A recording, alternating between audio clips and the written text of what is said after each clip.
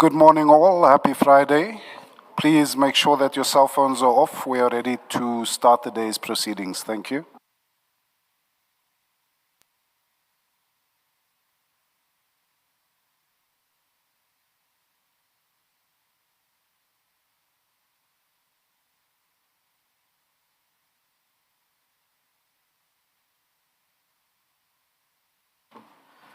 Good morning, Mr. Shaskelson. Morning, Chair. Good morning, Mr. Maleka. Morning, Chairperson. Chairperson, is it possible for me to just... Sorry. Is it possible for me to just introduce my colleagues? Because yesterday when we just, knocked off, I was shouted at to say Mr. Mate brought my colleagues and I didn't introduce them to the commission. So, all right. Chairperson, I'm joined by... Just a minute, Okay. and good morning to you too, Sergeant Gosi. Good morning, my honorable commissioners. Good morning. Yes, Mr. Maleka. Thank you so much, Chairperson. Thank you. Chairperson and commissioners, I'm joined by Mr. Lirutla on my far left, and I'm also joined by Ms. Mashatane, who's sitting just behind the secretary. Thank you. Thank you, Mr. Maleka, but I thought your team looked much better yesterday when you had a woman as part of it. Yes, Mr. Shaskelson. Thank you, Chair. Good morning, Sergeant. Good morning. Sergeant, yesterday we spent some time dealing with the TMPD Tender 1 of 24-25. That was the land allocation tender, the tender for security services relating to the policing of city land. And it's called the land tender or the demolition tender. You recall that? That's correct. Now, on Wednesday, I had shown you a list of prices and bidders that you sent to Mr. Mampani. It's on page 980. Maybe if we can go to 980. Which file is that? File 3.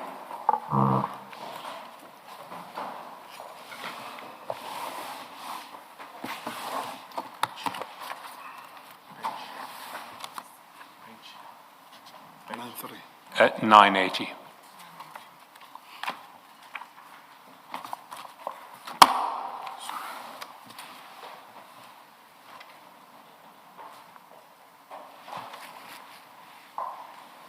You have it? I have it. And you recall that this is the list that you sent to Mr. Mampani on the 30th of April 2025. You recall that? I recall. And now, if we go back to 980, I need to correct something that I put to you on Wednesday, because I put something to you in error on Wednesday. If you look at the heading on page 980, you'll see that it doesn't relate to Tender 1 of 24-25, which was the tender we discussed yesterday. It relates to Tender 3 of 24-25. You see that? Correct. So this was not a list of bidders and prices for the land or demolition tender. It was a list of bidders or prices for a different tender.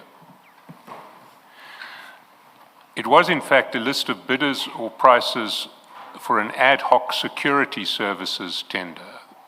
Were you aware of that? That's correct. And the ad hoc security services is an arrangement where the city appoints providers to a panel, and then as and when they have an immediate need for security services, they call a provider from the panel to provide those services. Is that correct? I don't have knowledge about that. I see, but you did send this list to Mr. Mampani. That's correct. So what did you know about the list when you sent it to Mr. Mampani? As I said earlier, that I sent to Mr. Mampani because of he had an interest on it, because of he also applied.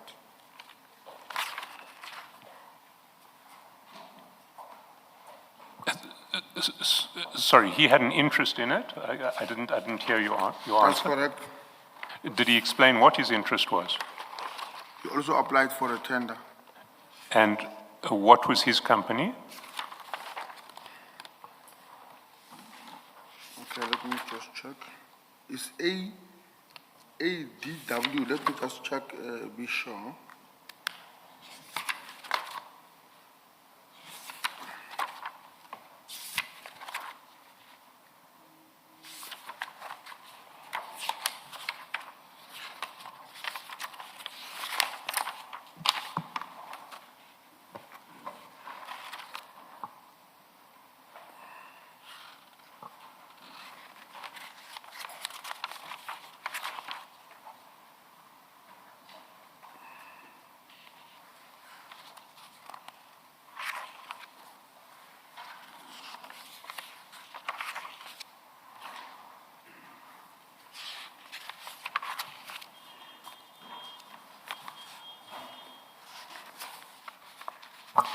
Can I read out a list of names to you, and maybe you can identify it from the list of names that I read out if it's one of these? Can I give you a list of names, and if one of these is a security company belonging to Mr. Mampani, will you tell me? Ramalepe Security. Is that his company? Ramalepe. It's not this list, it's a much shorter list than this one. This one runs to, well, possibly hundreds. No, I don't know about that. I wanna comment on the exact name that I know that it belongs to him because of it is.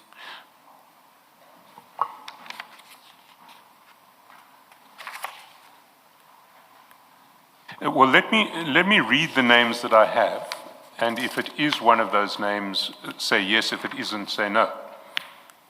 Sergeant? Yes? So the first one was Ramalepe. You don't recognize that as his company? Ramulepe? Yes. No. Seputwe? No. Izingwenya?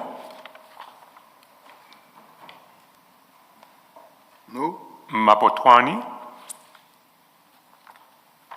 No. Both Best Security? No. Both Best. Both best. Both Best, yes.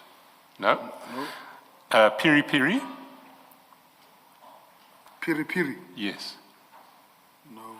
Do you know whose company Piri Piri is? No. Ulitsaki? No. Now, Triotic we've spoken about previously. That was a company associated with Mr. Modise. You recall? That's correct. Mr. Mampani doesn't have an interest in Triotic.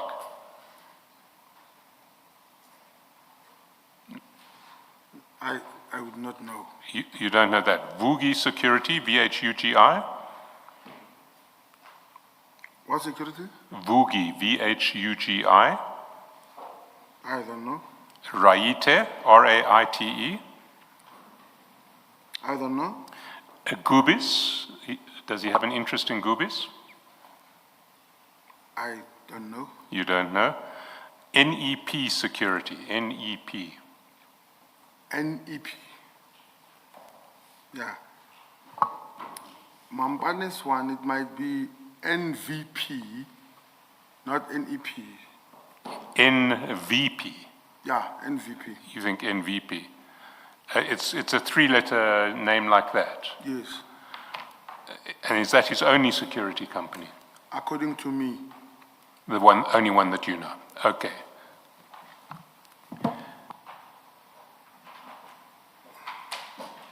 Did you know whether Mr. Mampani's security company was already providing ad hoc security services to the city?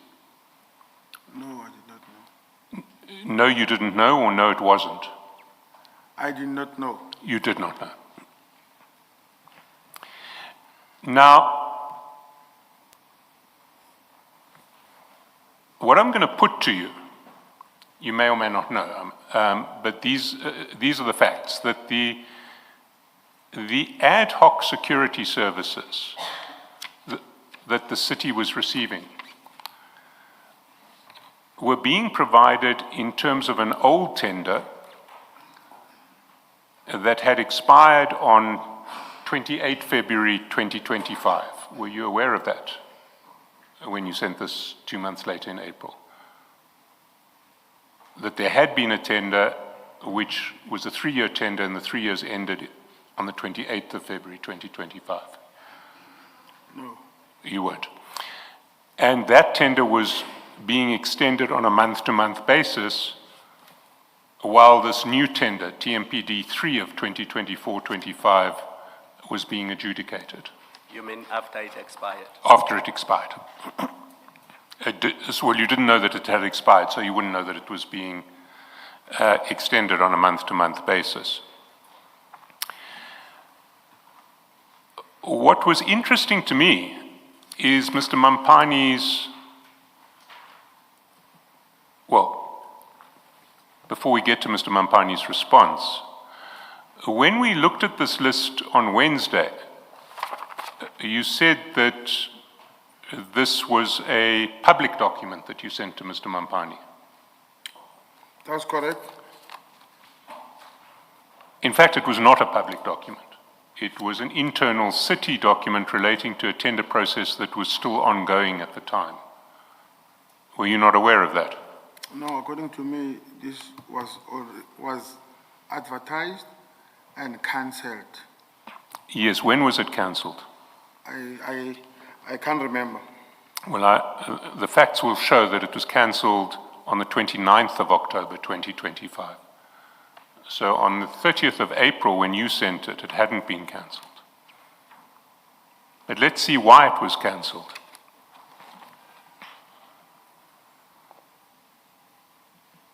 You sent it to Mr. Mampani on the 30th of April, and that appears at page 930, well, it starts on 932, and the list is so long that it goes all the way down to it finishes on 935. So if we can go to 935.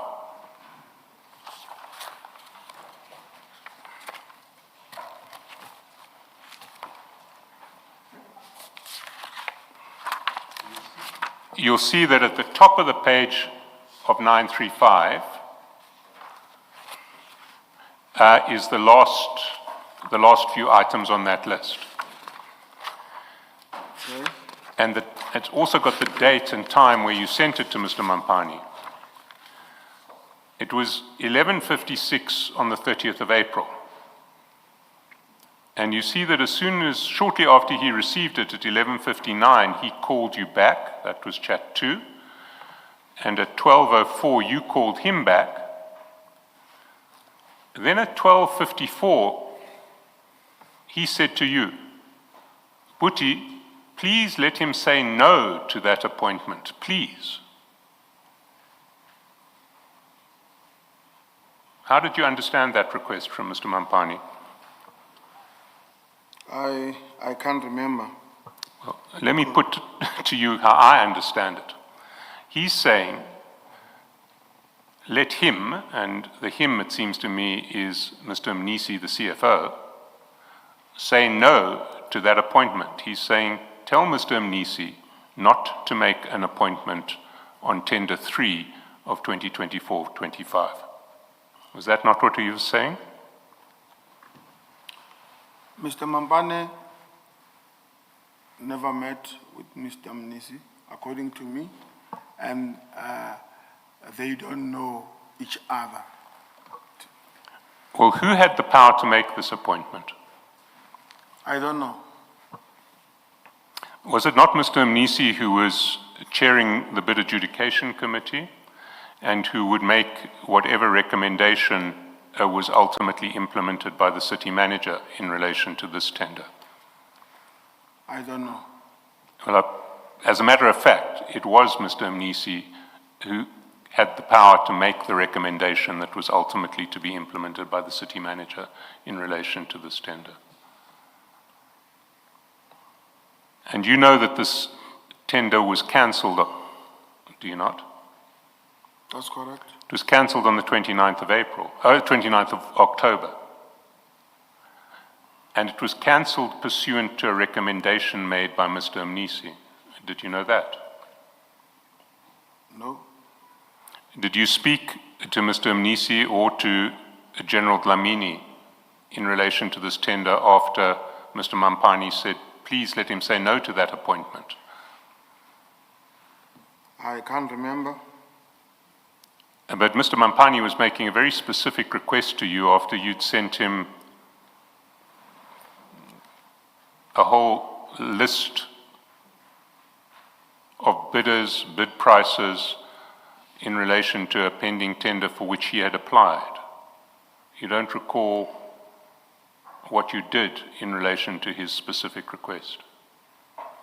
To answer that, Commissioner, I would not say,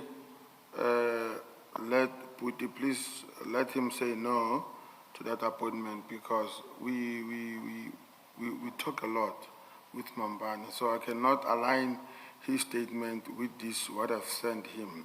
But I could remember that earlier, before I could send him, he just phoned me that he heard that the tender had been cancelled. Sorry, you say he heard that the tender had been cancelled before he sent you this message, or afterwards? Or... If I could recall, yes. Well, that's not possible, because the tender was only cancelled 6 months after he sent you that message. So he couldn't have heard it had been cancelled, hadn't been cancelled. It was still alive. Yes, I'm just saying that there are possibilities, because the reason I would send him this is on those bases.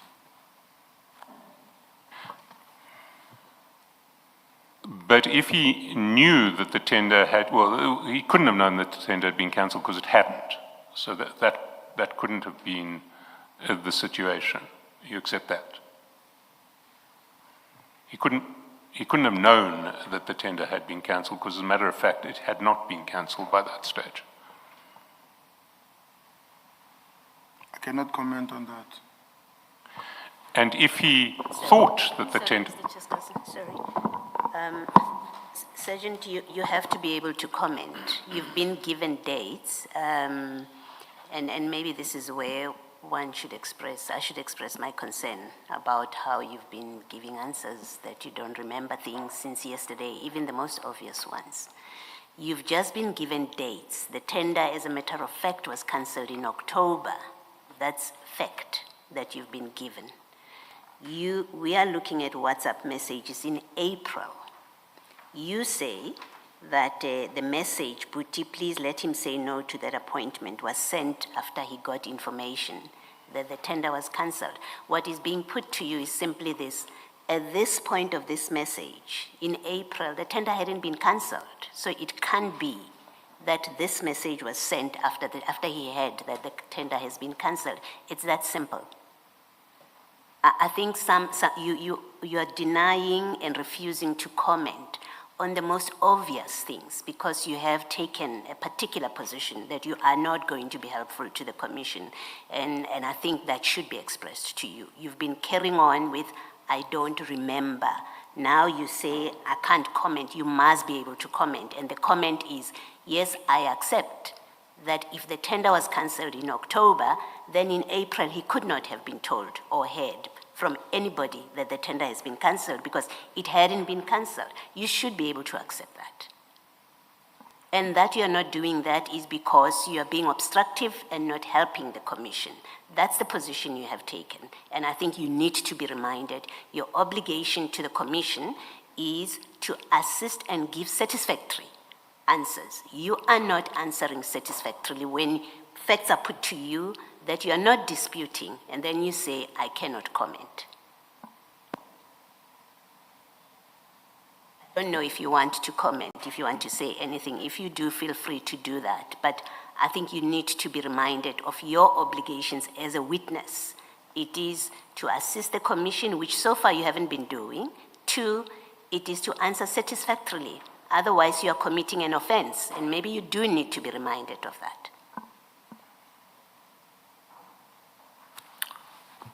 Thank you, Commission. Commission, I would not answer something that I'm not sure of. I will be defeating the same oath that I took.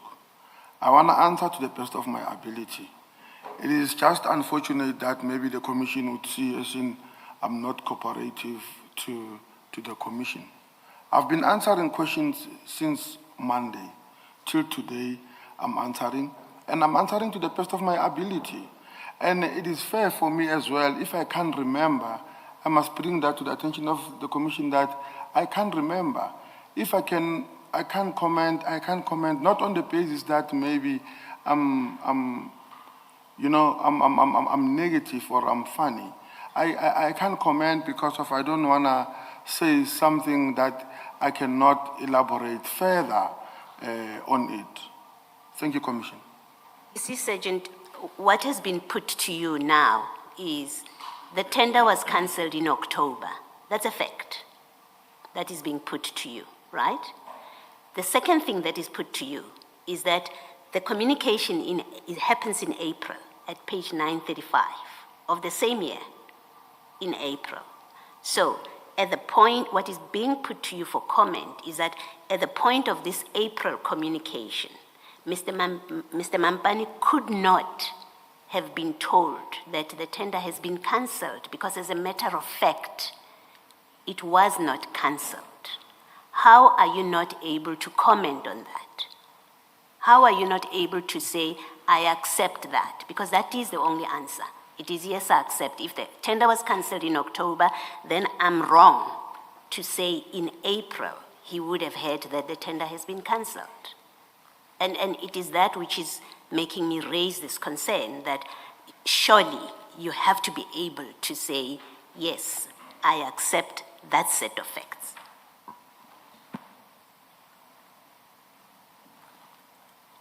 Can I comment on that?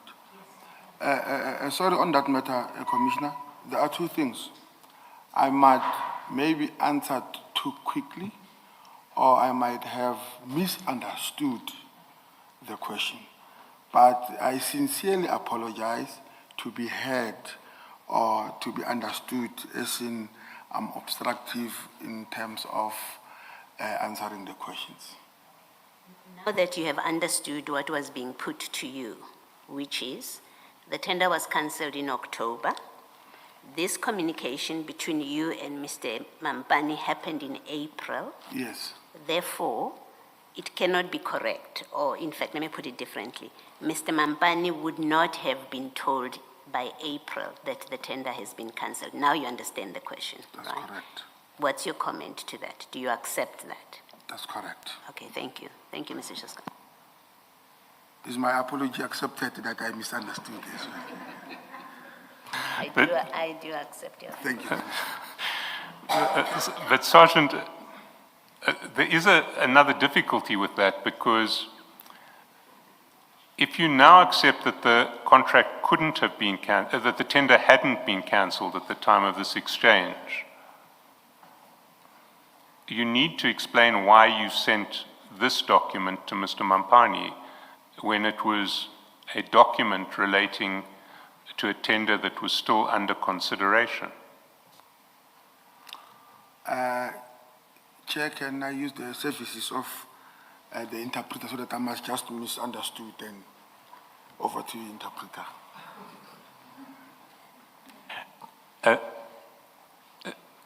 If you accept, as you must, that the tender was only cancelled on 29 October 2025, Uma uvuma ukuthi itender yakhanselwa ngo-29 October 2025. then you need to explain why on 30 April 2025, Kufanele ke uchaze ukuthi Is kungani. your mic not working, Ms. Murray? It doesn't seem to be working.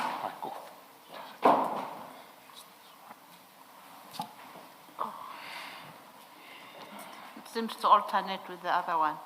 Kufanele ke uchaze ukuthi kungani wathumela lo mlayezo ngo-April. you sent him a list of bidders and bid prices, Wamthumela ke uhla noma i-list yama-bid kanye namanani, ama-price. in relation to a tender that was still being considered by the city. Maqondana netenda eyayisabhekwa eyayisahlolwa. Ngiyakuphikisa lokhu ubaba uShatlisi nakhuluma ngako ngezizathu zokuthi once ngokuqonda kwami ukuthi uma kukhona ithende seyiphumile yavalwa yakhepcharwa manje iyakhishwa kuyipublic ukuthi yilaba aba-applyile yilaba abantu abanjini u-understanda kwami. I am in opposition to that because once the tender has been considered and been captured, then it's easy then it's sent out to indicate that fact. Do you mean it's then available in the public domain, Sergeant? Ngokuqonda kwami yebo mphathi. According to me, that's how I understand it. That it was already in the public domain. Sergeant, your understanding, if it was your understanding, is simply false, is simply wrong. Ukuqondisisa kwakho akulona akuqondile. Akulona iqiniso. Do you have any comment on that? Ungathanda ukuphawula ngalokho. Ngime uloko bengade ngikushilo. I still stand by what I've said.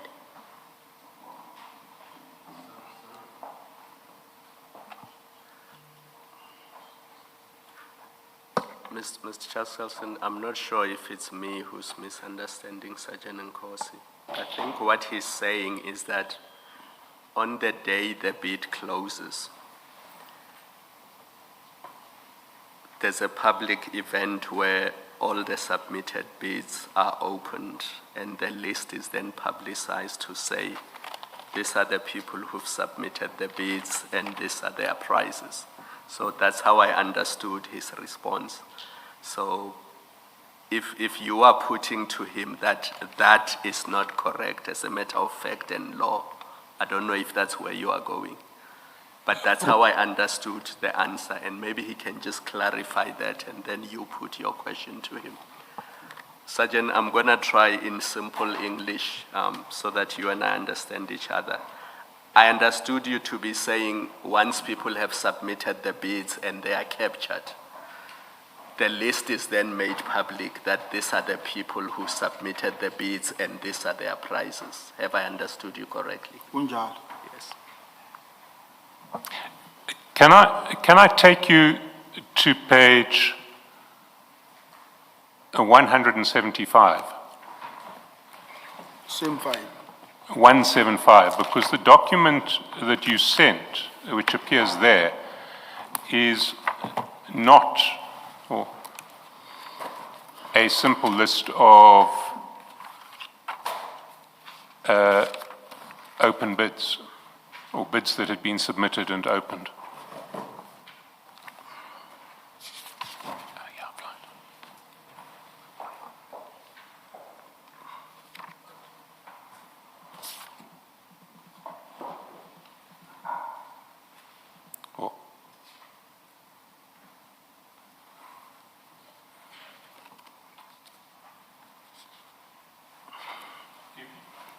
If you go to 175,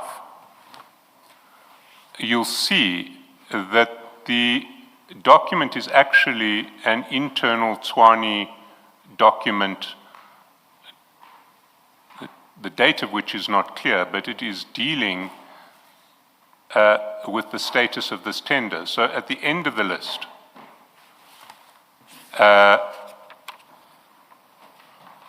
in fact, I'm sorry, I don't want there to be any misunderstanding. Let's look at the document you actually sent Mr. Mampani, not the document. It is the same document that you forwarded to the CFO before sending to him. But go to 993. I'm sorry, I'll take you back to the other file, file 3. And go to page 993.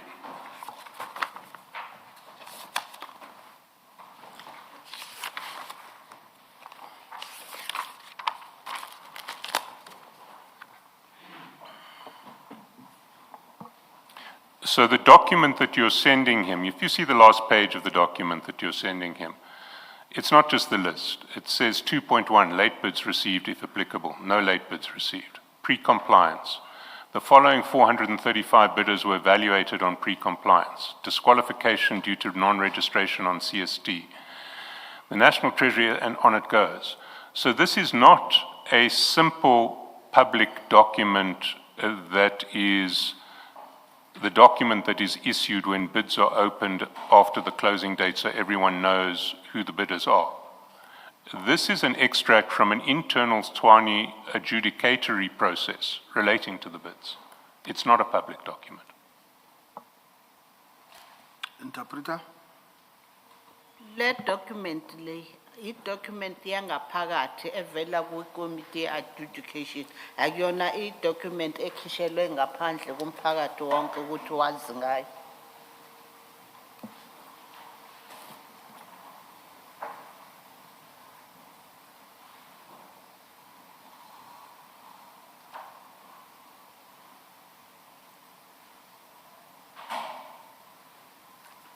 Cha. No.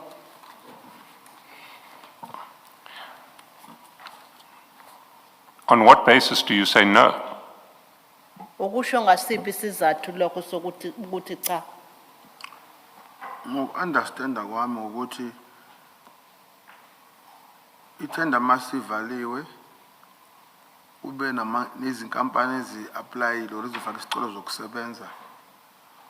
According to me, is that once the tender is closed and the names of the companies that had applied are then ungaqhubeka. Ukuthi izinkampani esezi-applyiwe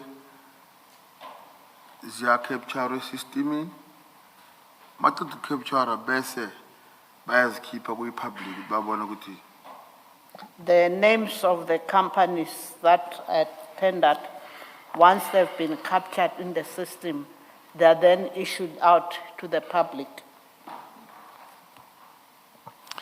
But this is not the document that is issued out to the public. If you can go back to page 993. Kodwa ke le document, akuyona le document esikhishwele ngaphandle, ekhishwele ngaphandle ukuthi yaziswe wonke umuntu. Mawubheka la ekhasini ka 993. If you look at, it says 3, pre-compliance. The following 435 bidders were evaluated on pre-compliance. Evaluation on pre-compliance happens only after the unsealing of bids and public notification of who the bidders are. So this document is a document that is prepared long after and is reflecting an internal process of tender adjudication. Le document, i-document yangaphakathi ekhishwa ngaphakathi ngemuva kokuthi ke inqubo noma i-process ya-adjudication isiyenziwe, kodwa i-document yangaphakathi.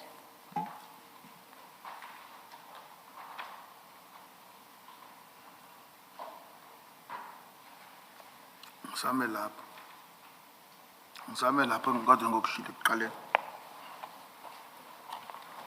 I'm still standing there. Excuse the interpreter, I'm not sure I'm understanding the response from the witness. Ngisame kuloko engikuphendulile. I'm still standing by what I've answered.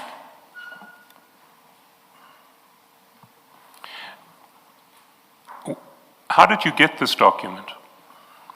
Ngabe wayithola kanjani le document? Angisakhumbuli kahle ukuthi ngayithola kanje.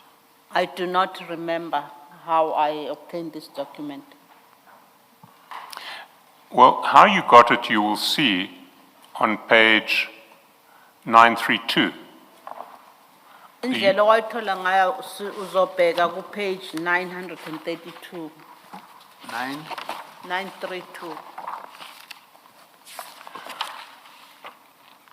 You got it from the general.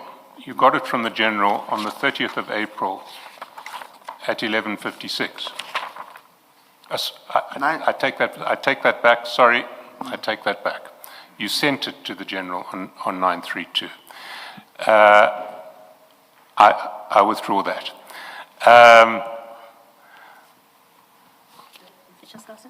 You say general, this page is Mampane. Sorry, I have lost my track on this one. Let me get the correct reference, because you did in fact get it from the general, if I recall correctly.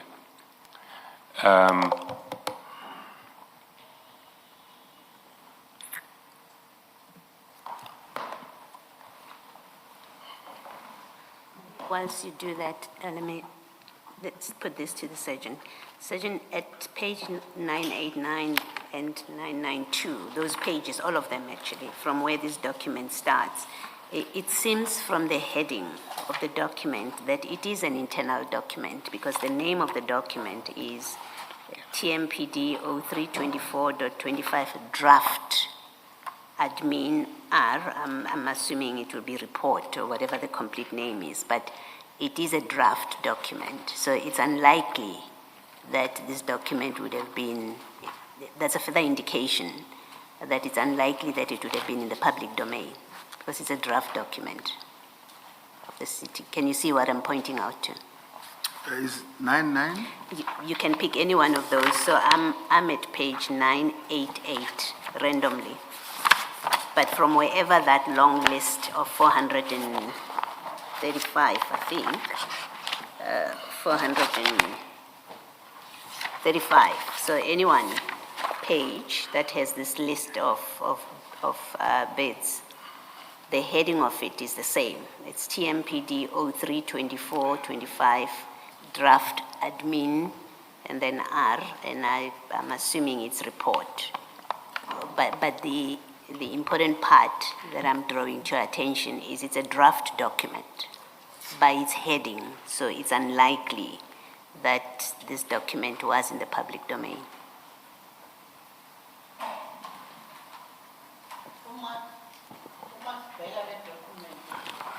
The mic. Mic is off. Uma sibheka le document esihloko sayo sikhombisa ukuthi draft kuyabonisa ukuthi idocument yangaphakathi akuyona idocument esikhishelwe ngaphandle ikhishwela uwonke wonke.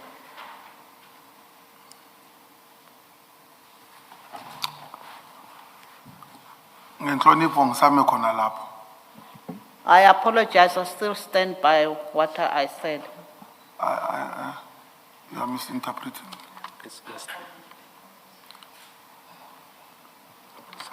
Please repeat what you said, Sergeant Kosi. Ngithi ngenhlonipho kwinkomishana ngisame kuloko bekade ngikusho. You apologize that you Respectfully, either respectfully or with respect. I With- stand by what I said earlier. With respect, I still stand by what I said. Will I now have found the reference to where you got it from the general? That's on page 518, on the 25th of March. File 2. File 2, 518. 518. Ukuthi le document wayitholaphi ku 518.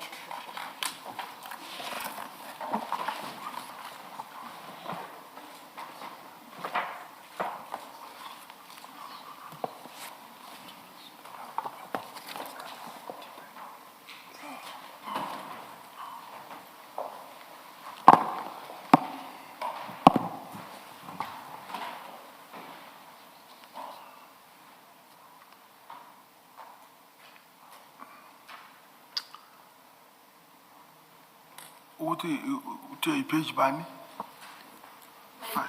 18. Yeah, file 2.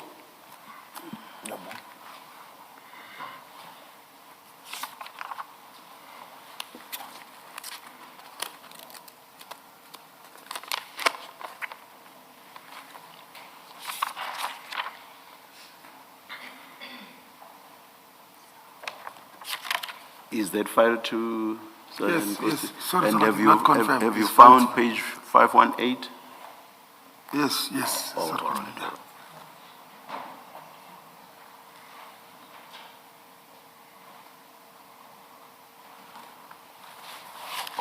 So you received it from the General on the 25th of March. Ngomhla ka 25 ka March le document wayithola ivela ku general. Ngiyayibona. I can see that. Why did the General send it to you? Had you asked for it? Kungani u general wayithumela kwele document ngabe wayicela? Angeke ngikhumbule kahle ukuthi ngayicela or kanjani mara ngiyayivuma ukuthi ngayisendelwa uye. I cannot recall if I asked for it or how it came about, but I do agree that this was sent to me by the general.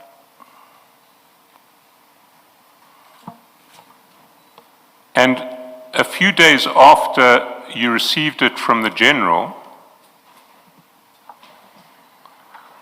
not a few days, a few hours, you forwarded it to Mr. Mnisi. That we see on page 158. Emva kwehora nje noma amahora ambalwa uyitholile wayithumela ke kumNester Mnisi. That is what? 58, file 1.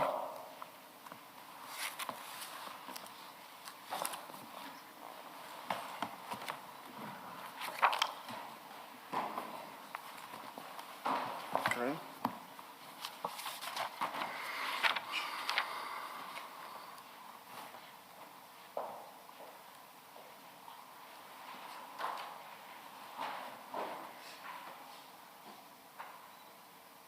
I confirm. Why would you forward it to the CFO?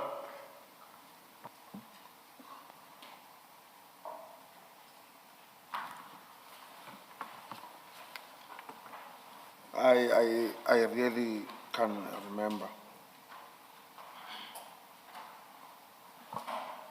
That's all in March. And a full month later, you forwarded to Mr. Mampani on page 932.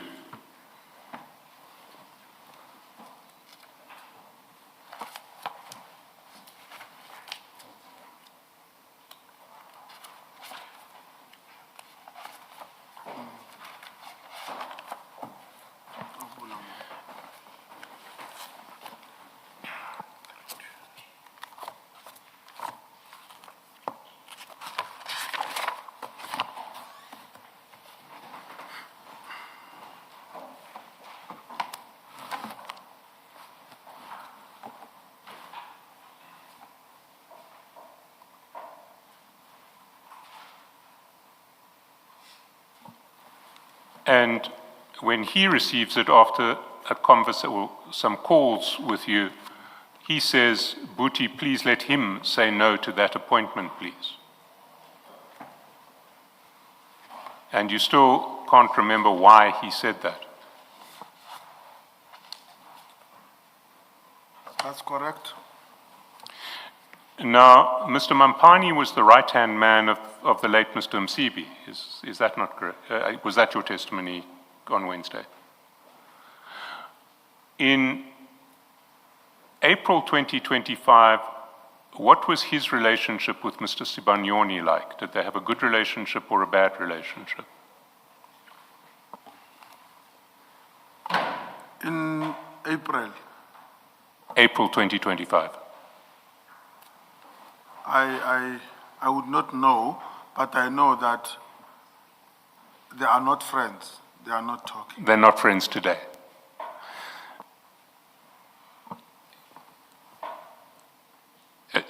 Today, we're talking, when you say they're not friends.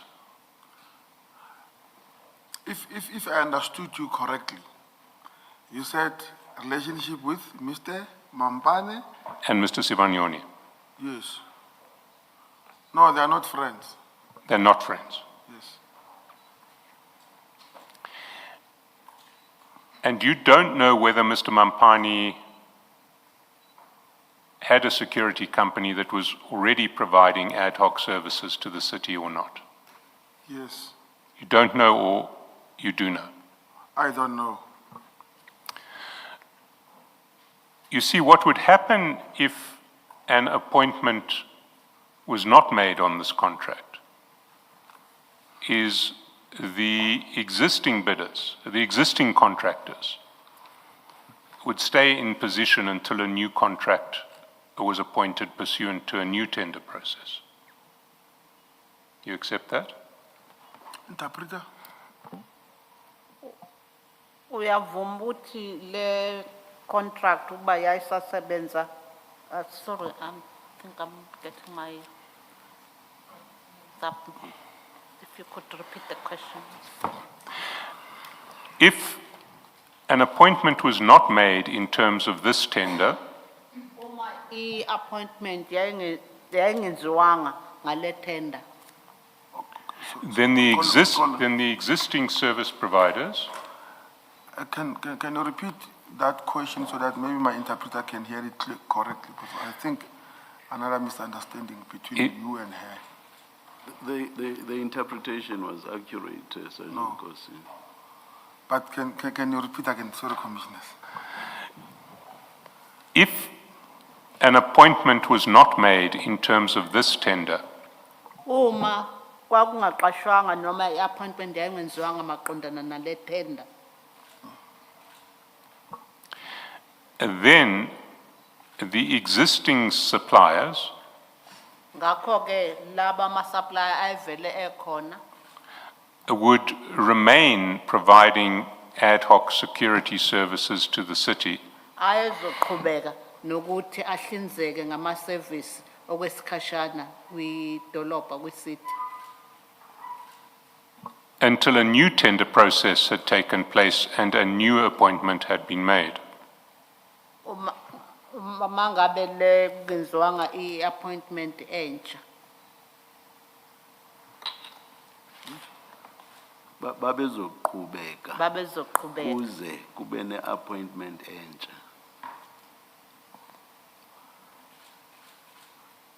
Yeah, my interpreter is okay.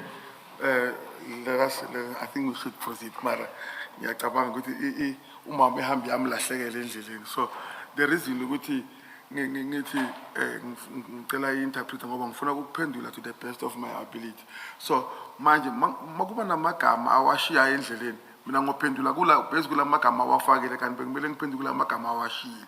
Bese impendulo yami kubonakala ngathi ingenye indlela engafuneki ukuthi ngibeke yona. So it's my humble submission that Here is the simple question, Sergeant Nkosi, that if there's a tender process yes, and there was a previous tender before, yes, if new service providers are not appointed under the new tender process, it means the previous service providers will continue providing services on a monthly basis yes. until a new service provider is appointed. that is how I understood it. That's not what my honorable interpreted it. So the commission must take note that sometimes there is miscommunication between. In reference to that, I accept that. See, your problem is you are hearing clearly, and even things that you are hearing clearly, you want to be interpreted. And then you try to correct the interpreter. No, Commissioner. I'm sorry, ngiyaxolisa mama ukuthi ngibonakala kanjalo. I'm sorry to you, commissioners. You know the reason, commissioners, I don't want to upset Commissioner Baloyi. Why her? Because I'm asking the question, why her? She's quiet. yes, you know, before I answer, I must think of her first. That what is coming next? So with due respect, not in a bad way. So I want to ask that to the best of their ability, that indeed I want to answer. So that is the reason I'm very cautious when my interpreter interprets, so that the next wait now, I must look this side and this side. Then I don't want that again. I think it's a good idea not to upset me. No. Mr. Chaselson. So if you were an existing service provider, Uma ubumuntu obuhlinzeka ngale ma-service okhona okwamanje, you would have an interest in not having the new tender result in a new appointment. ubuzokuthakazela wena uma umuntu okulected okuleso provide le service ohlinzeka ngale service okwamanje ukuthi kungabi nenye itender ebakhona entsha engenayo. Uthanda ukuthi isimo sihlale singaleso simo ukuthi kungabi nenye itender engenayo mangabe usaqhubeka nokwenza lo msebenzi.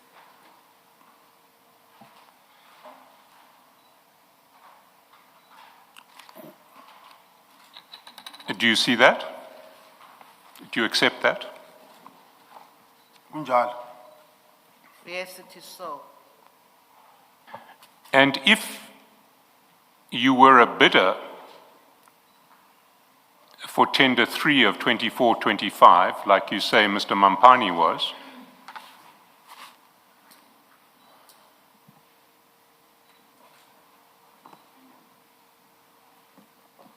Uma ngabe ke njengokulesi simo sika Mr. Mampane ubuzofuna lesi simo sihlale sinjalo. and you saw a list of all the bidders and all their prices, and you realized that your price was going to lose, Kanti ke futhi wabona uhla lamanye amabid akhona kanye namanani ama-price abenzayo wabona ukuthi wena uzoluza.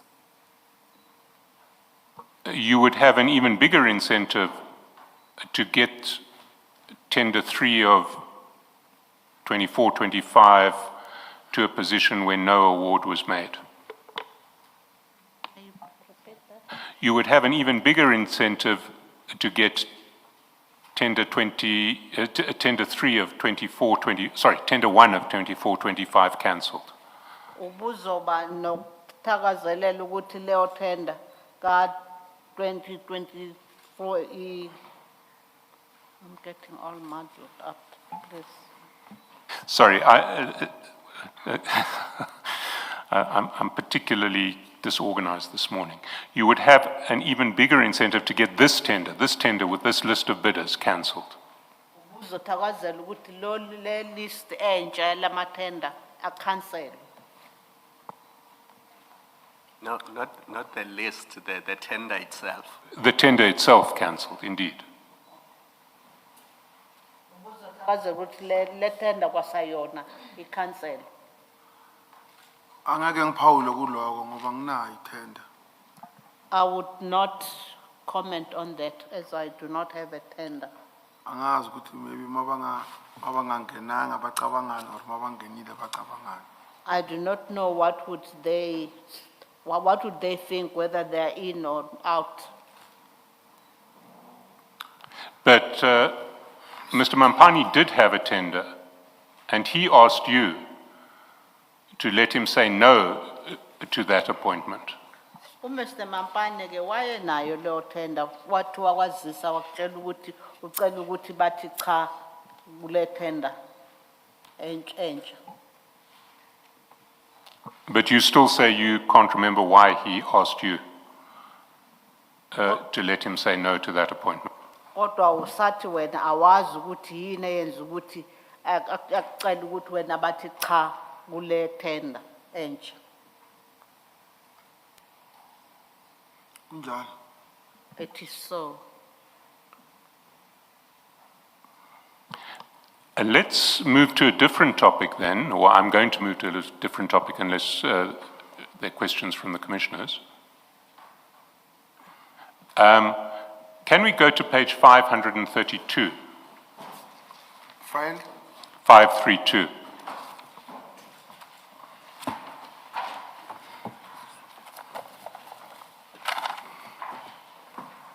File 2.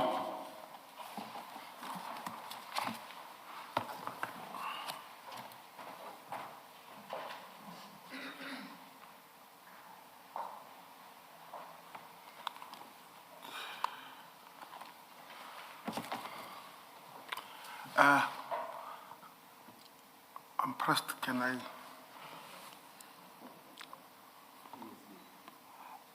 Yes, Sergeant? The usual, the I'm usual. pressed. Not the usual.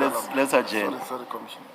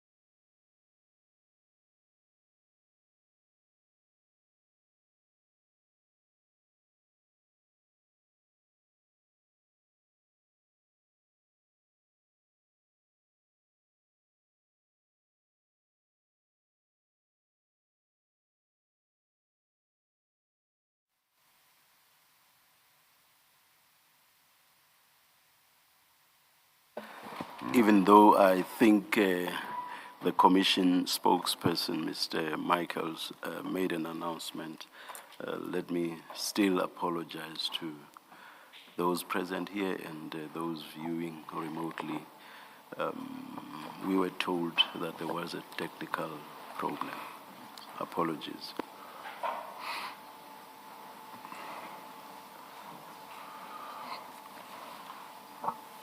Thank you, Chair. Thank you, Sergeant. I was asking you before we went to go to page 532 in file 2. You have it? That's correct, I have it. And there you'll see that on the 6th of May 2025, you sent a series of documents to the General, and you'll see what those documents are if you go to file 3, sorry,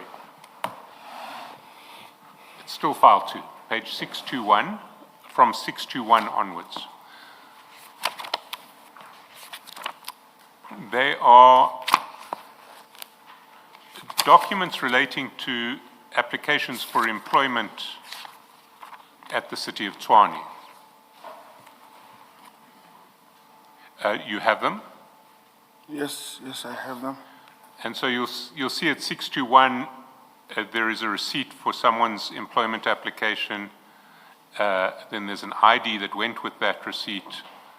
At 623, another receipt, and on they go. There are various receipts for applications for employment at the city.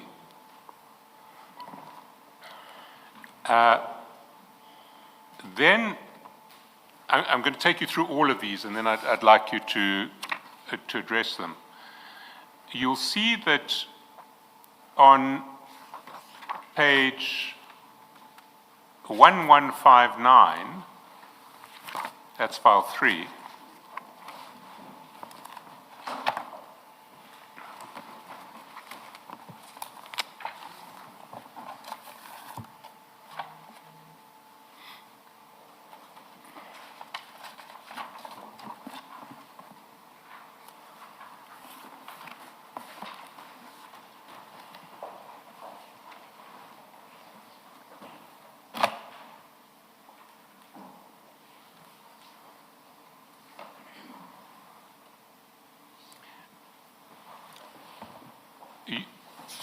you'll see that on the 26th of August, MMC Morodi sent you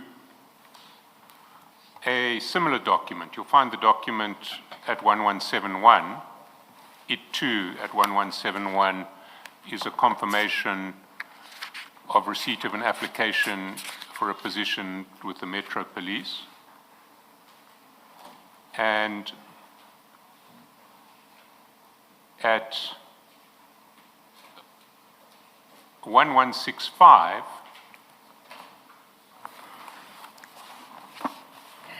you'll see that on the 25th of September 2025, MMC Morodi sent you a similar document, another receipt of an application for appointment at the Metro Police. That document is at 1172.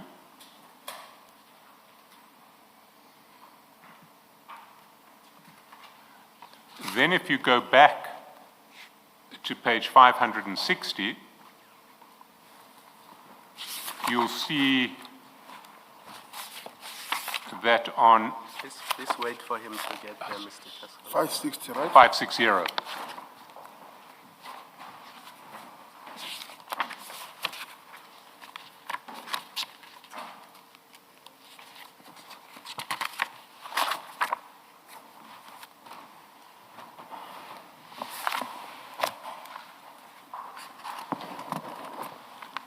You have 560? I have it. 14 September of 2025, you'll see another series of these documents are sent from you to General Dlamini, and the documents themselves run from page 652 all the way through to 670. And you'll see that they're all applications, applications at the Metro Police. Mr. Chaskalson, the documents to the general, are they the same as from MMC Morodi that you've referred to, or this is additional I to- haven't done that recon. They're certainly not the same. They are more, at the very least, they're more. Whether they overlap, I can come back to the Commission at a later stage. All right, thank you. Or maybe, Sergeant Nkosi, can you tell us, are the documents that you sent to the General, do they include the documents that were sent by MMC Morodi to you? No. They don't. Mr. Chaskalson, I wanted to make the point that the previous ones were accompanied by IDs. These ones are not accompanied by IDs. Yes, some of the previous ones had IDs. Certainly the list of the 14th of September doesn't have IDs. There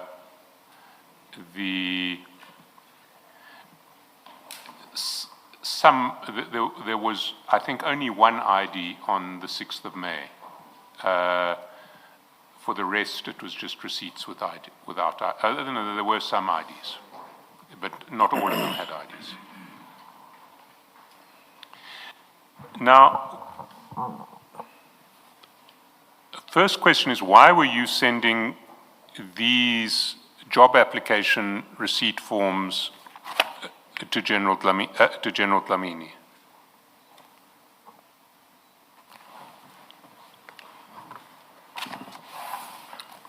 Thank you, Commissioners.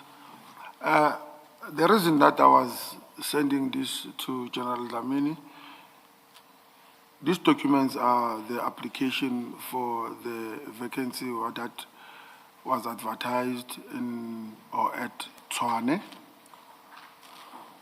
As a person who's directly involved in the community activities, I'm encouraging youth to apply for employment.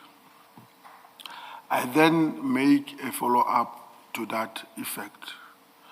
So those that have sent the website that there were vacancies, some I send them in the communities. I then make follow-up. Did you apply? Show me the proof that you applied. So you are encouraging youth to apply at the City of Tshwane and in the Metro Police Department? Not specifically at Tshwane or Metropolis specifically. I just wanted to be vague. I'm encouraging youth to work. Sure. And when people make applications, you help them to follow up on their applications. That's correct. And so in this case, you were following up on applications that members of the community had made, and they wanted feedback. Is that what was taking place? In addition to what you just said, they want the feedback. Sometimes their frustration would be they have applied and there would not be respond from wherever that they have applied from.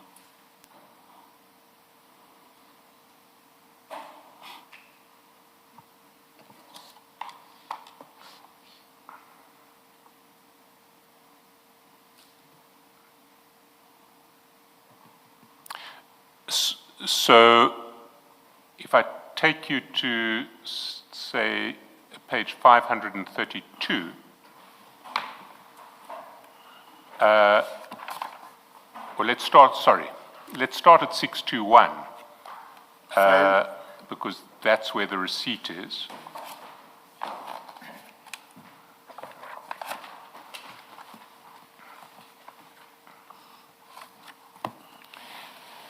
That receipt is dated 11 April, and you send it to General Dlamini on 6 May.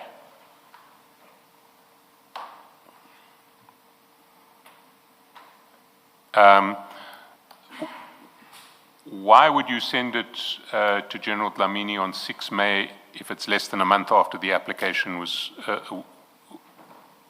acknowledged by the city? I don't know if I understand you. Can you maybe repeat that question? Perhaps I must be. If this is an issue of following up, and following up in cases where there has been no response from the city, if one goes to 621, one sees that the city acknowledged receipt of the application on the 11th of April, but you are sending the acknowledgement of receipt to the General on the 6th of May. So that's about 3 weeks later.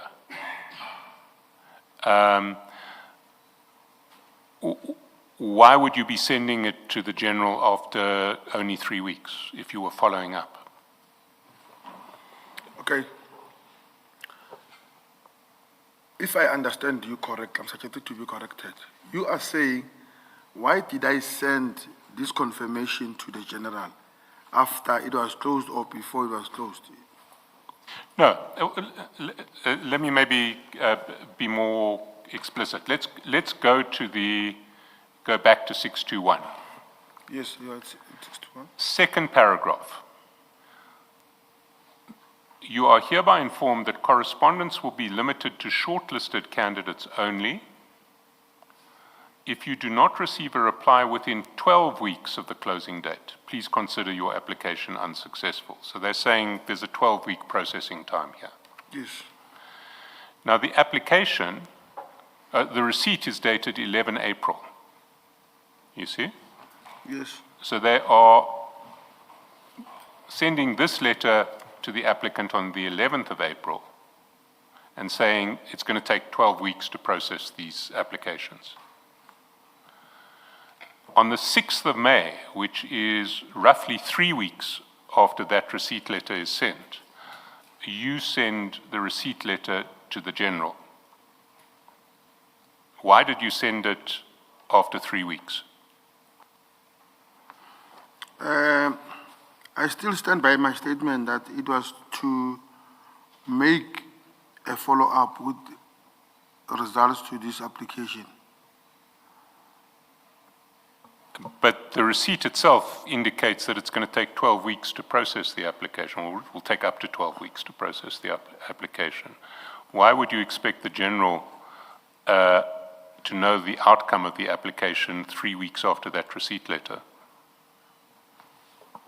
I just send it like I'm explaining to you now.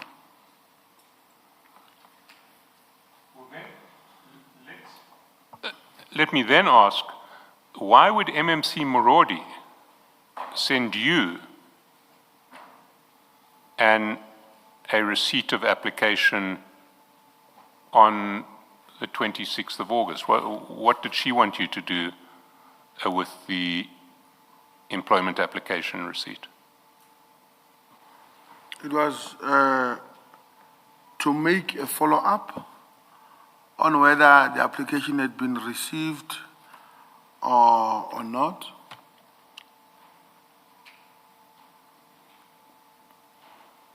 Well, she knew that the application had been received because the document at 1171 is a letter from the city saying it has been received.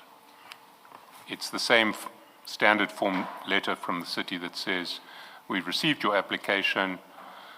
If you don't receive a reply within 12 weeks of the closing date, please consider your application unsuccessful. So she knew it had been received. And it had been received, the receipt had been acknowledged on the 3rd of August. About 3 weeks after the 3rd of August, she sends it to you. Why did she send it to you? She knew it had been received, so it couldn't be for you to check that it had been received. What was she wanting you to do? She wanted me to check if indeed it was received. And maybe if I could do something in terms of checking or what could be the problem that maybe some of people who applied to those vacancies were not being called.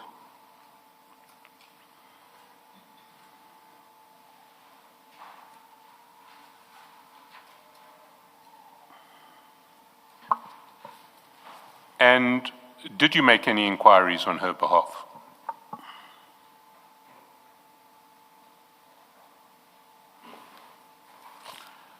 Yes, With whom did you inquire? with General Dlamini. What did you ask him in relation to this application? I asked him to check in what is happening about such application. And what did he report? He said he will check. And did you follow up again to find out what happened to this application? I can't quite remember. Now, MMC Morodi is an MMC of Tshwane. Is that not correct? That's correct. You have no formal relationship with Tshwane. Is that correct? Can you repeat that? You have no formal relationship with Tshwane. You're not a Tshwane official. You're not in any contractual relationship with Tshwane. Yes. Why would she ask you to make these inquiries?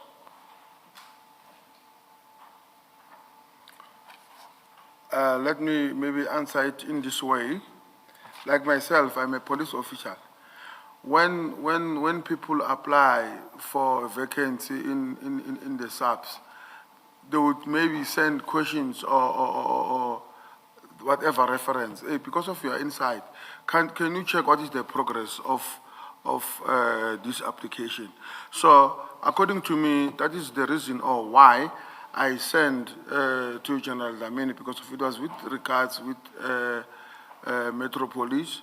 So same applies to when MMC Morudu sent it to me, and then I then forwarded to General Dlamini like I was doing with other applications that are seen here in this document. Yes, but you're not inside the Tshwane Police Department, or are you? I'm not, Commissioner. You're not. I mean, you do quite a lot in relation to the Tshwane Municipal Police Department, but you're not formally inside. Isn't that true? I'm not formally inside. I wouldn't comment on that. You said first. Yes, well, we've seen you sort of assist the CFO to communicate with the head of the police department a great deal. Do you accept that? We are in the documents now. All right. I think we don't need to go over yesterday's territory. But again, my question is, why would MMC Morodi think that you were an appropriate person to approach to follow up on a job application? Why would you be appropriate? She's an MMC of this city. Why does she need you to follow up? No, I think it was the matter of, believing that I believe in youth development and knocking on doors where there is an opportunity for people to work, especially youth. So I think it was on those bases. Does she believe in youth development? Yes. So why did she need you to knock on doors?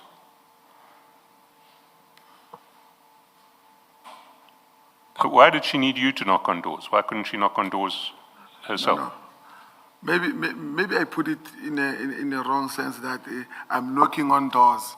I'm trying to take advantage where there is opportunities for youth development.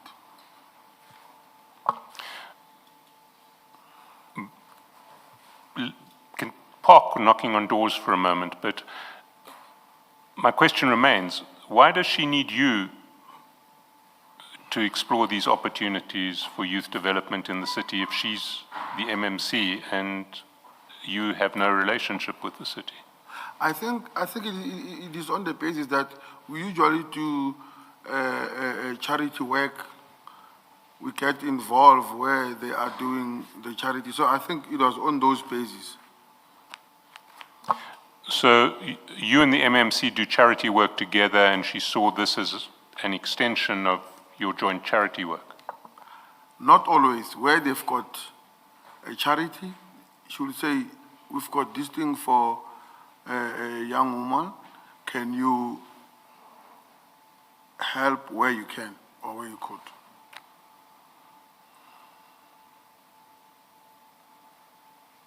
And did you follow up with all of these applications? Yes, I did. And were they successful? No, They were not successful. that's correct. None of them. According to my understanding, none of them.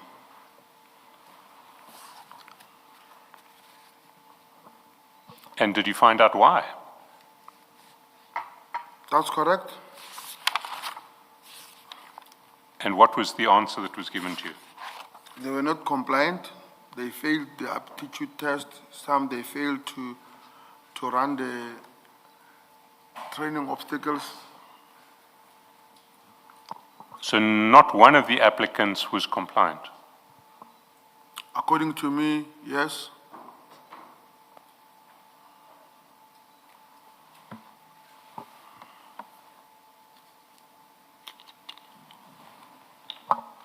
Who told you this?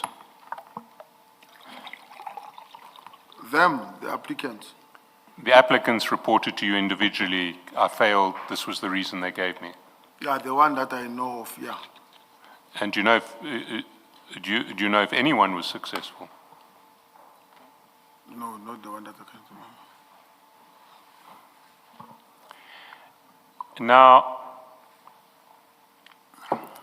can I take you to page 563?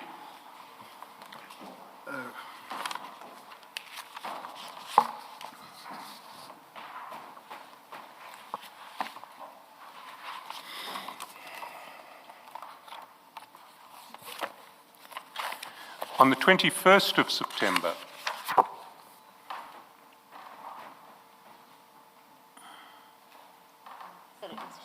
Is it still the same theme? it is still the same thing. On the 21st of September, you sent the General a document which, and that document we'll get to, it's at page 661, and you said, look, one of his friends was sent this. And then you said, my General, how legit is this? And if we go to 661, 661.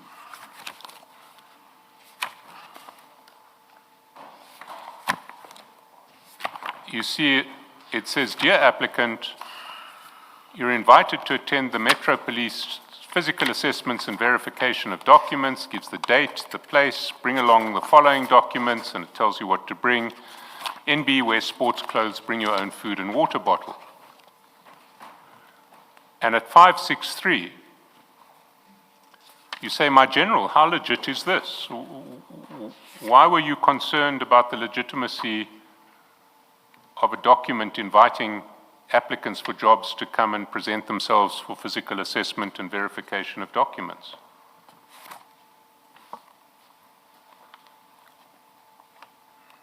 Can you repeat that?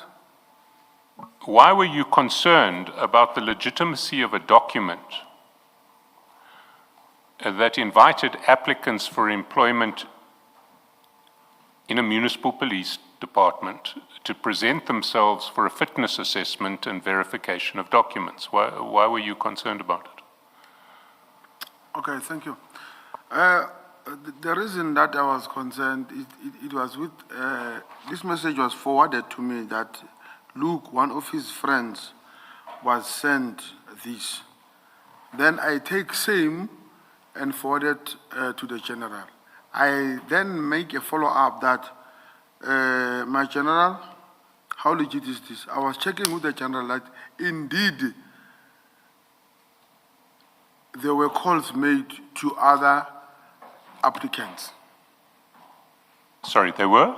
There were calls made, or there were any other arrangements made to the applicants, some applicants that applied for this post. You see, if we look at your message to the general that attaches the notice for applicants to present themselves for a fitness assessment, you say one of his friends was sent this, and then there's that sort of shocked emoji, which you seemed able to find on this case. Why was it potentially shocking that one of the friends of the person who you knew had been sent this invitation? I'm not the author of that look. One of his friends was sent this. The person who forwarded it to me is the one who wrote this. I took same and forwarded to the general. So, who forwarded this to you? Is one of the parents of the applicants. And the parent was shocked that somebody else had been invited to do a fitness assessment, but their child had not. Is that what the parent was shocked about? Can you repeat that? What I must... So the parent who sent this to you sent it with a shocked emoji. That's correct. And was the parent shocked because their child hadn't been invited to the fitness assessment, but one of their friends had been invited? That was my understanding, yes. And the parent presumably was expecting you to ensure that their child would also get invited. I wouldn't say he was expecting me to make sure that their child is invited. She was making a follow-up and followed by this message that she's shocked according to the emoji. But why would she be shocked that an applicant is invited to a fitness assessment? She'd only be shocked if she expected her child also to be invited. I would not be in position to know, but I would assume that, you know, as a parent, you know that maybe your child is fit or is capable to do something. And then from you and what you were expecting from the general. So let's start with what they were expecting from you. What were they expecting from you? Okay, as I've said earlier, to make follow-ups with regards to their application. They don't know the general, I know the general. I did not make any arrangement with them with regards to the general. I said, send it to me, I will see how I can help. That is when I involved the general. General, can you check what is happening here, the progress and so forth. So that is that view. But what they send you is an invitation for a fitness assessment that's been sent to somebody else. So they're presumably asking you to find out why their child hasn't received a similar application for a fitness assessment.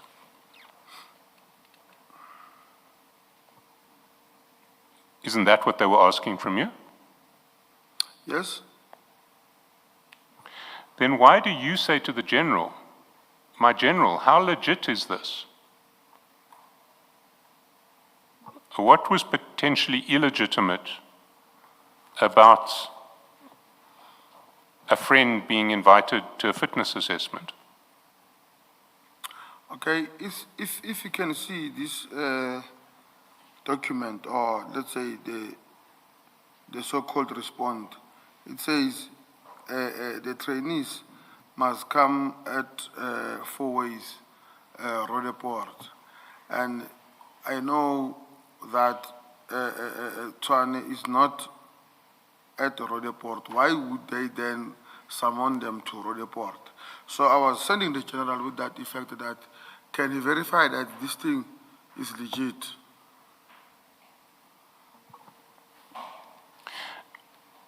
Well, if they were being summoned to Rudaput, one could assume that it wouldn't come from Tshwane, it would come from Johannesburg. Is that not right? That's correct. And wouldn't your question then to the general not be, is this legit, but something along the lines of, does this come from Tshwane? Or why is Tshwane inviting people to Rudaput? If you wanted to follow it up at all, as opposed to just assuming this can't come from Tshwane. Tshwane will never assess people in Rudaput. That will be, it will depend on how I express my interaction with the general. You see, if you follow the chats, it takes the general a while. You send him you send it to him at 5:21, he calls you back at 5:23, and then at 5:24 he says, this is for the JMPD, it's not for TMPD. Can I tell you what it looks like to me? What it looks like. Oh, before, you said what page is that? Sorry? You said what page is that? It's the same page. Just go down to 5:24. 5:24. Yes. Not page 524, the same page at chat number 5 at 5:24 p.m. 563, page 563.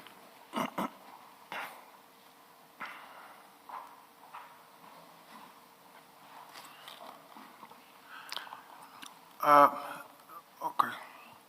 I think maybe to Madam, let me just wait for you to comment first, then I will. Well, maybe let me hear your comment on the General's response to you at 5:24. Okay. The General was responding to me that these ones are not the Tshwane vacancies. I think it was me, maybe, who made a mistake after they forwarded this message to me. I immediately forwarded to General, without maybe telling General that this is not the Tshwane document or not. Is it legit or not? I was forwarding it to the General to check if it was legit. But I think maybe it was coming from the basis that I've sent him the Tshwane application, not the JMPD. Yes, you'd sent him a Tshwane application. You didn't realize at the time that this was a response from JMPD and not from Tshwane. I think so, yes.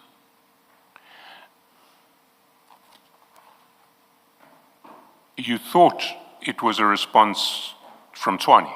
That's correct.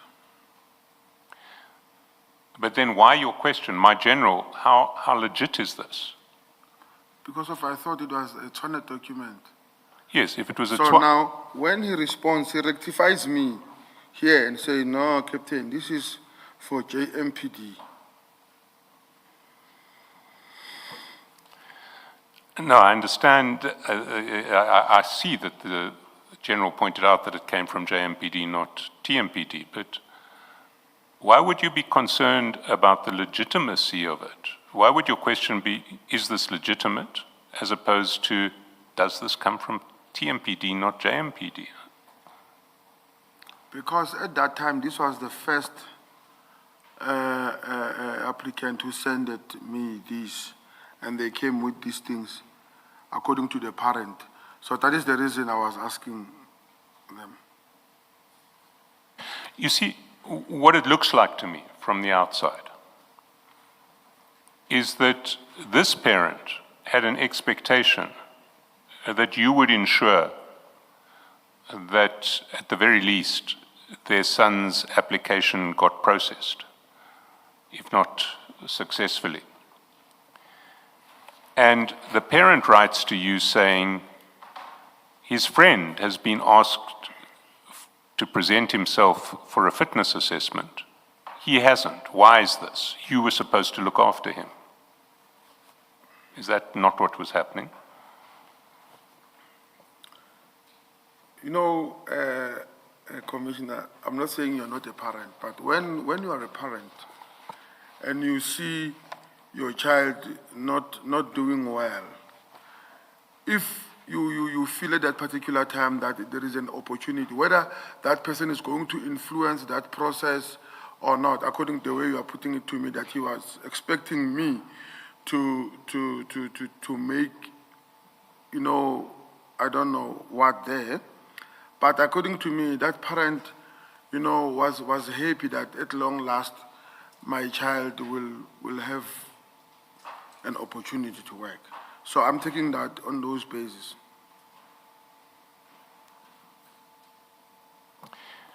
No, I do understand that. But isn't there an expectation that you will look after these applications for the children? That you will make sure that these applications get properly processed and that their children stand a good chance of being appointed?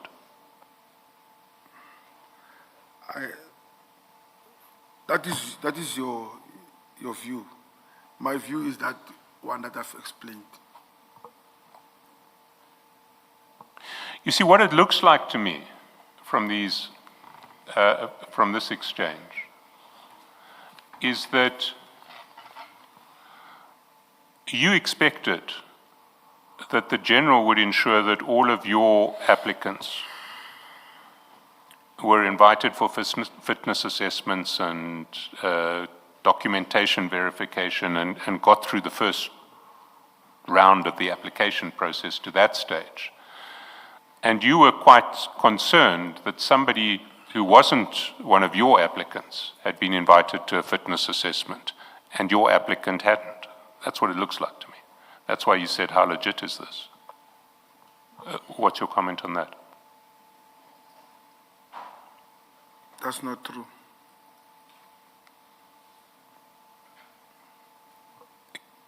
Can I take you to page 654?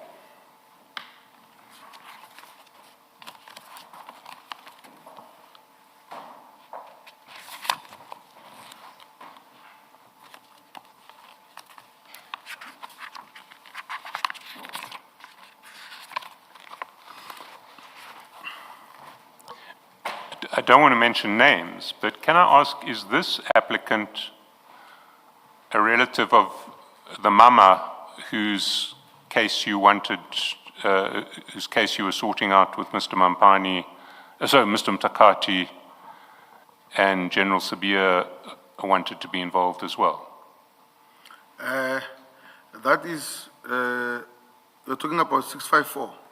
654, yes. Can you repeat that question?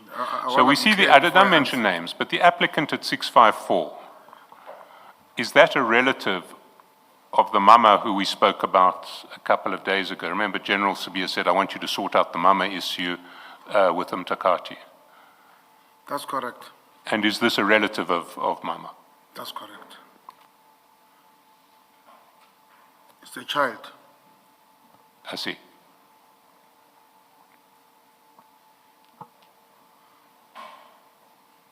And was General Sabia aware of this application?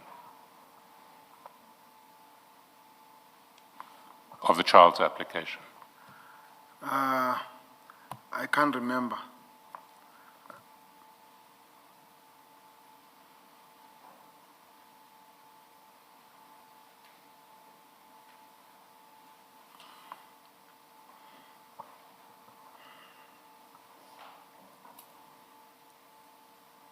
How long did it take for you to follow up the final outcome of all of these applications? The applications were supposed to be adjudicated within 12 weeks or determined within 12 weeks. When did you find out about the fate of these applications? I can't remember. But you say nobody was successful.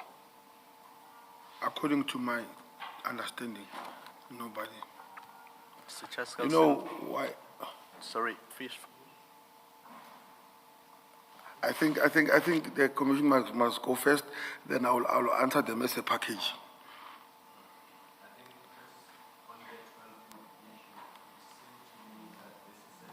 Sorry. On the 12-week issue, it seems to me that this is a different batch of applications. Yes. Because the previous ones, the acknowledgement date was April, and the 12 weeks. No, I agree, expired, I agree. And then these ones are now the July batch. So when you ask him how long did he follow up, are you asking him about the April batch or the July batch? I think that's all I Yeah. wanted to clarify. Well, let's take each batch in turn. There's an April batch and certainly a July batch and then a September batch. Okay. To answer that, there were different posts. There were cleaners post, there were metropolis post, there were general workers post. So on each and every post, I would encourage people to apply and make use of, can you check, can you? So according to me, when I say none of them were successful, is based on the basis of I did not receive any call from them, no information that our calls or our application were successful. And even to those that have made a follow-up from, they were not successful.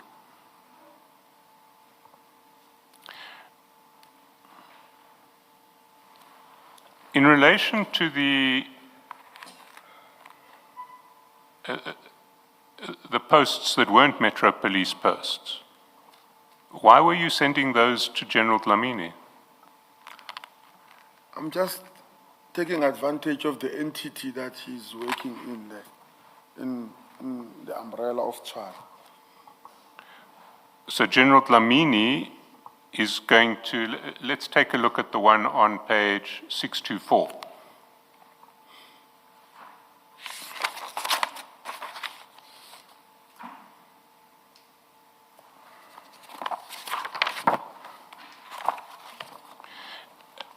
There's an application for a position of senior administrative officer, Page? 624.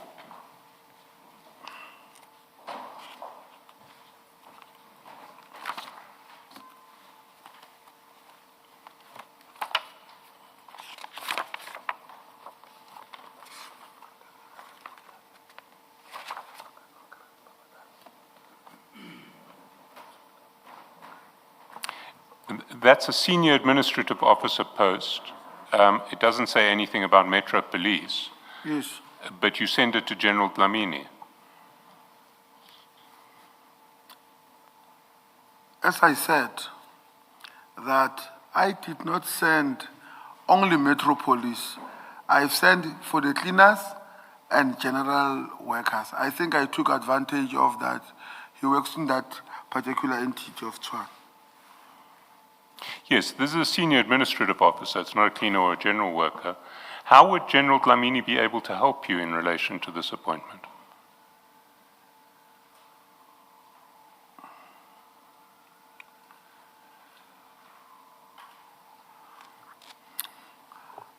I don't know if maybe I will answer to the best of my ability. According, let me just make an example about me. I'm working in the head office. Somebody applies in HR. Then he says to me, even though you are in organized crime, can't you check what is happening with this post in HR? So I think because of we are closer and closer, I'm able to check how far this post and so forth. It's because of I'm on the page that I'm working there. So this is what I'm explaining about General Dlamini. And what report backs did you get from General Dlamini? Because this process makes, to me, this process makes sense on your version only if General Dlamini is going to do something and then give you a report. What report did he give you in relation to these applications? What reports?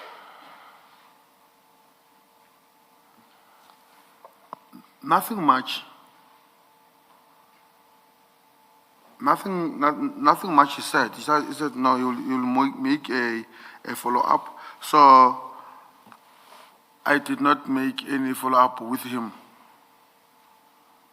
But you then continued to send him, I mean, he doesn't give you much feedback in April, but you continue sending him job application forms in Yes. July and then in August, and then in September. Then not on every post that I sent to him, it does not respond. But other ones he respond that this candidate were not successful, especially the Metropolis one. I don't intend asking any further questions here. Let me ask. Sergeant, if the purpose of you sharing this information with General Dlamini was simply to get information about the status of things, then explain why MMC Murodi would want that information through you. She has access to the whole of Tshwane, including the TMPD, and so she can get this information. Why would she want that information through you? I think maybe Commissioner, at that time maybe she thought that I'll be of good help, even though she's within Tshwane. But this is what I thought, that maybe. Yeah, I think what is obvious is she thought you would be of good help. I mean, that's the only explanation why she's sending this stuff to you. So I'm asking, I accept that part of your answer. She thought you would be of good help. In fact, she believed you would be of good help. The question is, if all it was that your role involved was just to get information, why would she do that through you when she's got direct access to all of Tshwane, including General Dlamini and the other parts of Tshwane that are not TMPD? Why would she want that information through you instead of getting it directly from the people that work in that municipality, of which she's an MMC? If all it was to get information about the progress of these applications. I think now it is according to me. You know, almost in maybe I assume it might be maybe office politics. She can ask some things or she can't engage with some people. So she thought maybe I might have great help at that time. That is one. Two, because of I'm always advocating for youth development, maybe she said, this one is always talking about youth development, what are we doing for the youth and so forth. Let me give him this opportunity and see what this thing going to do. So when you say maybe office politics, you say maybe it might have been office politics, are you saying maybe she didn't want it to be known in the office of Tshwane that she's making inquiries about specific candidates? Is that what you mean when you say maybe office politics stopped her from asking directly? No, I'm not saying what is my honorable. So explain what you mean by office politics. That maybe office politics stopped her from asking directly. I don't know if I'll be answering to the best of my ability. When I said office politics, I'm not necessarily saying that maybe she does not want this one to know about, most office politics is office politics. I'm just assuming maybe this one has got bad blood with this one or this one. I'm just saying that on the basis of my office politics. I'm assuming, I'm not saying it is like that. So on that assumption, she would have bad blood with the whole of the people involved with recruitment in Tshwane. That it makes sense only if you say that, well, maybe she didn't get along with everyone that has access to this information. I'm not even saying that there is a bad blood. It is me now thinking about that. It's not even like that. You would find, Commissioner, that she was not even there in the issue of office politics, the way I'm putting it to the Commission.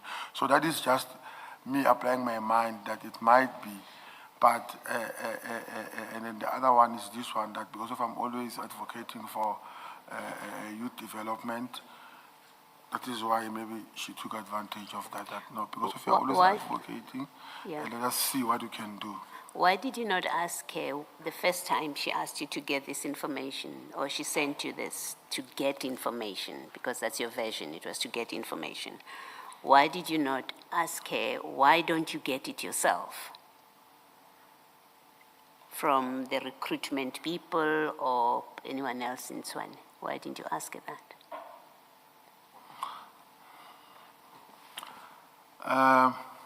I did not ask her, Commissioner.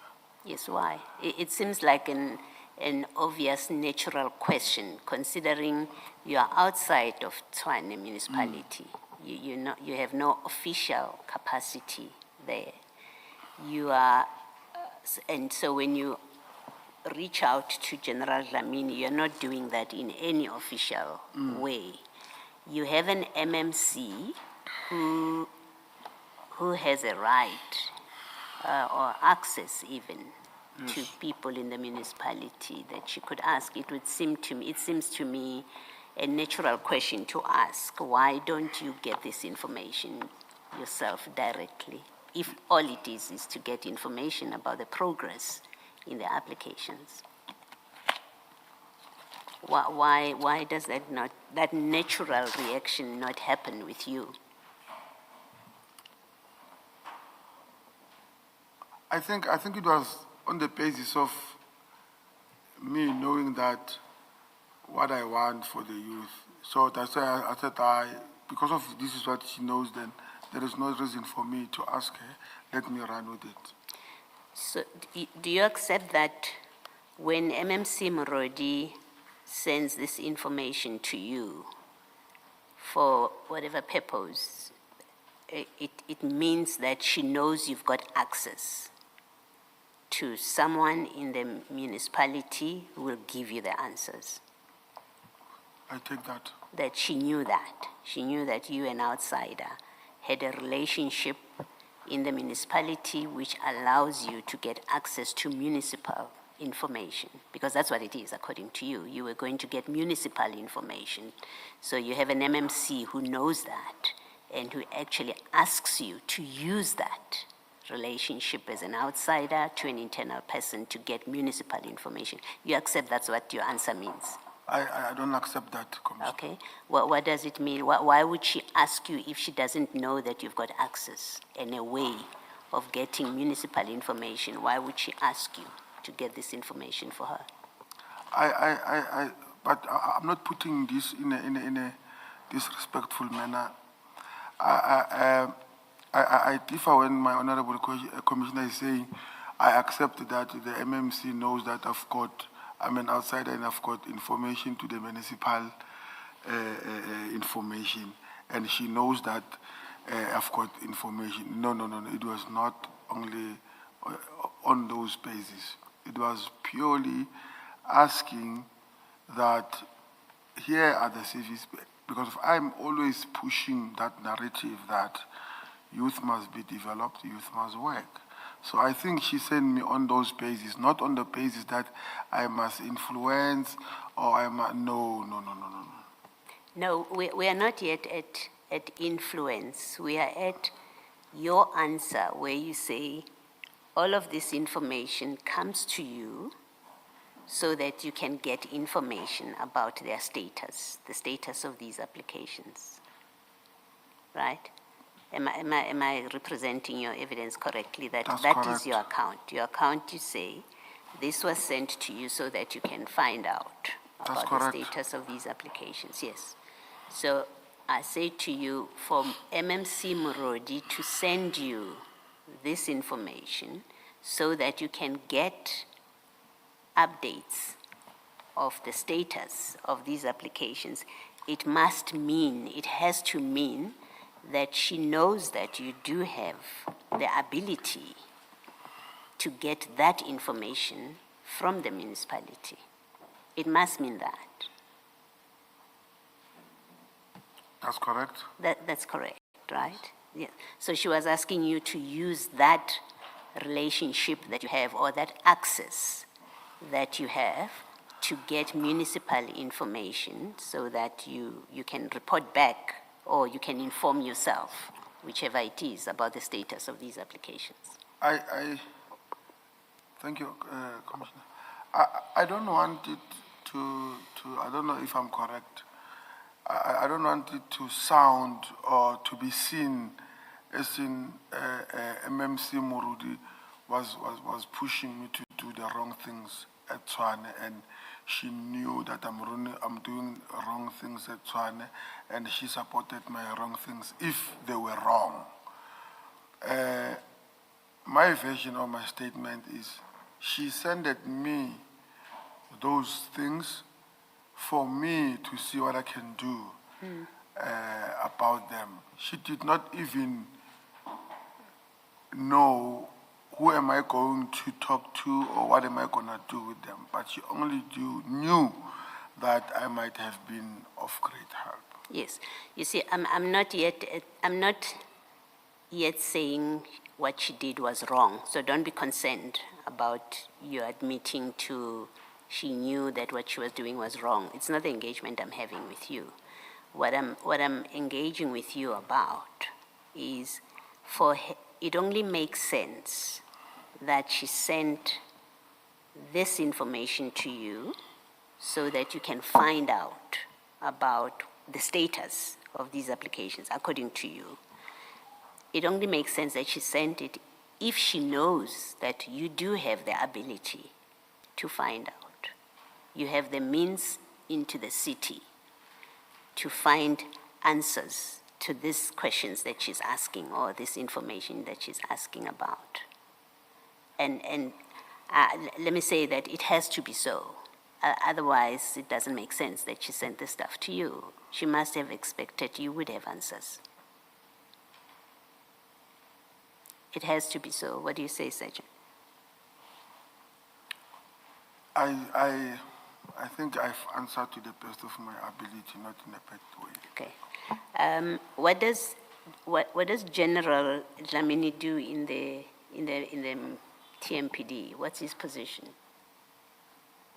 It's a deputy chief. Yes. What does that entail? Is he involved with recruitment of cashiers, involvement of trainee officers, of cleaners? What does he do? I only know that he's doing policing. He's into policing. He's into policing. So he's not involved. You don't know him to be involved with recruitment. Yes. You don't know him to be involved with that. Yes, Commissioner. Okay. All right. So when you send this to him, these questions, you expect that he will find out from other people That's who correct. are involved with recruitment of cashiers. Let's keep it simple. Yes. The recruitments include cashiers and cleaners. That's correct. You know he's not involved with that, right? You nod your head. The record needs to reflect your answer. Yes, Commissioner. Okay. So you know that, or you expect that information about cashiers and cleaners at least, he will have to go to somebody else to get information about. You accept that? You must accept it, unless you say he's involved in the recruitment of cashiers and cleaners. No, Commissioner, I can't accept that. You expect him to be involved in the recruitment of cashiers. Is that your understanding of his position? No, Commissioner. Okay. All right. I want to suggest this to you, that this is what it looks like. It looks like when MMC Morodi sends you this list to you, she knows that you have access to people who are involved with recruitment, whether it's General Dlamini or whoever, and she expects that there are two scenarios. She expects that you will use that relationship to assist these candidates that she's given you to get a favorable response to positions. That's the one scenario. The other is, and this was suggested, so that's the first scenario. Okay, I don't know if I will be inconveniencing you when I say, maybe can you repeat that first scenario so that when you get Okay. to second first The scenario, first I'm putting to you. interpreter stand by. Okay. Okay, ma'am, interpreter, he says, please pay attention. He wants you to interpret after I've asked my question. So I say, after I've put this to him, to the witness, the first I'm putting to you, the first scenario, possibility, is MMC Morodi sends you this information because she knows that you've got access to either General Dlamini or someone that's involved with recruitment, and that you will use that access to influence the outcome of these applications. That's the one possible explanation for what's happening. The second possible explanation is MMC Morodi sends this to you because she doesn't want a footprint that as an MMC, she's getting involved with issues of recruitment and putting up names to the officials to be appointed. Those are the two possible explanations for why you are involved with her in relation to these recruitments. You've asked for interpretation. Ukuthi lapha isigaba sokuqala noma scenario 1 uMMC Morodi uthumela le information kuwe ngoba azi ukuthi uzokwazi ukufinyelela uzoba neaccess kuGeneral Dlamini ngoba uinvolved nezinto zama recruitment okokuqala ukuthi uzokwazi ukwenza lokho. Okwesibili uMMC uthumela lokho ngoba ukuthumela lolwazi kuwe ngoba engafuni ukuthi kubonakale ukuthi uinvolve kube nomkhondo wokuthi yena uinvolve ngabi nalutho okuzokhombisa lokho. You understand what I've suggested are the two possibilities, right? You've understood that? Okay, I understood. I wanted to raise something, but no. You've understood it from to save me. time, Yes. today is Friday, so we must. Yes. But this And- is what and- my commissioner said, but I understood. Yes, now, and I conclude, I've put to you these two possibilities, it's Yes. one or the other. And I concluded by saying that it is not true. Oh, sorry. Maybe before you conclude, it will be fair for me to respond. If maybe the commissioner says she wants to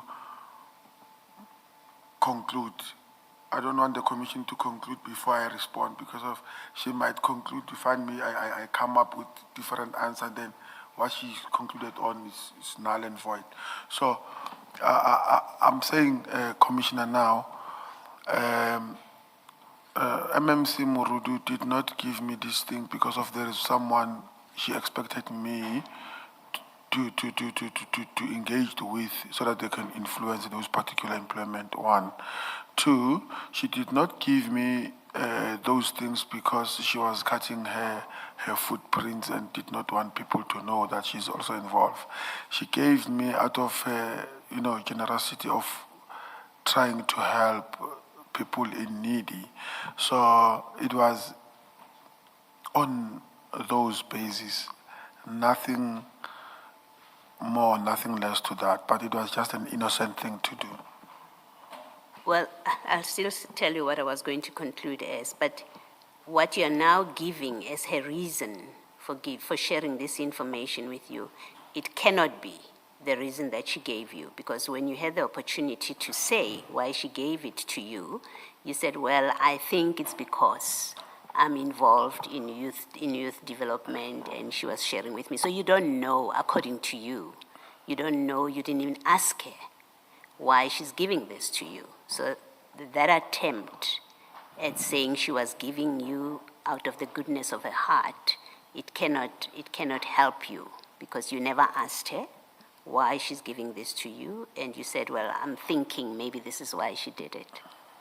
That's my direct response to what you've said. But I was going to conclude this way on those two scenarios. I was going to say to you, it is one of the two scenarios, and I still say that to you. And I concluded by saying the answer that you have given, that the answer that you gave, that you were just seeking information when you forwarded these things. When Mrodi sent this to you and you forwarded everything to General Dlamini, you did so just to get information on the updates or updates on these applications, is false. It's not correct. It's not the true answer. It is one of the two possibilities that I've given you that explains this exchange of these names of applicants. You heard my conclusion. You want me to repeat it, Sergeant?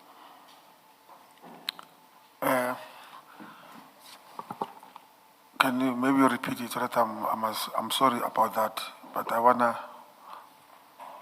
That's okay. So remember, I gave you two scenarios. I'm not going to repeat them. Yes, You yes, understood. that one I'm clear. You heard what I've said. And what I'm saying to you is the conclusion, my conclusion, right, is that the answer that you have given to Mr. Chaskalson, that you received this information from MMC Mrodi to find out what's happening with these applications, that you forwarded all of these batches of information, the different batches, to General Dlamini because you wanted information on progress in the applications. That's a false answer. That's false. The true explanation for it is one of the two scenarios that I've given you, which is you were going to influence appointments to these positions. That's why you have all of this and sharing them with General Dlamini. The alternative is, as relates to MMC Mrodi, she was actually hiding her footprint of influencing these applications, and she did that through you instead of directly speaking to officials in the city. Do you have any comment? If not, I'll go back to Mr. Chaskalson. I have a comment, Commissioner. I respectfully and sincerely differ with what you are saying now. She just gave me because of wanting to help, not merely because I wanted to influence or she knew that I can influence. Thank you. Thank you, Sergeant. Sergeant, I want to raise something different with you. I think we've all agreed that you are not an employee of the city of Tshwane, correct? Yeah, that's correct. And you're not an employment agency either, are you? You're not an employment agency, correct? Yes, I'm not. Yes. Okay. Now, when an applicant applies to the city of Tshwane for employment, that's an issue between that applicant and the city of Tshwane, correct? That's correct, that's correct. Yes, and any correspondence between the city of Tshwane and that applicant will be between those two parties, correct? That's correct. So when either MMC Morodi or General Dlamini or the CFO gave you access to documents that should be circulating between the city of Tshwane and the job applicants, they were really giving you access to internal Tshwane documents, weren't they? For example, this acknowledgement letters that somebody's application has been received, it is being processed, and they will get feedback within 12 weeks. That's communication between Tshwane and the applicant, correct? That's correct. And it's an internal Tshwane document because you pull it from the system. You don't have access to it, correct? If it was in public domain, I would have No, access it to can be in the public domain. These are not things that are put in newspapers. This is communication between a job applicant and a Yes. potential employer. That's correct. When somebody who works for the potential employer goes to the system and pulls this letter and gives it to you, they are really giving you access into the potential employer's documents, aren't they? These are City of Tshwane's documents that they are giving you. They are not yours. You're not involved in the process. And it's not communication addressed to you. I think maybe through you, Chair, maybe before I answer that, I want to answer it on a very relaxed mode. Now I'm pressed, can I? Not that my honorables, I'm not shying away from your question. It's valid, and just now, can I be Yes, just Jim. excused?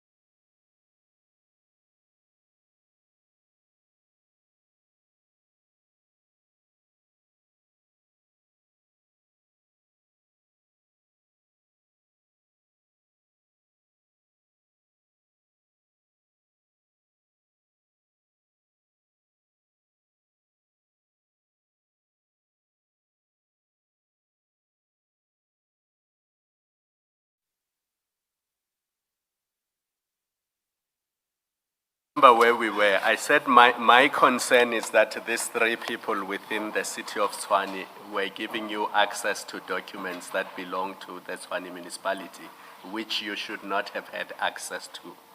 That was really my point, that you as an outsider, being neither a job applicant or an official of the city of Tshwane, should not have had access to any of these documents. Do you accept that? And if you don't accept it, you can say, I don't accept it. I don't accept so I'm it. not putting words in your mouth. And you seem to me to have been pulling strings in matters you should have had nothing to do with. As an outsider, my impression, listening to your evidence and looking at the documents, is that you were pulling strings in relation to tenders at the Tshwane municipality, but you were also pulling strings in relation to recruitment processes that had nothing to do with you. What is your comment? That's not true. That is not true. Then what was your reason for involving yourself in matters that have nothing to do with you at Tshwane municipality? I think it was on the basis of trying to help these youth who were unemployed or who are unemployed. So it was on those bases, Commissioner. But you were not following proper channels. You were not going through HR. You were using people you supposedly captured or people who were your close friends within the municipality to. Sorry, I keep switching it on and off as you talk to avoid disturbing you. Let me start again. I'm saying it was not just a case of helping and following proper channels, because you were not going through HR. You were going through people who were perceived or people that you knew were close to you.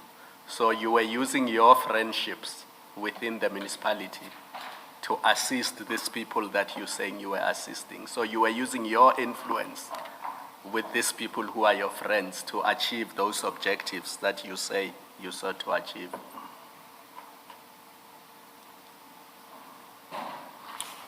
Interpreter? Lapha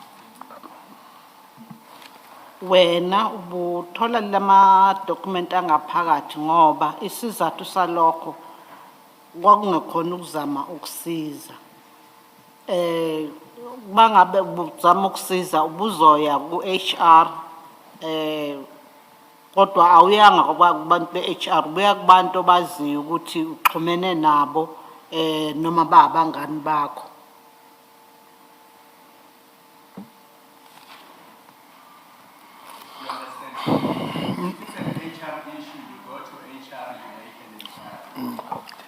If it's an HR issue, you go to HR, you make an inquiry. That's not what you did. You went to your friends within the city of Tshwane. So you were using your friendships or your influence within the city of Tshwane to achieve that which you said you wanted to achieve. Do you want to comment? Yes, I want to comment, Commissioner. If I used my influence at Tshwane or used my friends or people that I have captured in a way that, or Commissioner Kumalo has put it, it's a bit harsh, my Commissioner, I did not capture. We read it from one of the WhatsApps yesterday. That you have captured. Oh, okay. It's not the words that are coming from me. And when you were asked what captures mean, you said it means he's my friend. I'm using it in the same context. Oh, all right, now I understand. remember now. I withdraw that statement. Yes. Okay. Commissioner, the reason that I differ with the comment of my Honorable Commissioner Kumalo is with the following reasons. If I was influencing or using my contacts with my friends, all these people that they've applied and sent me their proof of application, they would have got employment if there was any of influence. But none of them, they did not. So it on my side, it shows that it was just a clear intentions trying to help the needy. So I'm asking the commission to take it on that view or level. All right, thank you. Thank you, Mr. Chaskels.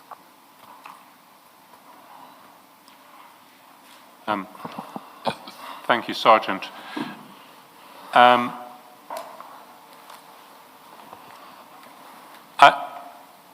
I wanted to turn now to the issue of your relationship with Mr. Sibanyoni. And you said yesterday that you had had meetings with Mr. Sibanyoni on 1 or 2 occasions. If I look at your chats, it seems to me that you have visited Mr. Sibanyoni between March 2024 and September 2025. You visited his home on at least 12 occasions. Would that be right? What page is that? Well, I'll give you a series of pages, and maybe write them all down, and then you can check them in one go. It's in file 3, page 1015, which is 17 March 2024. Okay. 1017, 28 March 24.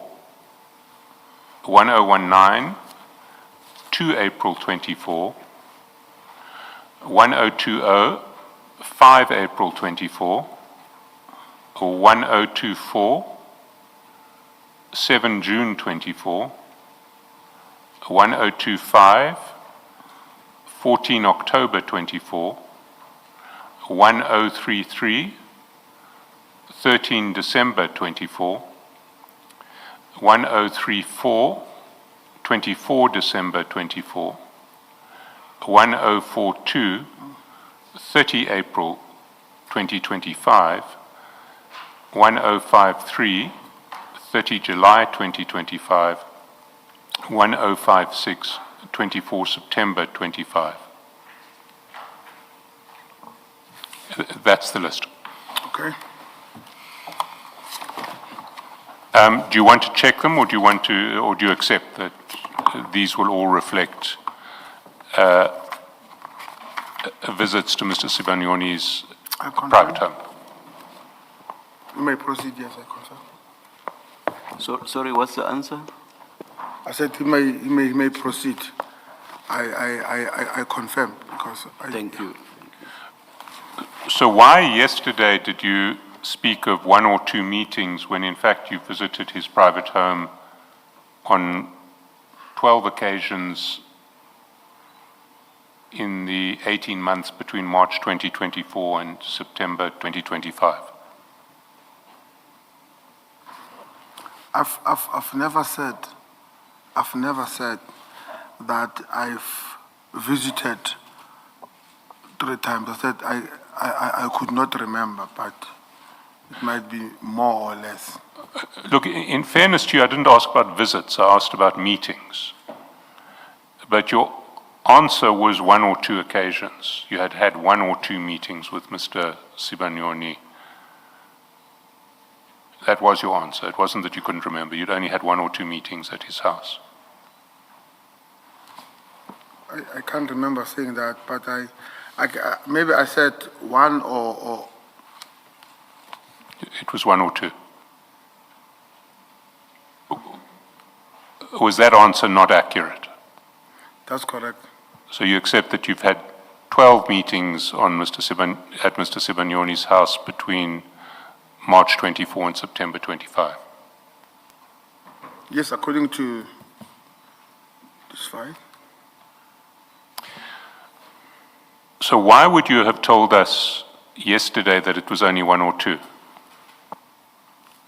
I did not say it was 1 or 2. I said I can't remember exactly how many were there.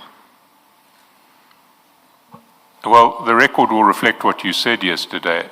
It was very clear to me that it was 1 or 2. Because I then went on to ask you, well, if it was only 1 or 2, why can't you remember, one, the one that I was asking you about, the one, I think it was on 30 April 2025.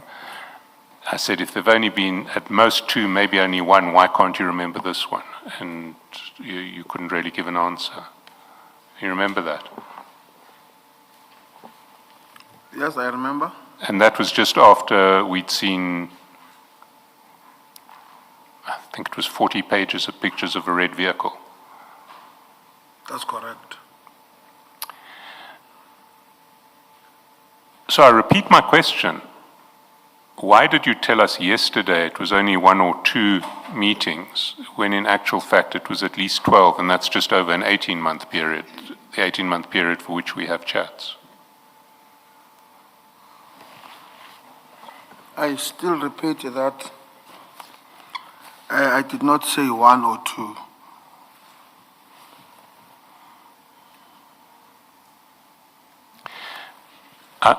I'm not going to take it further. The record will reflect what you said. But what I do want to do is I want to take you to page 42 in file 1.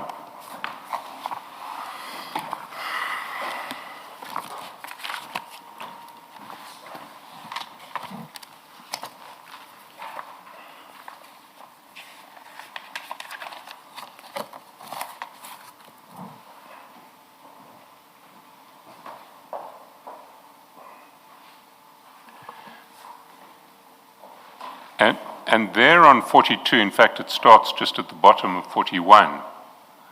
You'll see that on the 15th of November 2024, you sent to Mr. Mnisi, the CFO, a link to a TikTok clip of the opening of the Joe Sibanyoni Foundation.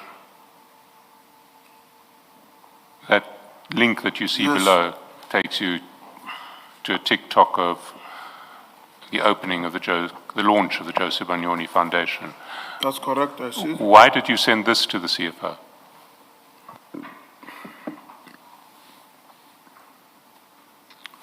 I just sent it to him.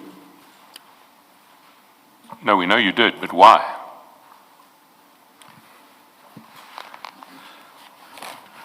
To be honest with you, Commissioners, I would not remember exactly why would I have sent it to him.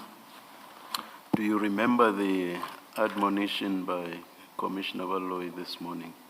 The one that made you scared of her? Yes. I think you are straying back to that terrain now. I don't want to take the commission there. I'll try to answer to the best of my ability, of which this is what I'm trying to do now, my commissioners. Yes, Mr. Joseph. And then you'll recall that on the 16th of December, at the foot of page 86,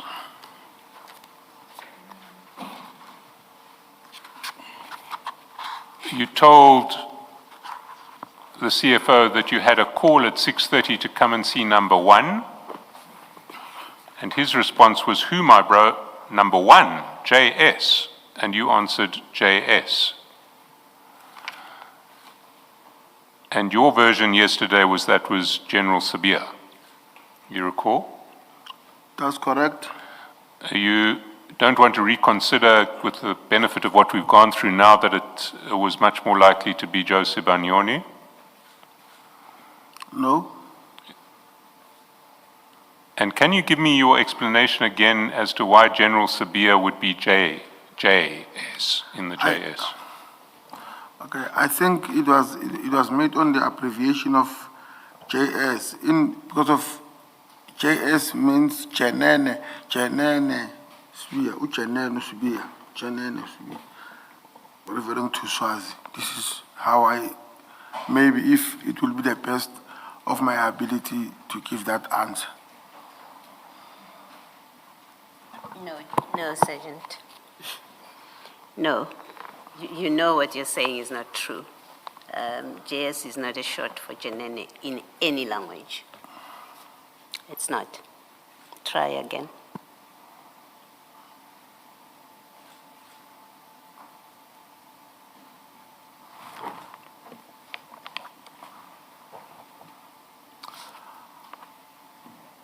That is my answer. That is my understanding. Understanding is the initial JS means Janene. Janene. Yeah, well, I'm saying to you, that's false. The answer you've given is false.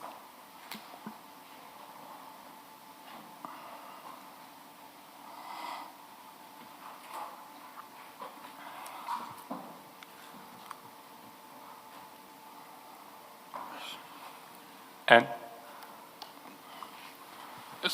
Sergeant, can I move on? Yes, you can, Mr. Shaskalson. He says that's to the best of his ability answer.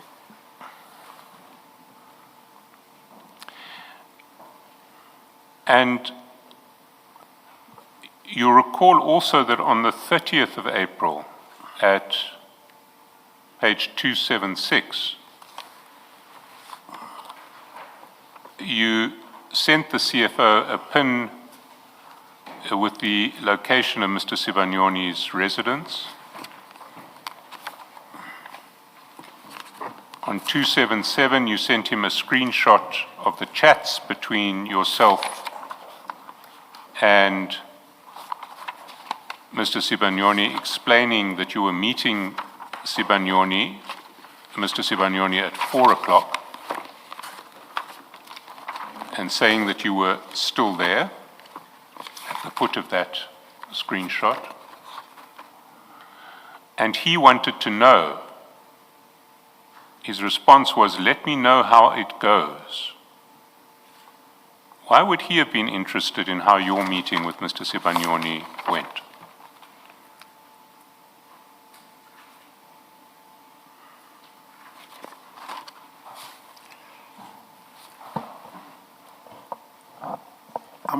I'm gonna try again, not to upset my commissioner. My answer to that is, maybe he was just referring to me or a concern about me, and let me know how it goes. Maybe there are possibilities that on that day, maybe we're supposed to meet with him, the CFO, or not. Well, if he was concerned about you, it would tie in with his response on page 87 when he explained, when he asked, "Are you meeting with number one, JS?" And you said JS, because his response immediately thereafter is, "Eish, should we be worried?" He seems to have concern when you are called to meetings with JS. Concerns for you and concerns for him.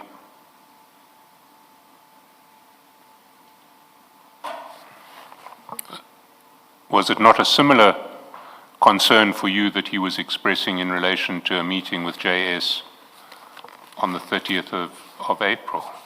No. No. Yes. It was a separate concern.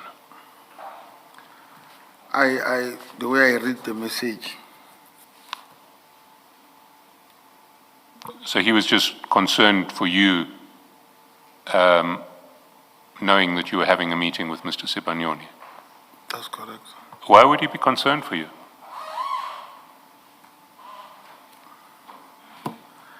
As I've said, Commissioners, that there are possibilities that maybe on that day I was supposed to meet him, the CFO. So when I inform him that where I'm going, because I'm used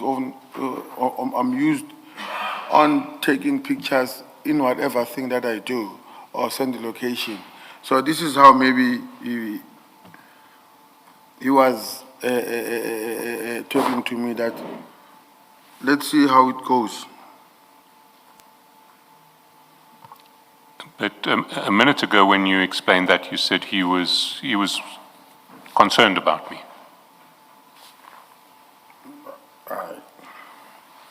I can't remember saying that. All right, Sergeant, I'm going to leave the topic of Mr. Sibanyoni. You'll be relieved about that. You leave it. Can I just say, Sergeant, what it looks like? Starting with your response yesterday about meetings with Mr. Sibanyoni, and you said 1 or 2, which is quite far from the 12 that you have now had to accept because you have shown the documents. So starting with that, and then this explanation that JS is firstly you said it's General Sibia yesterday, now you say, well, it's short for Janene.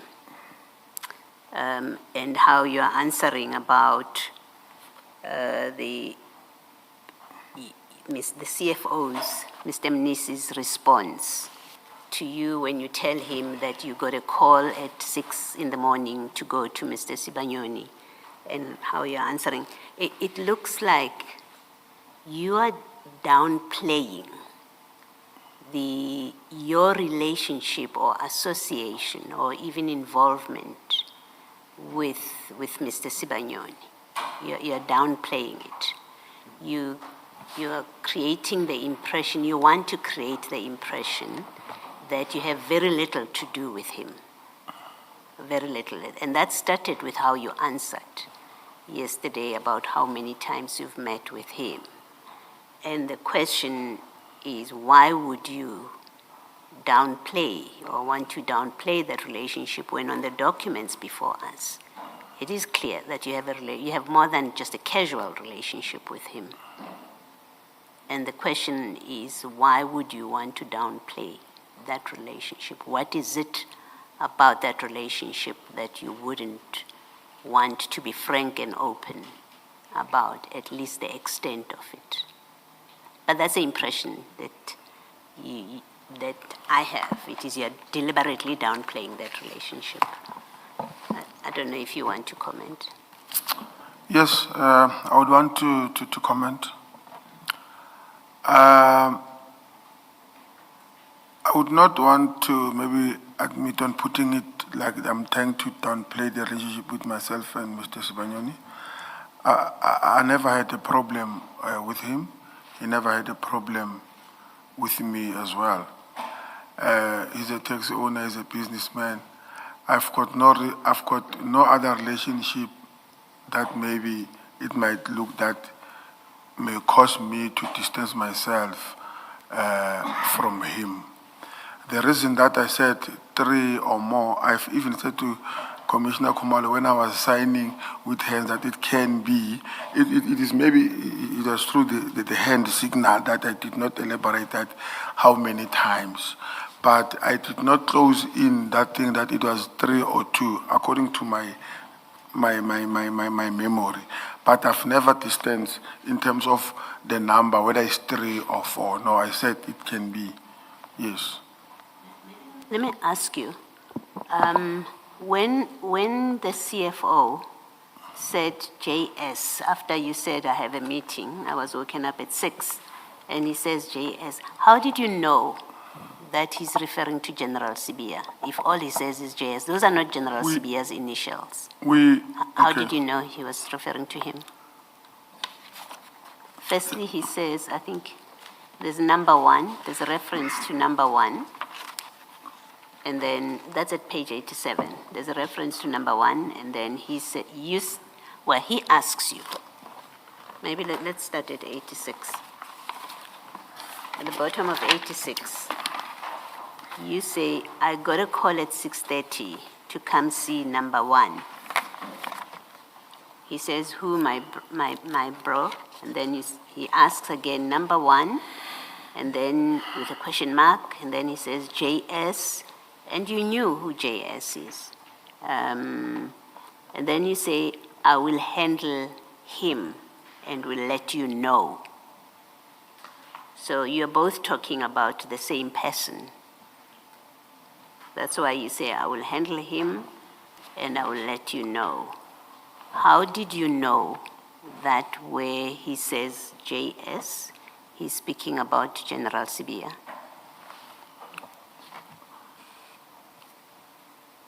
Okay, thank you. The reason that I'm saying it was General Sibia, there was no way in anywhere where myself and the CFO were together with Mr. Sibanyoni. There was no way or any way where Mr. Sibanyoni will ask me or tell me something about the CFO. I'm still standing by my word that says JS. It was, to me, it was referring as Ujenene, because the person we usually talk about is General Sibia. It was just a coincidence when it says JS, automatically there is this visit to him. And I still repeat that I do not distance myself with Mr. Spanioni because I've got no reason to do that.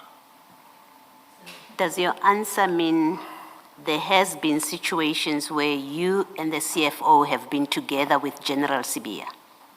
Because No. you say it could not have been JS, could not have been Sibanyoni, because there's no way you have been together, the three of you, or where you and the CFO have discussed Mr. Sibanyoni.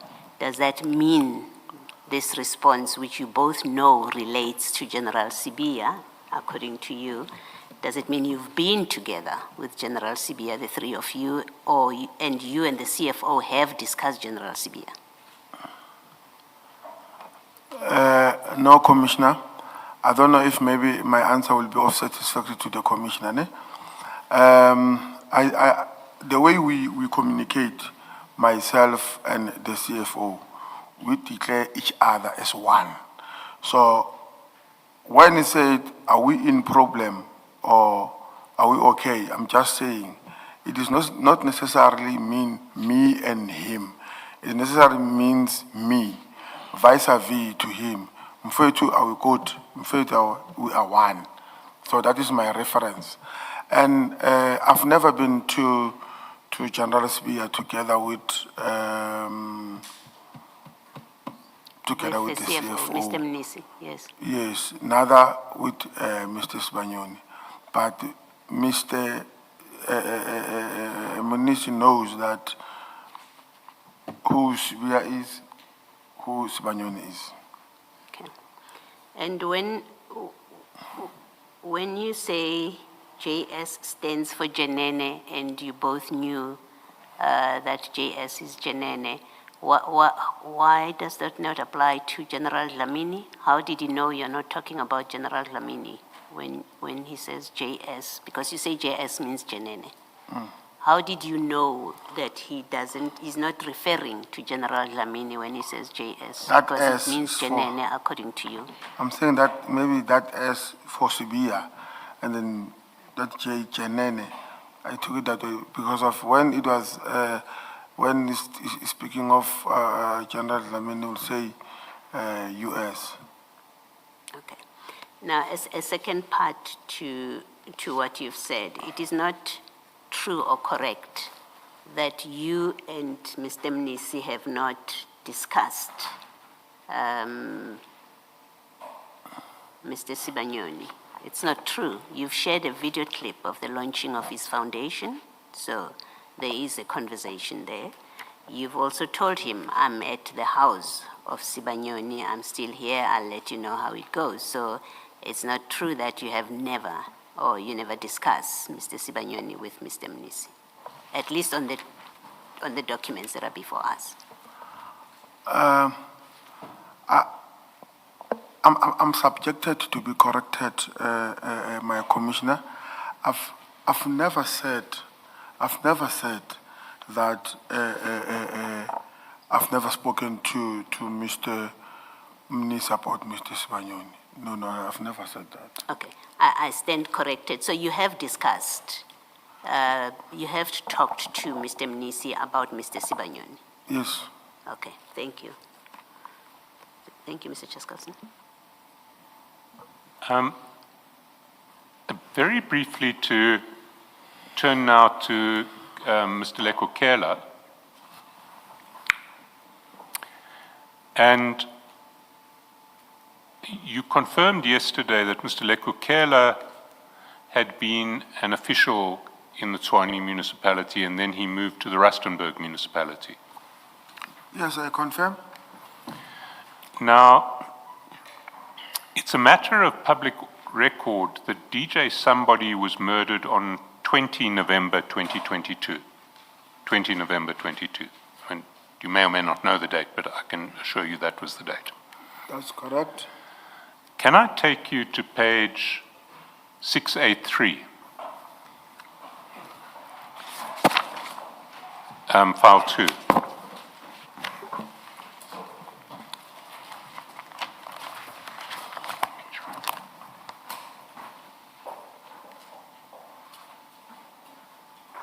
You have the page? That is 683. 683, yes. That's correct. And you'll see that at chat 4 at 11, on 23 November, that's 3 days after DJ Somebody's murder, at 4:53 p.m., you sent Mr. Lekukela a photograph. Do you remember what that photograph was? Yes. And can you describe the people in the photograph? It's Mr. Lekukela and DJ Somebody. So it's Mr. Lekukela and DJ Somebody, and the caption that you put on your message is, "Why didn't you call him to order?" You see that? That's correct. Now, for what did DJ Somebody need to be called to order? What had he done wrong that needed him to be called to order?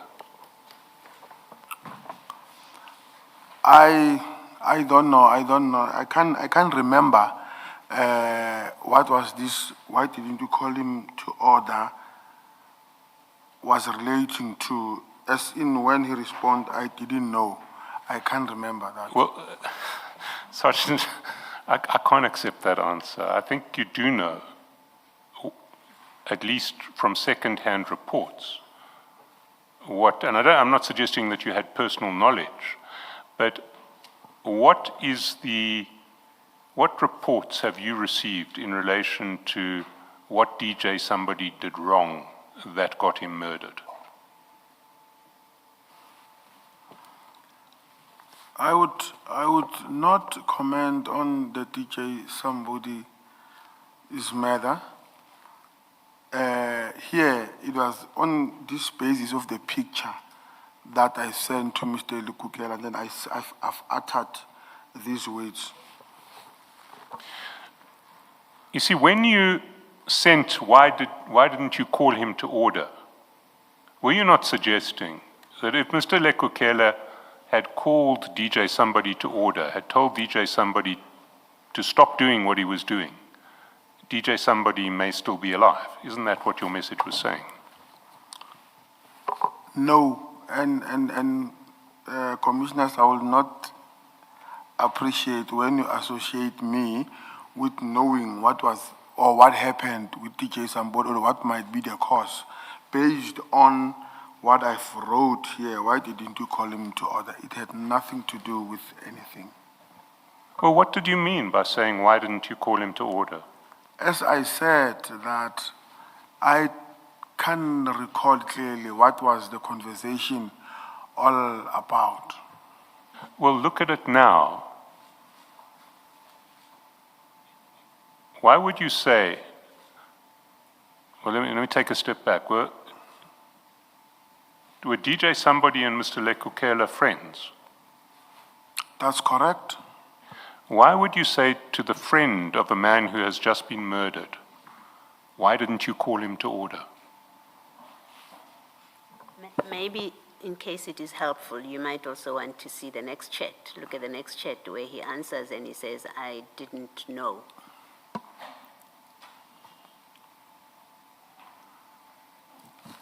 Yes, I've answered it, Commissioner, that I don't know how did it come, because of I'm saying, why didn't you call him into order? Then he said, I didn't know. I didn't know really. Even now, I can't remember what was that all about. Come on now, Sergeant. Don't play games with us. You say in response to Mr. Shaskalsin, your text, why didn't you call him to order, could not have had anything to do with what Mr. Shaskalsin was suggesting to you. But at the same time, you say you do not remember what it related to. That doesn't make sense to me. How can you be sure that it definitely had nothing to do with what Mr. Shaskalsin is suggesting to you, if you don't even remember what it was about, what the text was about? If you don't remember, you don't remember. And then even what Mr. Shaskalsin is saying may well be a possibility.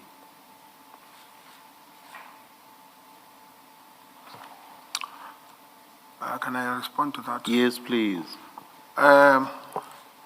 Commissioners, I've answered to the best of my ability. You are lying. That's the problem. The problem is that you are lying to us. You are lying to us, Sergeant Kosi. I've got no reason to lie. DJ somebody was close to Mr. Lekukela, and I would not know what exactly we're talking about on that day, or that led me to say these words. But if maybe during lunch I will be given an opportunity, I will check with Mr. Lekukela on really, if he remembers, then I will come. But it's got nothing to do the way Mr. Shackleton was suggesting that I knew. I'm distancing myself that what I was talking about here, I can recall. You see, this outside of your work situation as a police officer, where you probably encounter lots and lots of deaths around you, but all of those relating to your work situation. Outside of your work situation, it cannot be that people die all the time around you, die as a result of murder. I'm not talking deaths by natural causes. It cannot be that people die around you as a result of murder all the time outside of your work situation. So this is something out of the ordinary, so to speak. And you write and you say, why didn't you call him to order? Surely you remember that. You cannot tell us that you do not remember that. And if you tell us that, I'm saying directly to you and to your face that you are lying. Please try to come up with a different answer, which is more plausible. Otherwise, you are just telling us lies. To respond on that, Commissioner, but with due respect, the way Commissioner is putting it, that there is no way that people are dying outside of my work, and with this manner, it portrays another picture that maybe I might know what is happening, or I might have knowledge, and I'm not doing anything about it. No, I'm not. No. You are misunderstanding me. You are misunderstanding me. I'm saying around you, yes, around me, around most of the people here, and I'm saying forget about your work situation as a police officer, where you probably encounter lots and lots of murders. So I'm saying around you, around me, and around many other people in our ordinary lives. We don't have people dying all the time around us through murder. That's what I'm suggesting to you. Yes. And I'm saying nothing about you doing anything wrong with regard to those murders. Do you get me? That's correct, yes. So those murders that you do become aware of outside of your work, Yes, must surely stick to your mind. yes. Correct? That's correct. Yes. Now it seems to me that you had a particular interest with regard to or in relation to this matter, Yes, correct? that's correct. Now you write to Mr. Likukela, who you say was the friend of the deceased. You Yes. write and you say, why didn't you call him to order? Surely you must know what your text was about. You must know. Correct? I deny, commissioners, it happened long ago in 2022. And I can't, not in a bad way, I can't remember everything that I said then or I meant then. But I want to try to the best of my ability to remember what really I meant. But Please. I can only Yes, do continue. that I'm, maybe I'm by sorry. the help I'm of- sorry to No, interrupt. it's Please fine, con- it's fine, Commissioner. Please By the help of the person that I was talking about. So, Please apply your mind and try to remember over the lunch break, because I know you are lying to us. So I want you to come back and give us an answer to this, an honest and truthful answer when we come back, because right now you are lying to us. so sorry to add on that, maybe not to I will maybe appreciate maybe well, if the commissioner can say, because of you are not sure now, go and think hard about it. Not that maybe you are lying about it. I'm not lying. I'm not a liar, my commissioner. So far, until you give an answer that does sound truthful and honest, so far I'll say you are lying. That's fine. Can maybe we Please, so please redeem yourself and give us an answer that Can- makes sense in the circumstances. Yes, but can with this one, maybe meet each other 50-50 that maybe I might have forgotten, then you come with your 50 that maybe I might, but not that completely 100%. I'm not a liar, Commissioner Baloyi, I'm not. May we, Commissioner Baloyi is No, sitting next to You me. didn't say anything. No, I'm looking the way you are looking at me, that the next question, I will not stand for it. So I'm just preparing. Thank you. Let's adjourn and come back Thank at you. 2:05.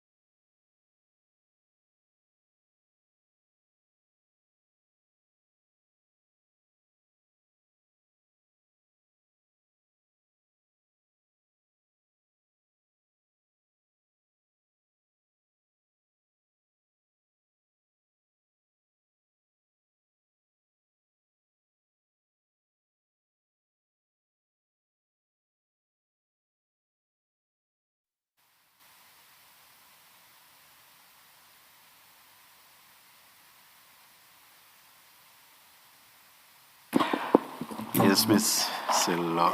Good afternoon, Chair, good afternoon, Commissioners, and thank you to Mr. Chaskasen for granting me the opportunity to address you very briefly. Chair, you will recall that Mr. Mkwanazi, Commissioner Mkwanazi of EMPD had been instructed to appear on the 9th of March 2026, and on that date, I appeared together with Commissioner Mkwanazi's attorney, Mr. Kumalo, who is present here with me today. And on that day, the chair postponed Commissioner Mkwanazi's testimony to the 23rd of March. We have been in engagement over the 2 weeks in preparation for the 23rd, and we are reliably informed, unfortunately, Chair, that Commissioner Mkwanazi has a bereavement in the family, and the funeral is tomorrow, the 21st of March. We have considered these issues, and we are persuaded that it's only appropriate to give him sufficient space to attend to matters relating to the funeral as a very close member of the family. And as regards his possible appearance on Monday, and on this I go off the fact that the commissioners would appreciate that following a funeral of someone so close, there are certain rituals that must be performed.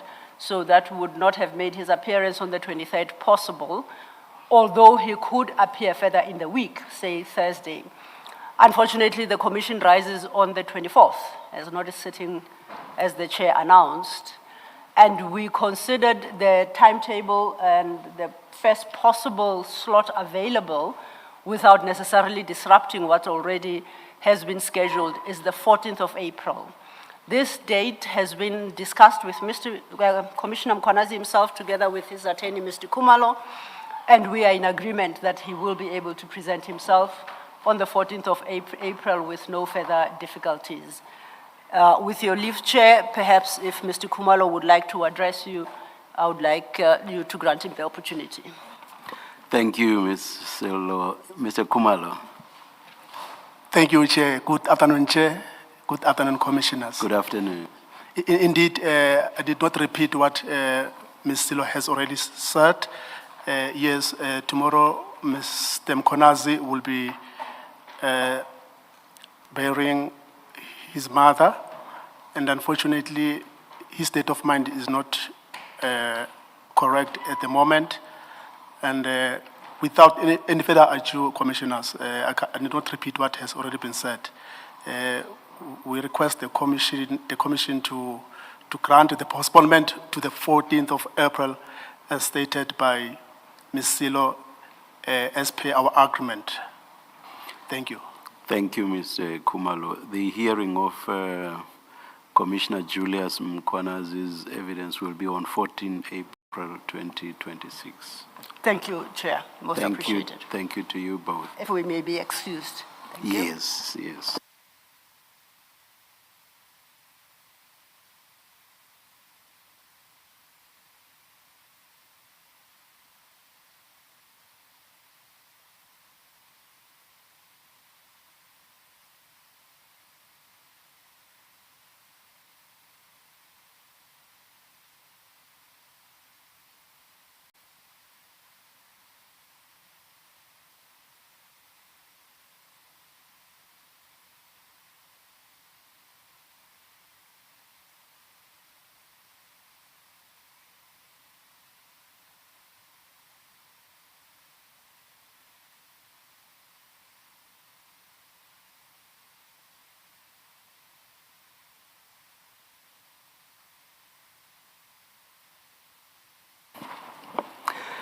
Yes, Mr. Chaskasen.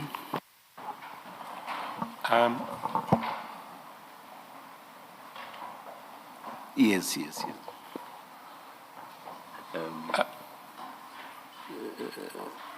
Sergeant Kosi, did you manage to find an answer? Yes, Commissioner. Yes. I did manage to phone Mr. Lekukela, whom I was talking to that time. He just reminded a bit that we were talking about how he could have warned the deceased of not interfering with people's girlfriends. People's what? People's girlfriends. Okay. Yes. Oh, all right, all right. All right, thank you. Yes, Mr. Chatterson?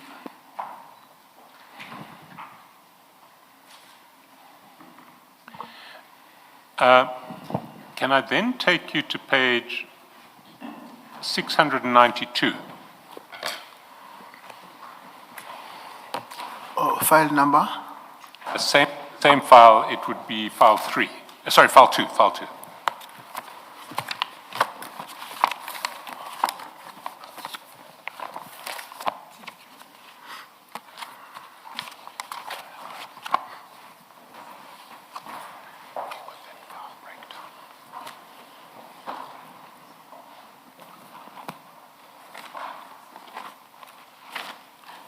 Do you have it? Did you say 92 or 93? 692 or 693? 692. 92, thank you.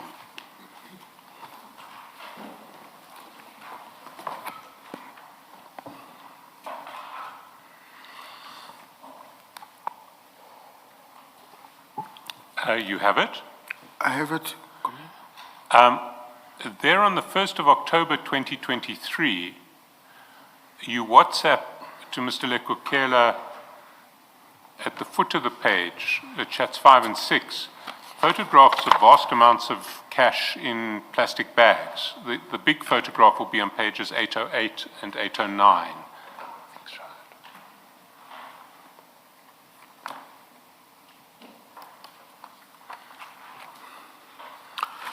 You said the other one is which, on which file? That would then be file, same file, 808 and 809.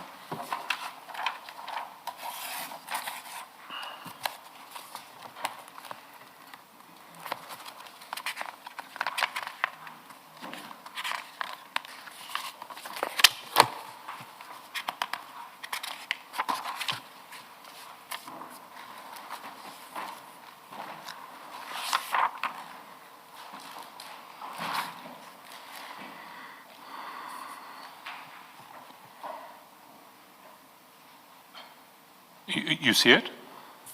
Yes, I see it, Commissioner. Why were you sending these photographs to Mr. Lekukela?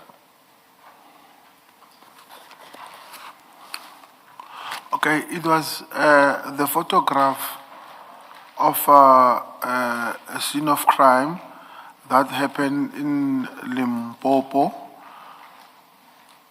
where suspects were arrested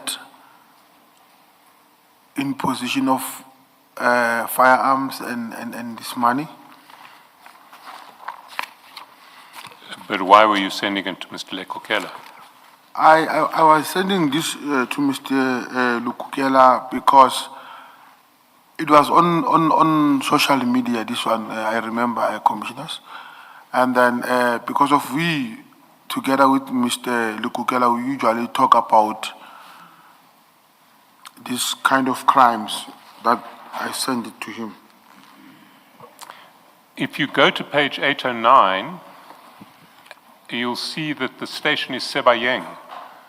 Where is Sebayeng station? Police station? I don't know. I don't know, Commissioner. And you'll see that the crime, the primary crime here is kidnapping and extortion. That's correct. So that seems to be a different crime from the one that you were describing in your answer. Now that you've seen Sebayeng, kidnapping and extortion, can you think again about what this related to and why you sent it to Mr. Lekukela?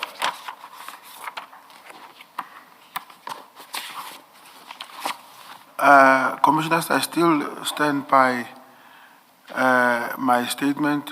I usually communicate or talk to Mr. Lekukela mostly about this kind of things. even himself, wherever he is in his private life, when he sees something suspicious, he also sends to me. There is this thing suspicious, can you also check?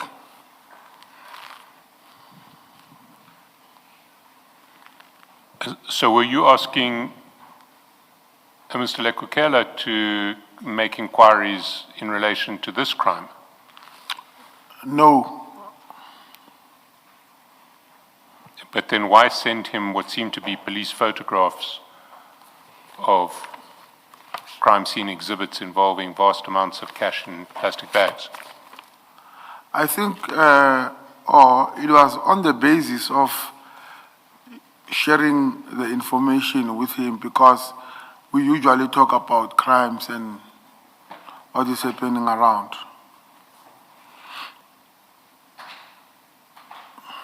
Do you remember what the Sebayeng case involving kidnapping and extortion was? Can you repeat that, Commissioner?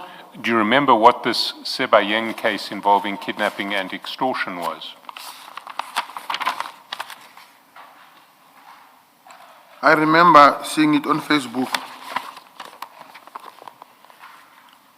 And what was it about? According to what I see here is kidnapping and extortion. Yes, but you say you remember seeing it on Facebook. I'm still saying now, I'm saying to the Commission, according to what I see now.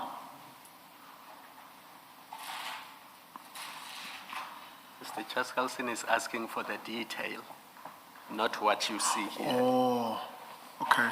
So do you remember what it involved, who it involved, what?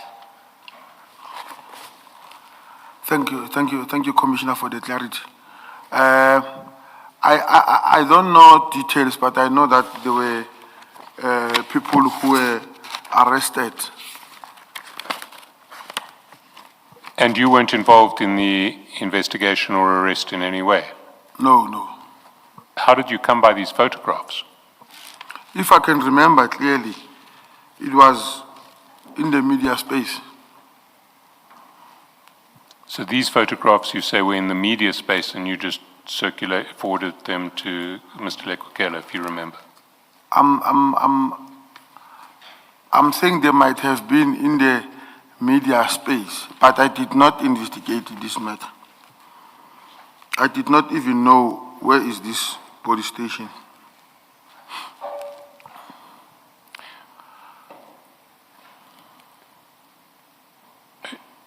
You see, I certainly haven't been able to find these photographs in the media space, and they look to me like police exhibit photographs.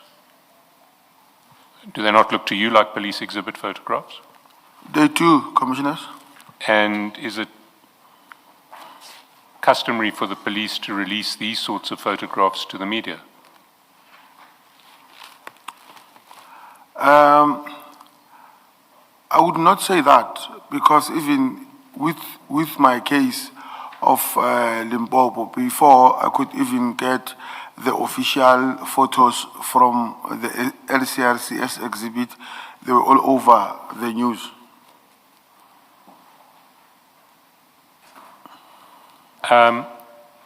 Can we go down then to, or up, because we're at 808, to 758 in the same file?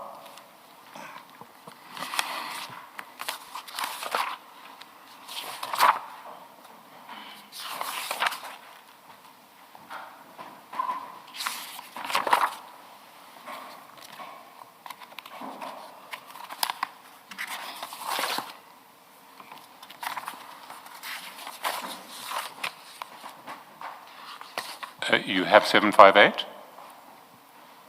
That's correct. You'll see on 25 October 2024, chat number 3, Mr. Lekukela sends you a message, send me that warrant of arrest. What warrant of arrest was he referring to? If I'm not mistaken, it was that warrant of arrest of Musa Kaula. You're not mistaken. That's what you sent him in the next chat. Why did he want the warrant of arrest?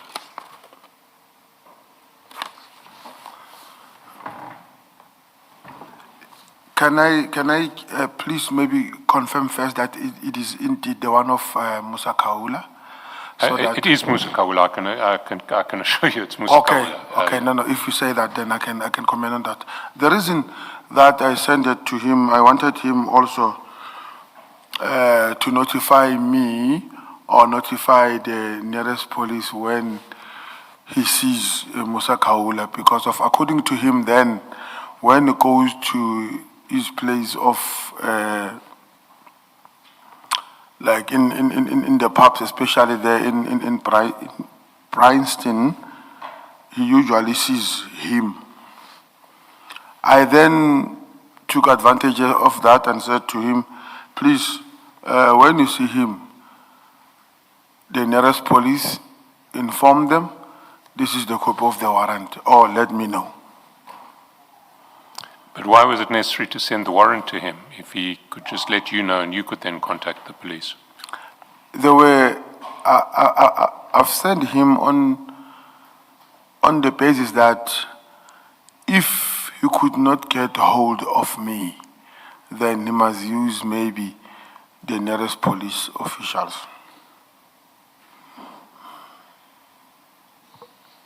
What is the political affiliation of Mr. Lekukela? Is he an ANC man? That's correct. And was the tension between Mr. Lekukela and Mr. Mnisi in part because Mr. Lekukela was an ANC man and Mr. Mnisi was not?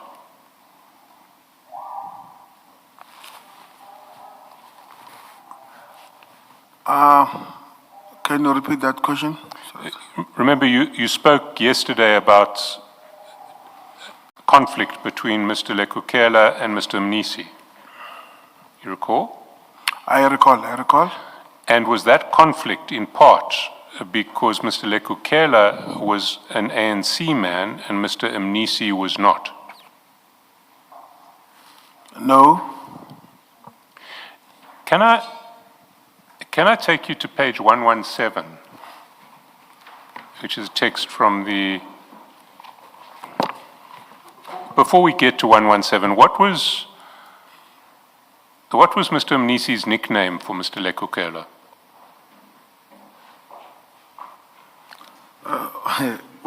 Where is that? I just want, before I answer, I don't let want me put it to you. answer and get into trouble. So I want to answer and then be clear. I can understand why you don't want to answer that question without seeing it first. I'll ask it differently. Did Mr. Mnisi call Mr. Lekukela Mbungulu? Yes. So if we go to 117 now,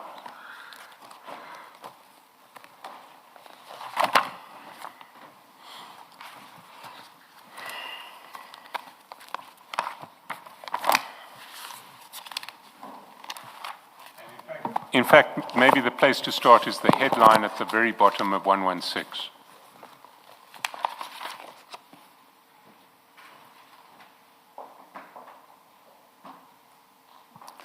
There you'll see Mr. Mnisi sending you a WhatsApp, which is a copy of an article which says, Tshwane proves governance can thrive without the DA, says EFF's Malema.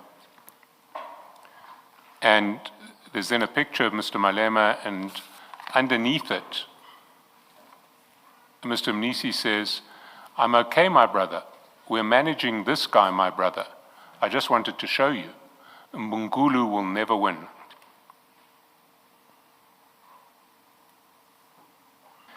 And was Mr. Mnisi saying, we're managing Mr. Malema. I wanted to show you, look at this article, Mbungulu, Mr. Lekukela, with his ANC position, is never going to win in Tshwane. Is that what he was saying to you in this article? Interpreter.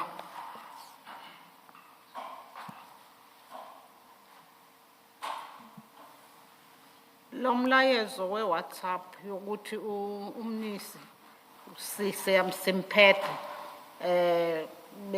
beqondise ku Mr. Malema ukuthi Mr. Lekukela ngeke awini. Ngicela ukuthi uphinde ngikuzwe kahle.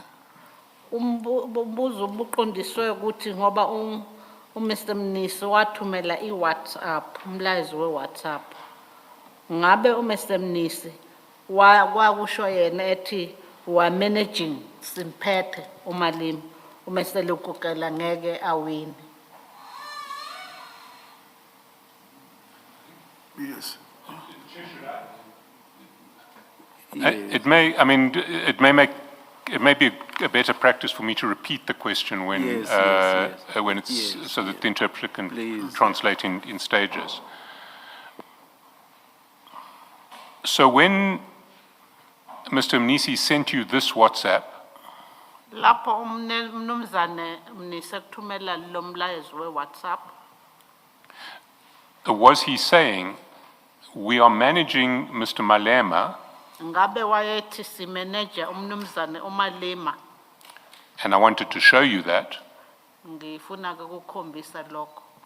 and because we are managing Mr. Malema, Ngoba si manager noma siphethe umnumzane Malema, Mr. Lekukela, in other words, the ANC in Tswani, will never win. kusho ukuthi umnumzane olikokela okusho iANC ngeke awini. Ngeke anqobe. Hayi ngaleso sikhathi hayi beyangayichazi kanjalo. At that time he didn't mean that. What did you understand him to mean with that WhatsApp? Ngabe waqonda ukuthi usho ukuthini, uqonda ukuthini. Uqonda ukuthi imbungo sizoyiwina. Angifuni ukuhlanganisa inkulumo yakamnumzana uMnisi noMalema or ngibonakala ngathi ngivikele inkulumo kamnumzana uMnisi noMalema. Ngiveza ukuthi leso sikhathi umnumzana uMnisi makakhuluma bengimuzwa la ngokubhala kwakhe ukuthi okay mfowethu he will never win. I wouldn't want to merge or to understand that I was in support of that, but I'm just showing that the message was said that Mr. Mnisi was managing Mr. Malema and therefore Lekukela would not win. Are you saying when they say we are managing this guy, my brother, they are not referring to Mr. Malema, they are referring to Mr. Lekukela? Is that what you're saying? If I answer it correct or I understand it correctly, I say that. So that's why, because I thought I heard you say this message, the one at 8:17, you do not associate it with Mr. Malema, you associate it with Mr. Lekukela. This is what I'm saying, yes. Yes.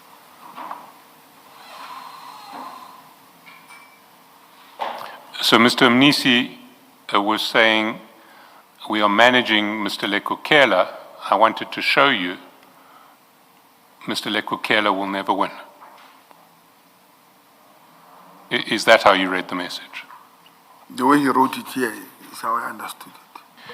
And how did the article relate to managing Mr. Lekukela?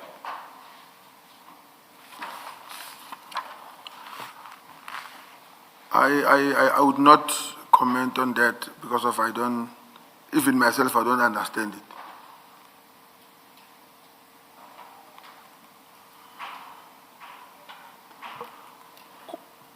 All right. I want finally to go to page 698, well, not finally in relation to Mr. Lekukela. 698.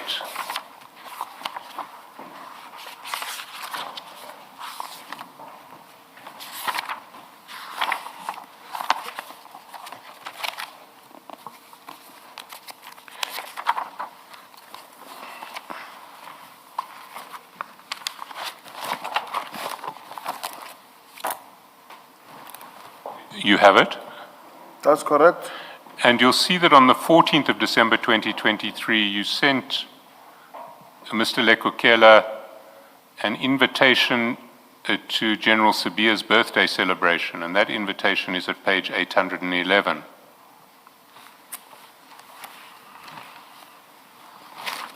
I see it. Why did you send the invitation to Mr. Lekokela? I wanted him to go with me to General Sibiya's birthday.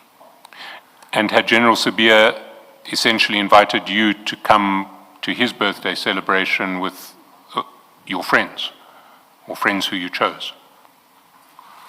He did not state whether whom must I come with. I just felt that I must come with this one.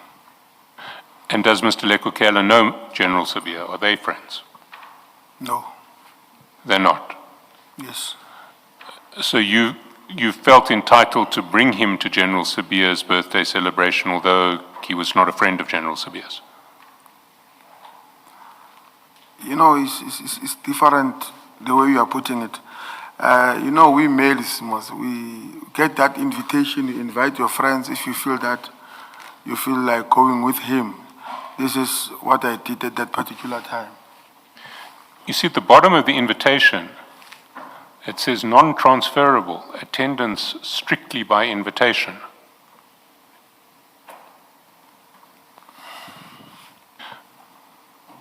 Were you aware it said that? Yes. But you thought that General Sibiya would be happy if you brought a friend of yours who he didn't know? I didn't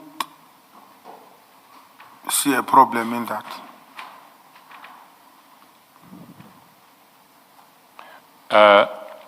And as far as you were aware, Mr. Lekokela and General Sibiya just didn't know each other?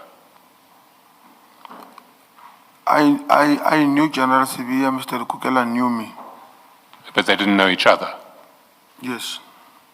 Why did you choose Mr. Lekokela to bring as your guest?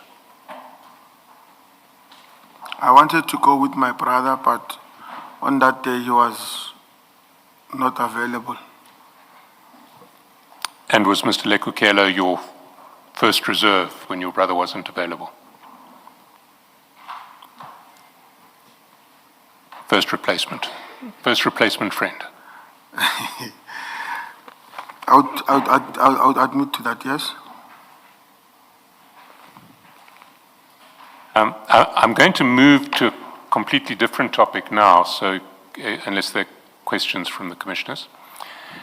Can we go all the way back to your statement, which is in the small file, your statement file.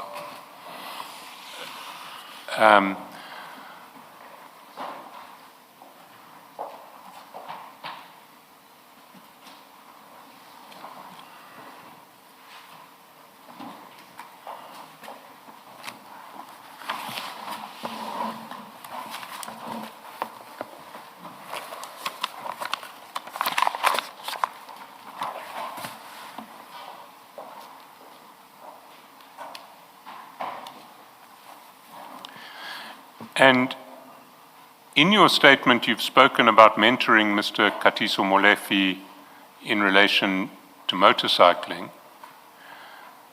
And at Annexure S4,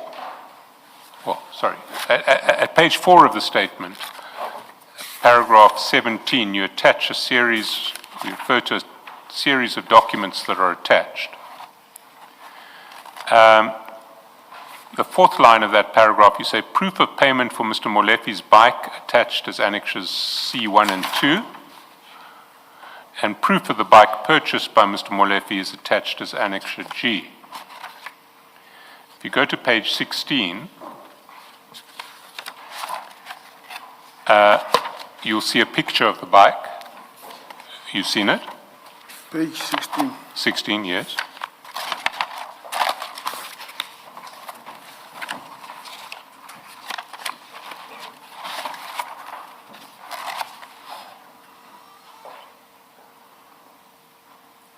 And Then on page 17, there is a picture of 2 bikes.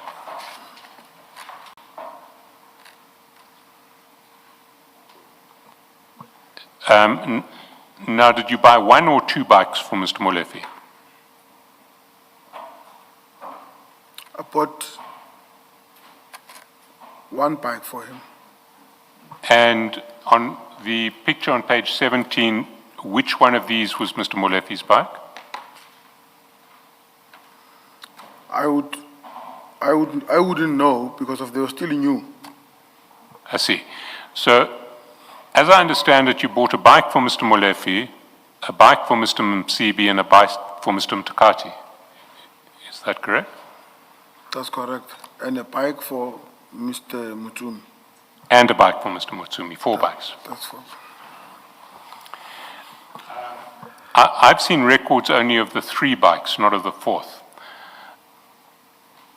What you say in your statement is that Annexure C1 and 2 are proof of payment for Mr. Molefe's bike.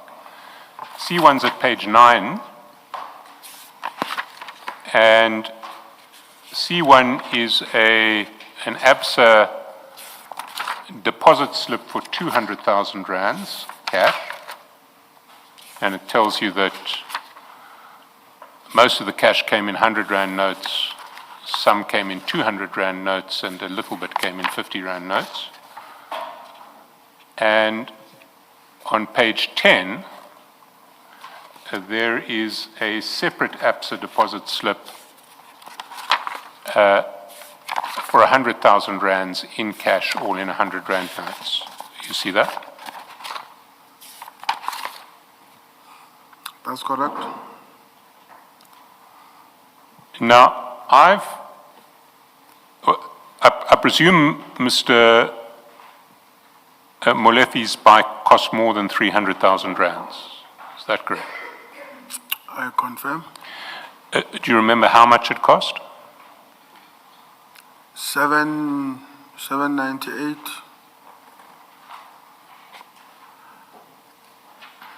And do you not have records of the remaining payments?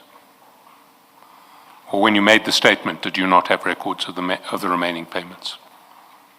Of what, Commissioner? Of the remaining payments, because you said proof of purchase of the bike is attached Yes. to C1 and 2. You'd accounted for 300,000 of the purchase price. Yes.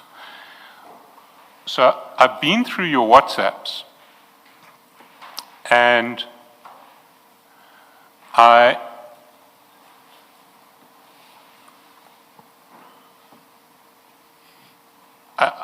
I've extracted all of the bike payments I could find, and again, I'd like you to write these down as I go along, because I don't want, you can then check them out and comment at a later stage. Yes.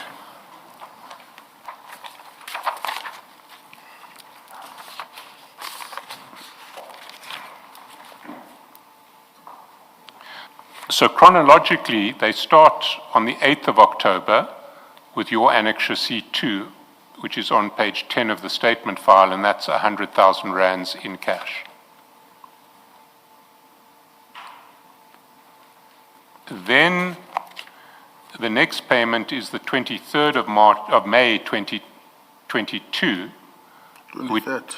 23rd of May 2022, which is your Annexure C1 on page 9, and that's 200,000 in cash.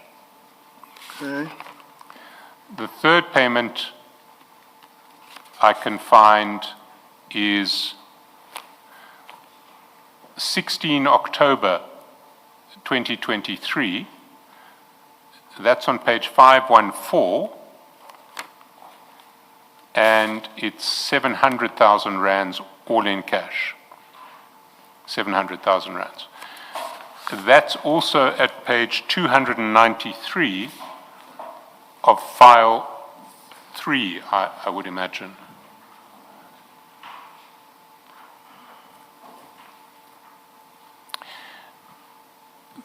The next payment is on 18 November 2023. It's at page 515, and it is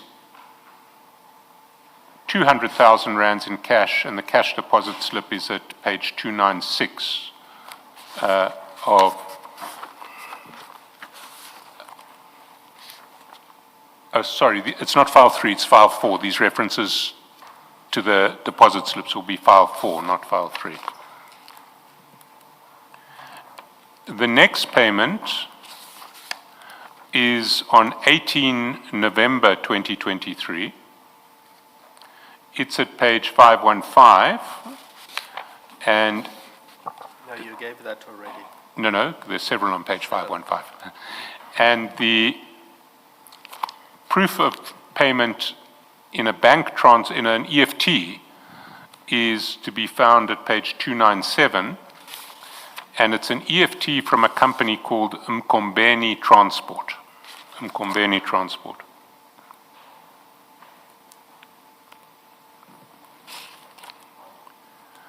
The next payment is also on the same page, page 516. It is 310,000 in cash. The Mkombeni is how much? So Mkombeni was 200,000, Okay. but that was EFT. On the 9th of December 2023, there was 310,000 in cash. That was annexure, that was page 300 of file 4, where you'll actually see the cash deposit slip. Also on the 9th of December. Sorry, commissioners. You said now number 5 was Mkombeni, and then what? 9th of December is number 6, Okay. 310,000. The message, above the message it says NAZO, N-A-Z-O. But the deposit slip is at page 302 of file 4.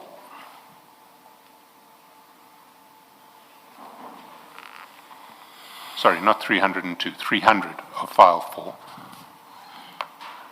And the last payment I can find is an EFT for 150,000 on the 9th of December 2023. And that EFT printout is at page 302 of file 4.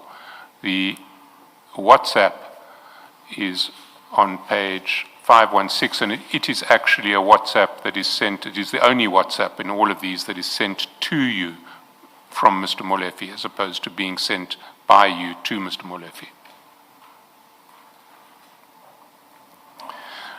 So those are all the payments that I could find. Are you aware of any other payments in relation to these bikes that I have missed?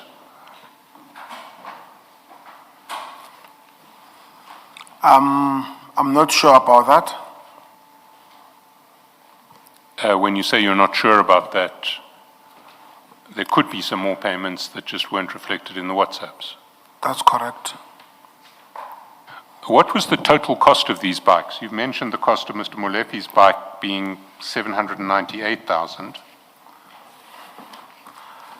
That would be the estimation. I think I will be directed by the invoice from Water World. Let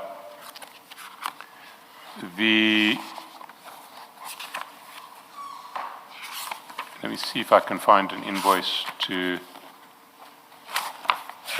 help you with.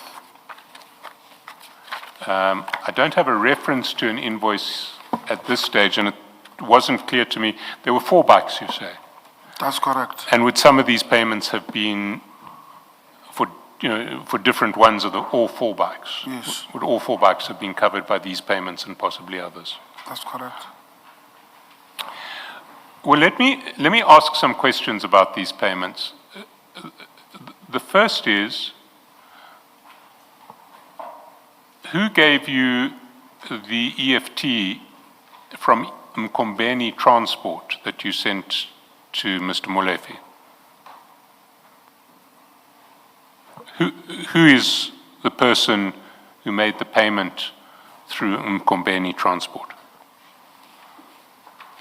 Okay, can you repeat that so that I must understand clearly? Let's go to that. that payment specifically. The WhatsApp's at 515.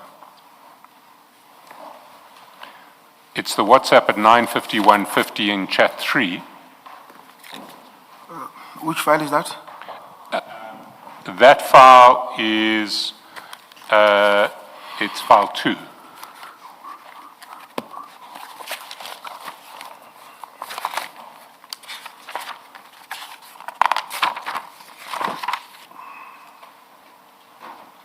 So do you see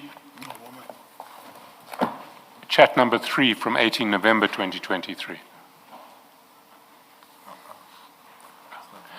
I think that there's more than one file too. Two of Two of four.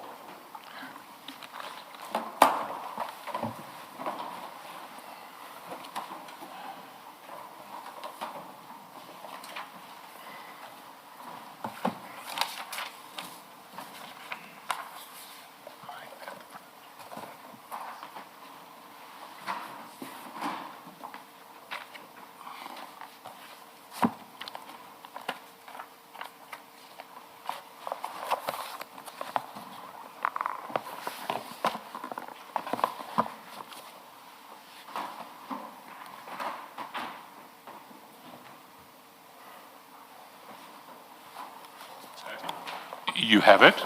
That's correct. And then if you want to see the EFT, you need to go to file 4. And in file 4, it's at page 297.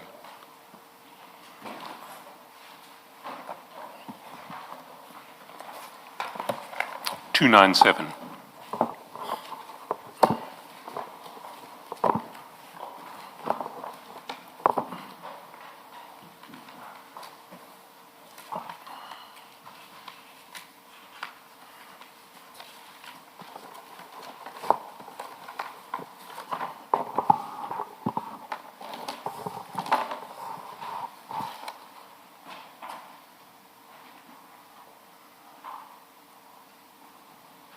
You see it? That's correct. It's from Mkombeni Transport. Yes. And you sent it to Mr. Molefe. That's correct. Who gave it to you? Who made this payment of 200,000 through the company Mkombeni Transport? It was my brother. Please have it projected, but only if whatever needs to be redacted has been redacted.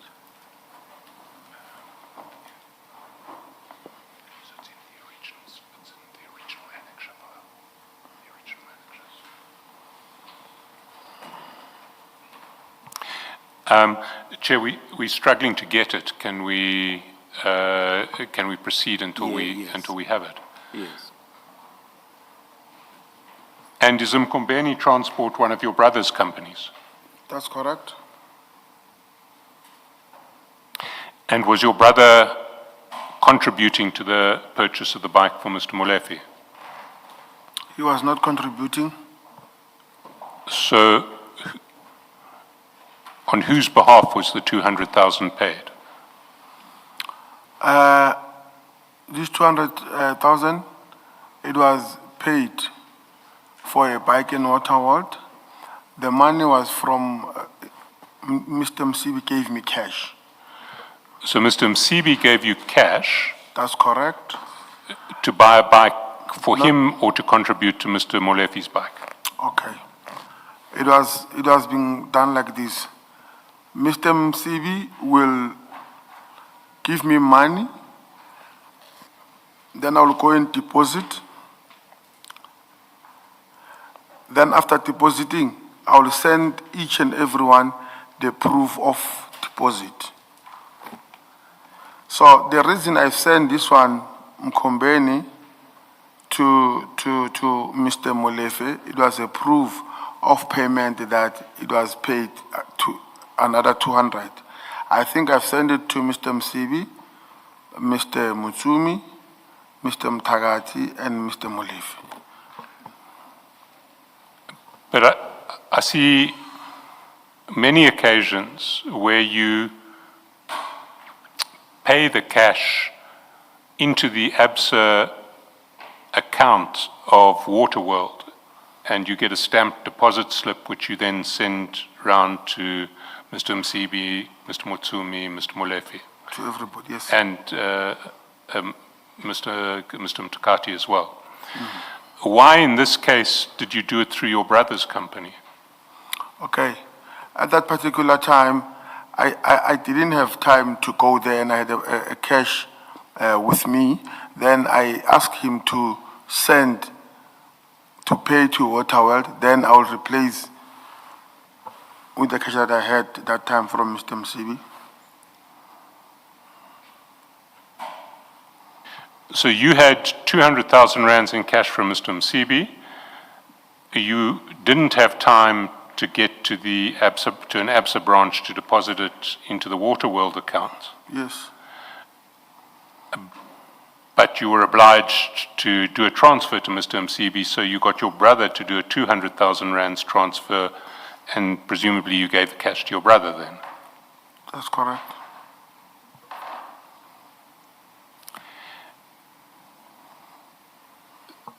Then, if you go to page 516,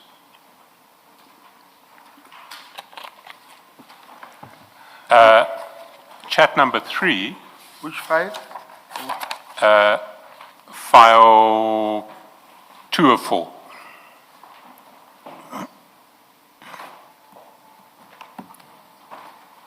Oh, no. 516.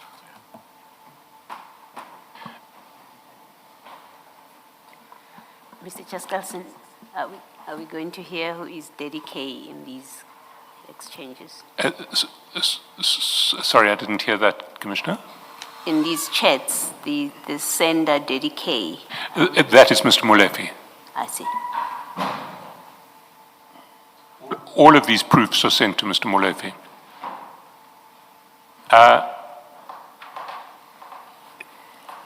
You'll see on the 310,000 rands that you sent on 9 December 2023, you sent the message Nazo together with the deposit slip. That's chat number 3. That's the only deposit slip that has any message on it. Why was that? I think it was with regards to the payment of the bike. Sorry, yeah, I know, but there are many payments. This is the only one that says Nazo. Is there any reason for that? Not, Not that you can think of. yes.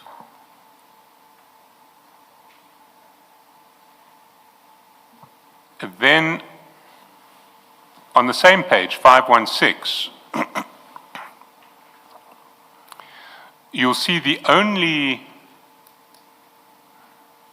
payment that moves from Mr. Molefe to you, as opposed to the opposite direction, is the electronic transfer of 150,000 that's in chat number 5, and that you'll see on page 302 of file 404.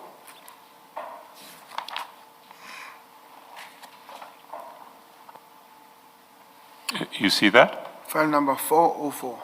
Yes, page 302.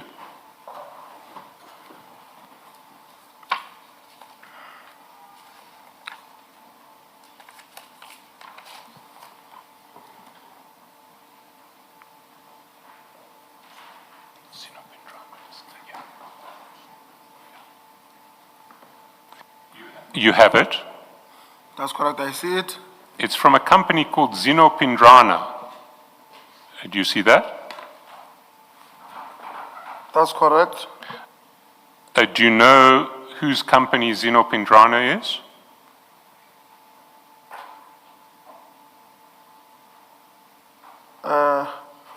I can't remember, but it might be one of Baba's companies, one of Mr. Msibi's companies, sorry.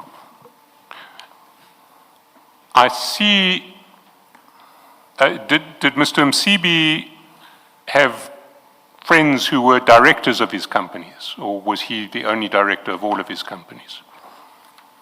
I wouldn't be sure. I would not know. But when you received this, you understood that it may have been one of Mr. Msibi's companies. That's correct.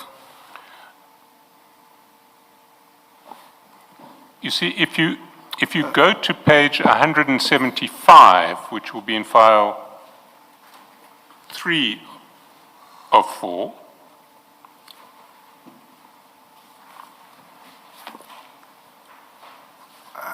Another break? Please, pass. Let's adjourn.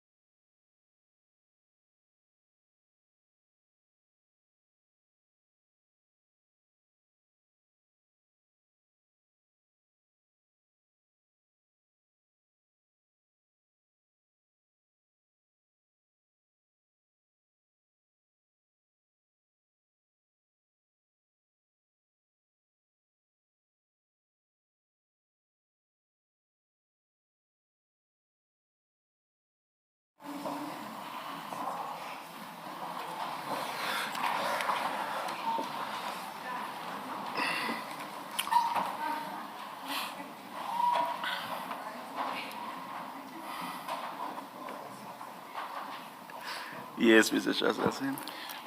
So if I'd taken you to page 175,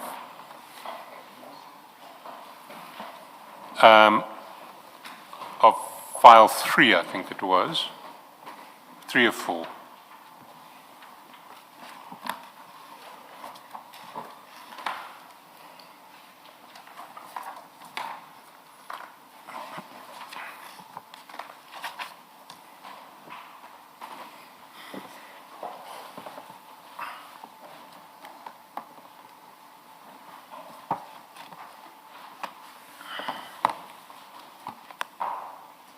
You have it. And there you'll see that the only director of this company, Zinopendrana, is Mr. Siabulela Sibande, the man who's saved in your phone as Galitos EFF spokesperson. You're nodding, that's correct. That, correct? And now, at the time that this payment was made, which would have been the 9th of December 2023, Mr. Msibi was alive, was he not? December 2023. So would this have been a company of Mr. Msibi to which he'd appointed Mr. Sibande as director? That's correct.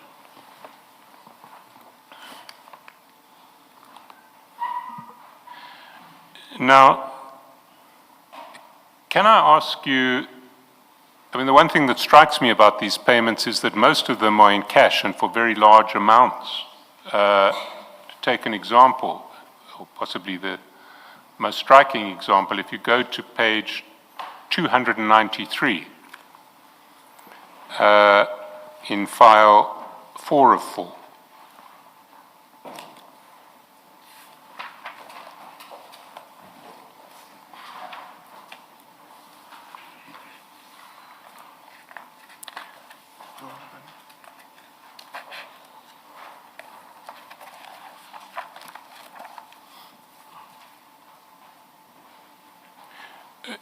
You see that on the 16th of October, you deposited 700,000 rands in cash.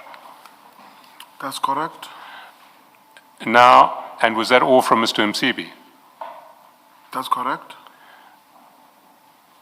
And if one, I mean, it's not clear from this deposit slip because you didn't photograph it,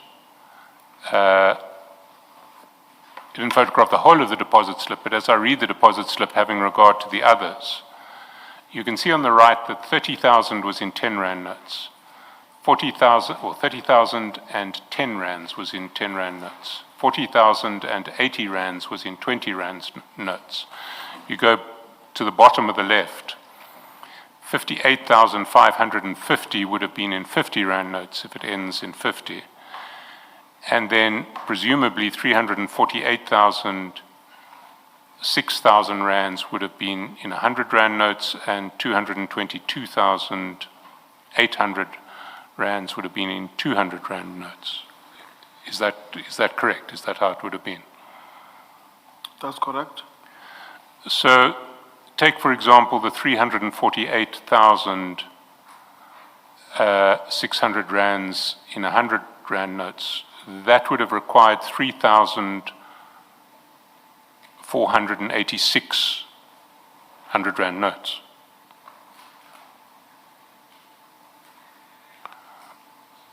That's a lot of 100 rand notes. That's correct. Where did all of this cash come from? Remember now, Mr. Msibi is a taxi owner, and he had more than 200 taxis, and usually his money was in a form of cash.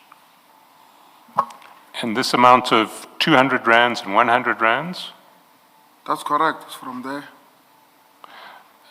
Or was he a long-distance taxi owner as well as a local taxi owner? He was a long distance, local, and cross-border.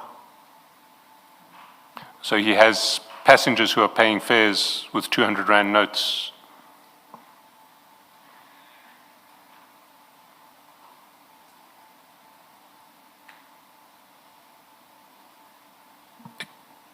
Did he keep money in bank accounts? He kept it on safe, the one that I know of. Did he not use banks? He used banks, but most of his money was on safes. I see. Can I take you to page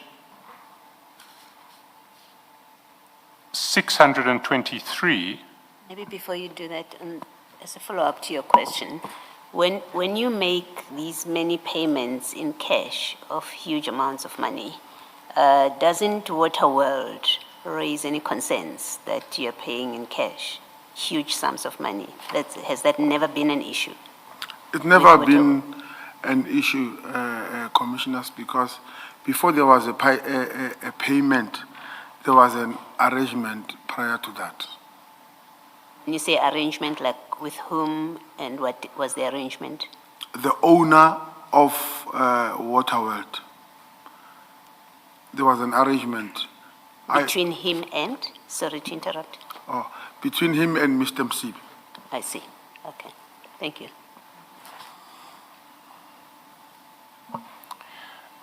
Can I take you to page 623 of file 2 of 4?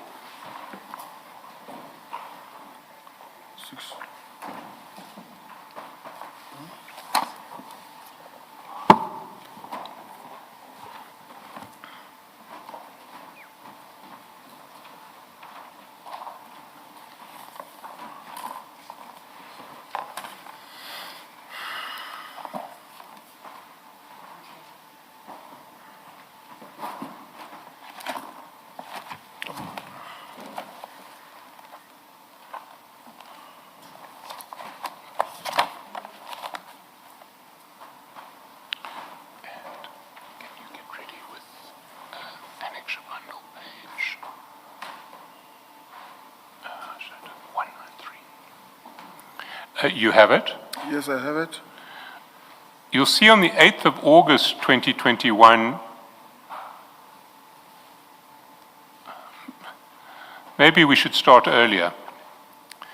If we go up a page,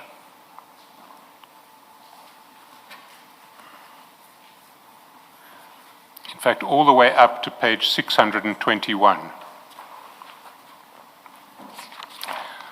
You'll see that you were WhatsApping to Mr. Msibi on the 6th of August. A series of, I don't know if you can identify what these documents are from the small pictures rather than going through all of them. I mean, I can take you to one of the bigger ones so that you can see. If you go to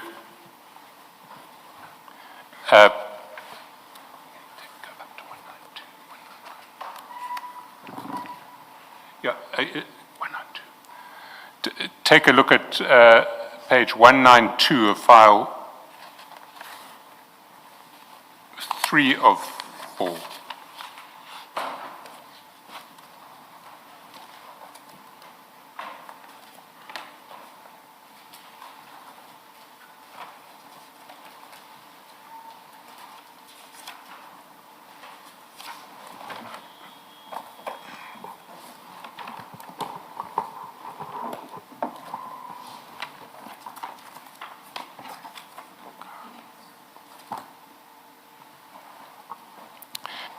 So this is the first of those pictures that you WhatsApp Mr. Msibi, and then these are the sorts of, I mean, I think they call them Spyder diagrams inside police circles. Does that name, that term ring a bell? Yes.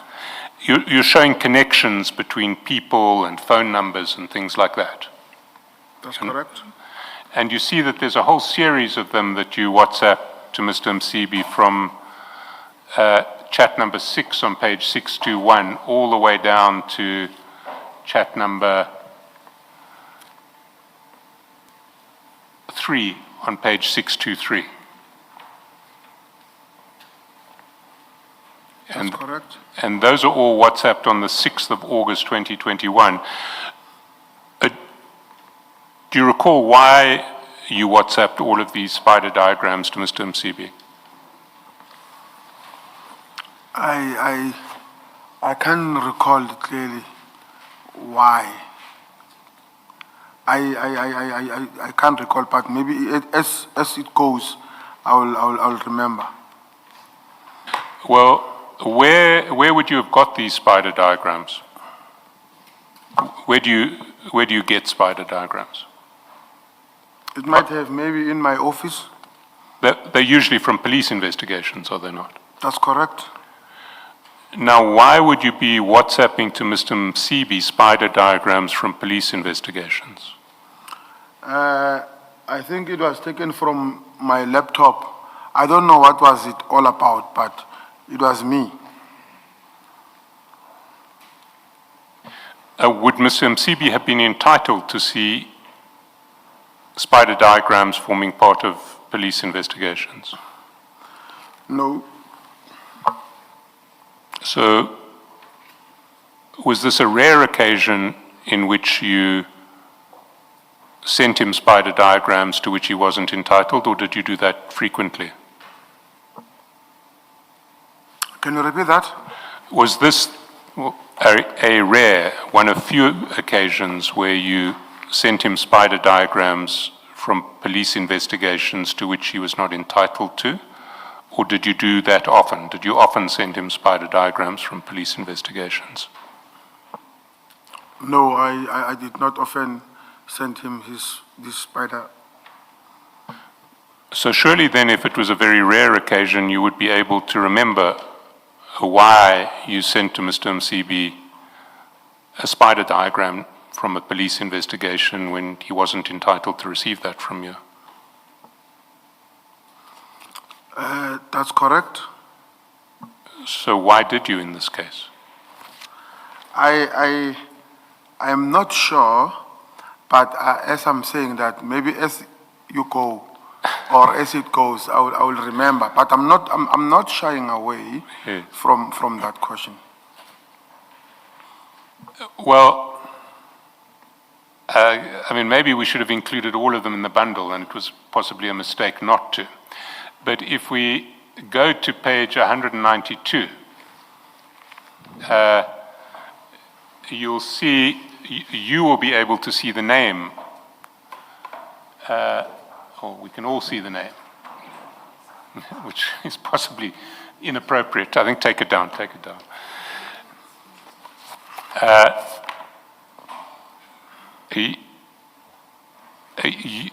You on your screen can see that, or on your document can Yes. see that name. Yes. Does that help you to remember why you would have sent it to Mr. Msibi?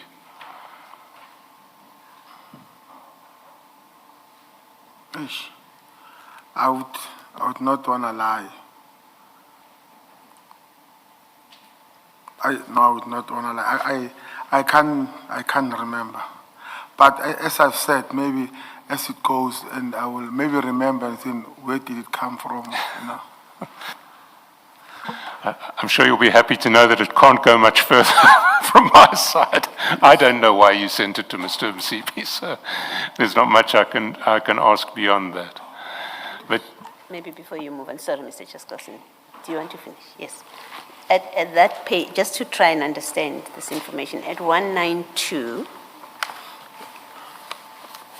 you have at the top, I'm just first trying to understand the information on this page. There's a cell number there, and then you have a name at the bottom. Is it a connection of the cell phone number to the name? Yes, Commissioner. So that cell phone number belongs to this person? Yes. And this information has got their ID number. Is it, you say you don't remember, and so we have to try and see what plausible explanation there could be.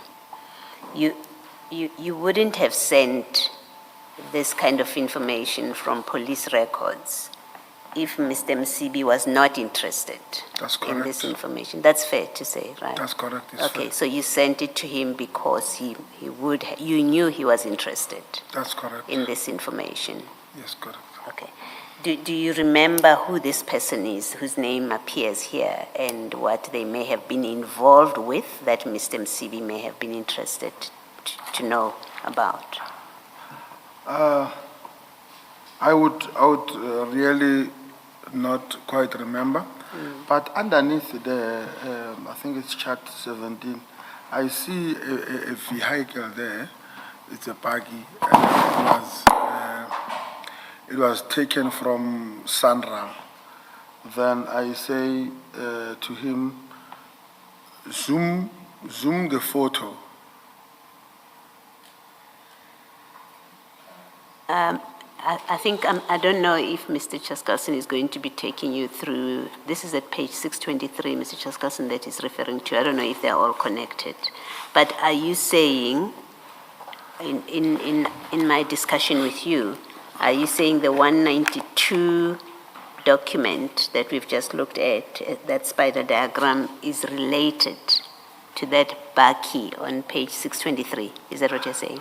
I'm not saying it is related, my commissioner.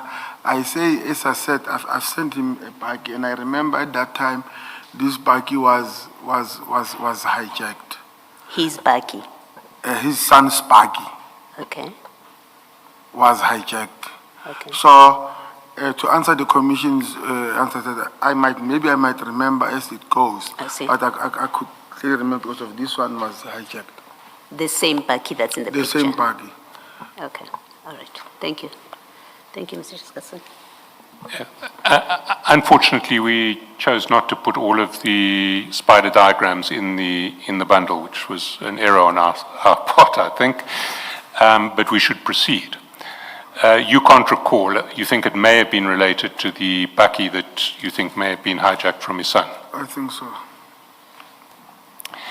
Between the spider diagrams and the picture of the Baki, there's one chat. That's at 6:17.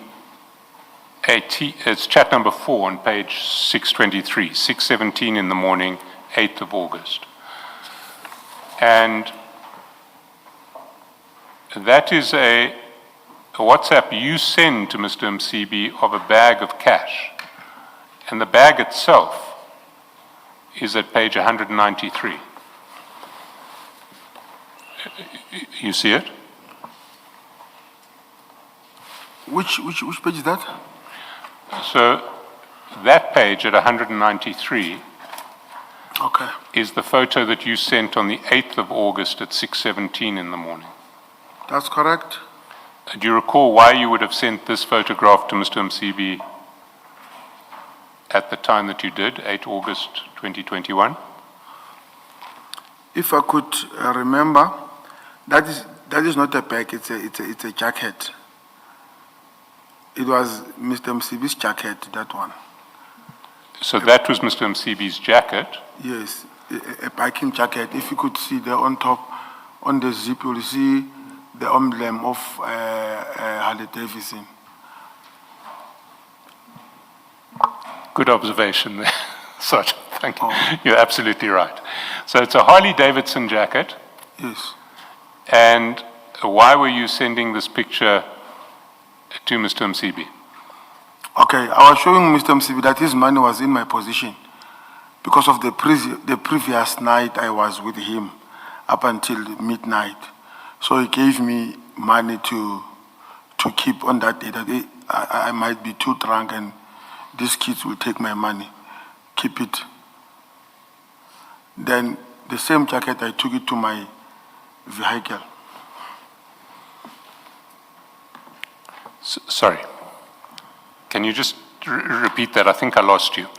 You were with Mr. Msibi the previous night until after midnight. That's correct. He gave you money to put into a jacket. No. Okay. He had a stack of money in his possession. Yeah. This is one of the monies, or this is the money that he had on Yes. that day. So as he was getting drunk, he said, "Hey, keep this money before I misplace it, or these kids take advantage of it." So he was giving the money to you for safekeeping because He was drunk. On that day, because of I don't drink, and he was drinking. So he trusted you more than these kids. I He can, must have trusted you. yes, A lot of these people trusted you with a lot of cash. because you know when you are a man of God, they know that you are honest. You can't touch their things without their permission. Can I say, Sergeant, what is odd and curious, and maybe it's actually more than a curiosity, is that you have a very clear memory of that money picture and how it came about that you had this money on you, and you give detail. Mr. Mswazi gave it to you to go and put it in, and then you put it in your vehicle. And this is what he said. He gave it to you because he thought these kids will take it because he has been drinking. Now, that message you forward on the 8th, on the 6th of August at 1:35:50, and that's at page 623. But when you go back to 621, where we look at the Spyder diagrams from chat 6 on to the next page, 622, all of those attachments or pictures were sent at the same time. So the money picture, you sent it at the same time, so it must have been part of of one WhatsApp message because they all have the same timestamp on the same date. So it's curious that you have such a clear memory about that money and you don't have a memory of why you sent the Spyder diagram to Mr. Mswazi. Yes. It's very curious that you don't remember that, if it all happened on the same day and as part of the same transaction. Yes. You have to have an explanation why you remember about the money and how it came about, and then you don't remember why something is important. I think it's much more important that you sent the Spyder diagram, far more important than this money issue. And that about that which is very important, you don't have a memory.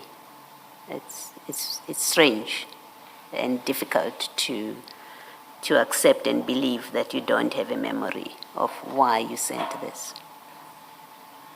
Do you want to comment? Do you have a comment? Maybe let me ask.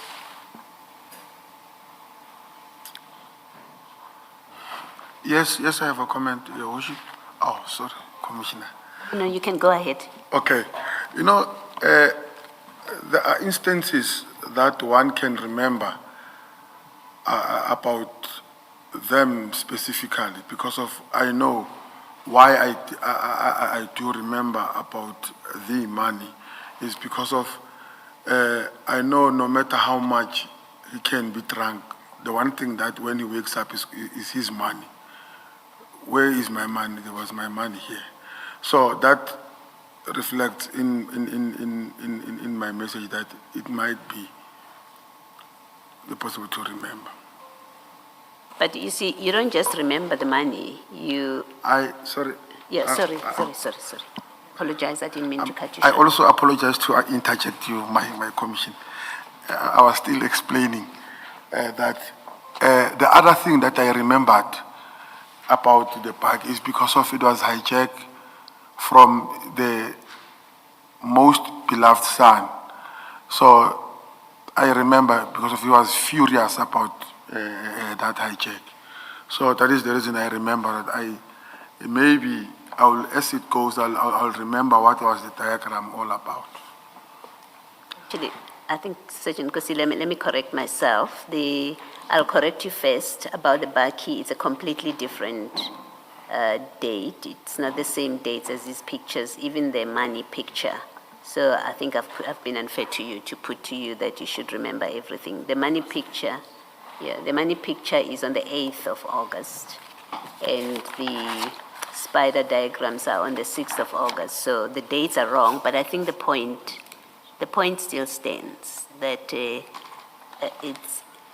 it's amongst the most important things that you would have done in your daily life to take Spyder diagrams of the police and share them with Mr. Mswazi. And that you don't remember what it was about is it's difficult to accept, let me say. Yes. That you don't remember. And I also understand the Commission's position. The reason that I remember about this pack is because of maybe they are in the same line with this photograph. Not that maybe I'm being selective on avoiding things, but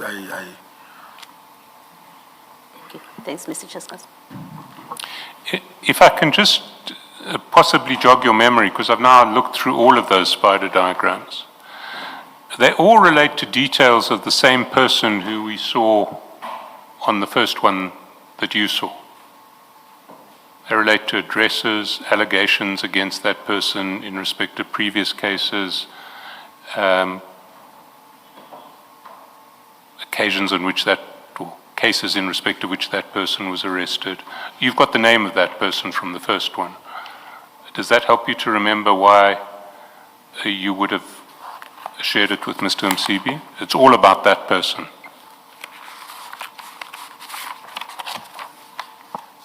Which person now? This. The person whose name you see on page 192. Yes.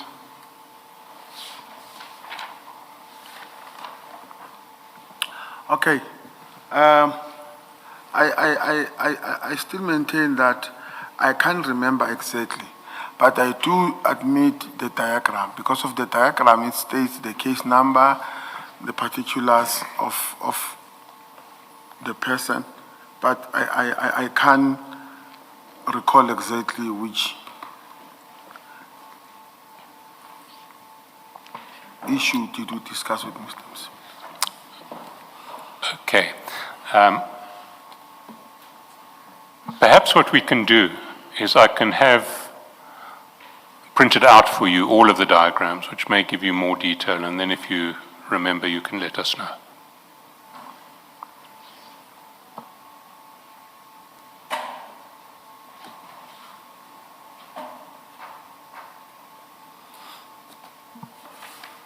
Now, before we got to Mr. Msibi and the cash and the diagrams, we'd been dealing with Mr. Sibande, who was the director of Mr. Msibi's company, Zinopindrama, that paid 150,000 towards the purchase of the bikes. Can I take you to your chats with Mr. Sibande, which are the Galito EFF spokesperson chats, and to page 436 of file 2 of the last batch of files. So it's not 2 of 4, it's just file 2. File 2. Huh?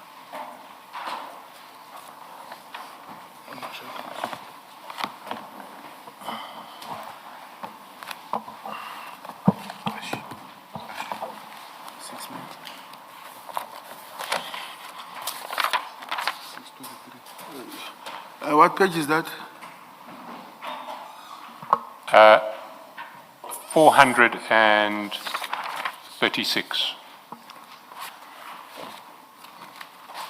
And can I just say we're about to see a video of a murder, and so people watching on television ought to be alerted to that fact. And even those watching inside here, those who are sensitive, may please leave the room. And how long do you think that will take so that people watching remotely may know when to come back? When to resume watching? I've got a suggestion. I don't know, but I know I don't have a privilege to suggest. I think we must see it first here before maybe it goes there, so that maybe it might cause trauma to the families. That is me now thinking that it might maybe bring back the bad memories. Through you, Chair. I think the suggestion is the same, actually. Yeah. Oh, thank you. How long do you think people who do not want to view this? It is a very short clip. It's a clip of about 15 seconds maximum. We'll leave it to the people to decide. Sorry, I'm told it's 42 seconds. I 42 had underestimated. seconds, yeah. Maybe not watch for what, 1 minute? Starting now, or not? Chair, can I suggest that we make it more than a minute and that we will just, let's say 2 minutes and we will wait afterwards? 2 minutes then for sensitive viewers. So can we play this video?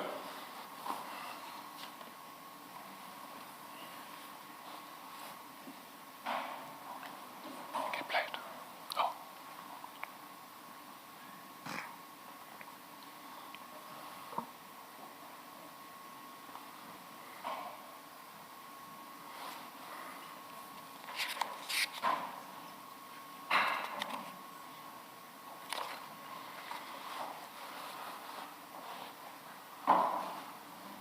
Jeremy, please. Oh, I'm sorry, Mr. Michaels.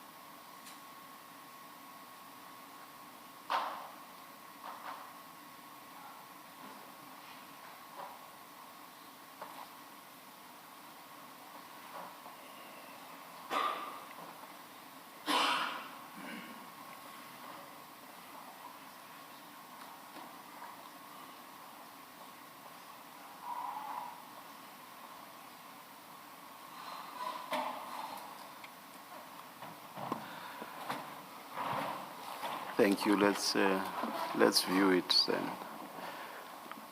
Sorry, Chair. Let us view the clip. Well, can I suggest that we give the warning again, because people who switched off for 2 minutes will now be switching on?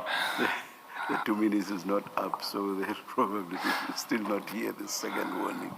But yeah, 2 minutes from now then, yeah. Okay.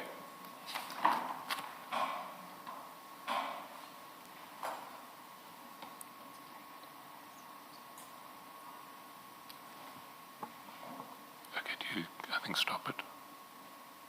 Oh, no, let it run because it's a replay, sorry.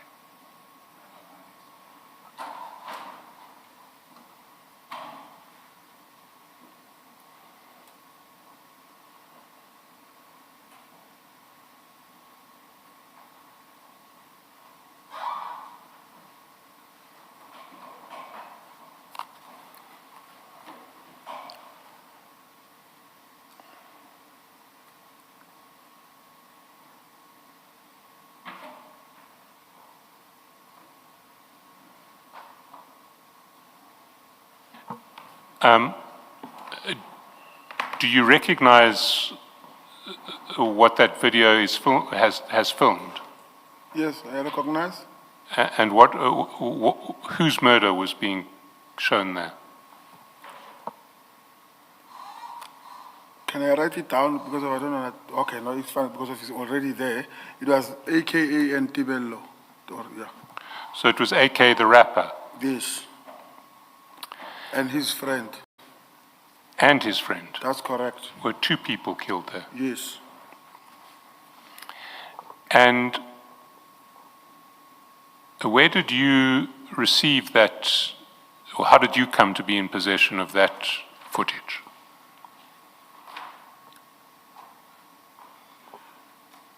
According to me, it was all over the news. The footage itself, you could pull it down off the internet. Yes.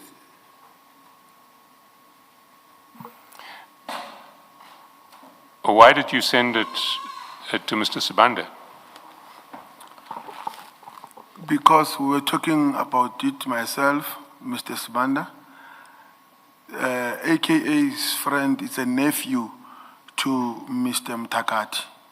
As a result, Mr. Spyder knew the deceased. So the second person killed, Yes. not AKA, Yes. he was the nephew of Mr. Mtakati. That's correct. And were you subsequently involved in the murder investigations? That's correct. And are you at liberty to tell the Commission what has been discovered in those investigations? What have those investigations revealed? I can't know as in now, but I left that investigation at the early stage. You left it at an early stage. That's correct. And you were sharing this footage with Mr. Spyder because he knew the murder victim. When I shared this video, I was not yet involved in that case. But I was sharing it on the basis that Mr. Spyder is also close to Mr. Mtakati, and it was something that was talked about, you know, the sympathy to Mr. Mtakati. This was an incident in KZN. When you say you were involved, does it mean the docket ended up at National Office? We were working hand in glove with KZN police. So it remained a KZN case? That's correct. Okay. But it was an organized crime case as well. That's correct. Who specifically assigned you? Because there's a big team in organized crime. Who specifically assigned you to this case? At that time, Brigadier Ramanga was the head of investigation. So he's the one who assigned you? That's correct.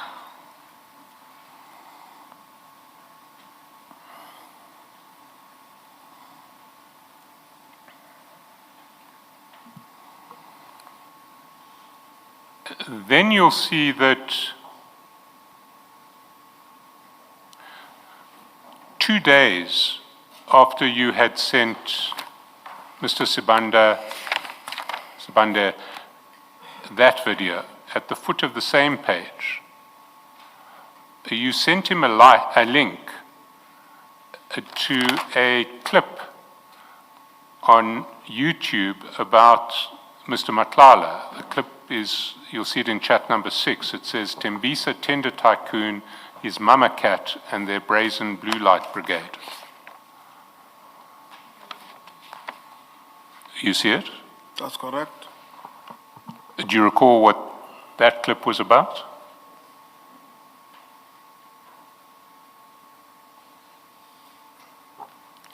I can't recall clearly. I mean, the clip's no longer available online, but it was about Mr. Matlala, the allegations that he was involved in fraud at Tembisa Hospital, the fact that Babita Diakaran had been murdered while investigating that fraud, and the allegations that that his then wife was using blue lights to take their children to school. That was the mama cat part of the story. Do you recall that article now? Yes. Why did you send it to Mr. Spyder 2 days after you sent him the clip about the murder of AKA and Mr. Mtakati's nephew?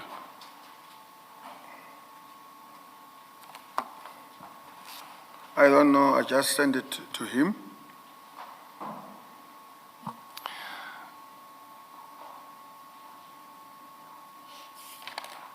What interest would Mr. Sibande have in relation to an article about Mr. Matlala's blue lights and his alleged link to Tembisa Hospital and the fraud that Babita Diakaran was investigating when she was murdered? What interest would he have in that? I think his interest was on the basis that he knew Mr. Matlala, and Mr. Matlala was someone who also talked with Mr. Sibanda.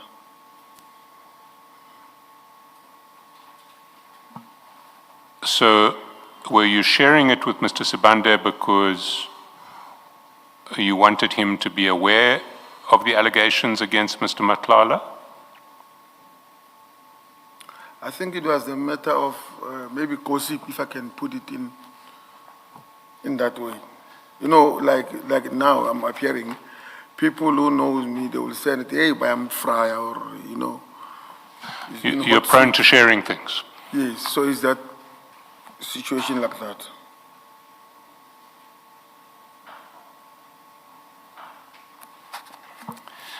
But what we can say is that by February 2023, you would have been aware of these allegations against Mr. Matlala. That's correct. So you were aware that out there people were alleging that he was involved in fraud at Tembisa Hospital, that the investigator of that fraud had been murdered, and that he was also alleged to have abused a relationship with the Kuruleni Council to get blue lights on his vehicles. You're nodding. That's correct. Did you share this article with anybody else that you can remember?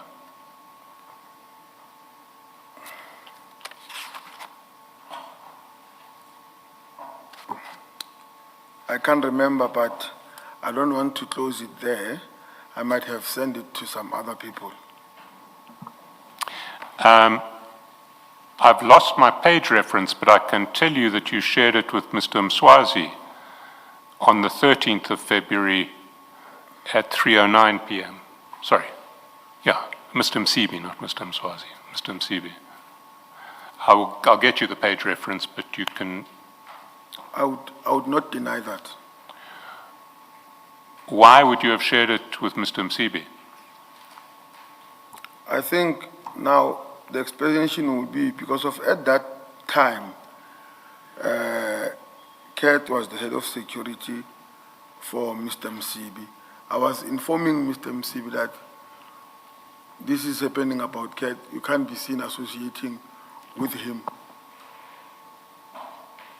So as early as February 2023, you were warning Mr. Msibi that he shouldn't be seen associating with Mr. Matlala. Not per se, he shouldn't. Okay, maybe I put it on the wrong English.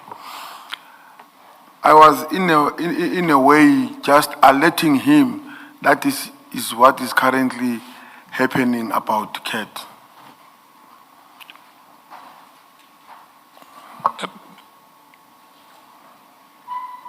It wasn't the purpose of that warning what you said in your first answer, that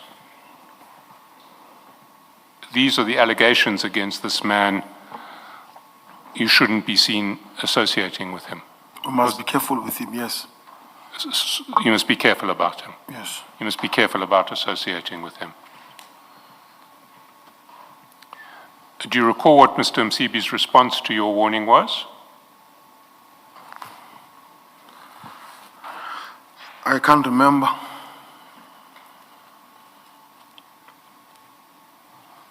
But you were sufficiently concerned about these allegations against Mr. Matlala in the first instance to refer them to Mr. Sibande, and in the second instance to refer them to Mr. Msibi, because you thought he needed to know them to decide whether he wanted to continue associating with Mr. Madlanga. Is that correct? That's correct. Now, these allegations gave you that concern in February 2023. That was long before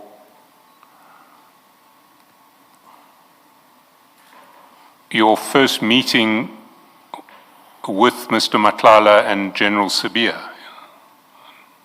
Is that not correct? More than a year before you first met with General Sabia and Mr. Matlala together. That's correct. Did you warn General Sabia about the risk of associating with Mr. Matlala? No. Why not?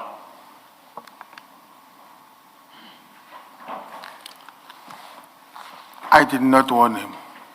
But why not? Did you not think you should say, this man is alleged to be a criminal? Maybe I was negligent on that part or reckless by not alerting him. I don't want to lie and say I've alerted him. I did not. You did not. But certainly at the time that General Sabia says he first met Mr. Matlala, there had been allegations published in the media that Mr. Matlala was linked to fraud at Tembisa Hospital, was operating unlawfully with blue lights from their Kuruleni Metro Police Department, and may be linked to the murder of Babita Diekaran. You'll accept that? Correct. And as the deputy head of the SAP, the deputy commissioner of the SAPS at the time, one would have expected General Sabia to have been aware of these allegations, would one not? I would not be in position to answer on that. Not that I'm avoiding the question, but I don't know. No, fair enough. Yeah, it's a question that belonged more properly with him than with you. You were aware of them. Yes, we've established you were aware of them.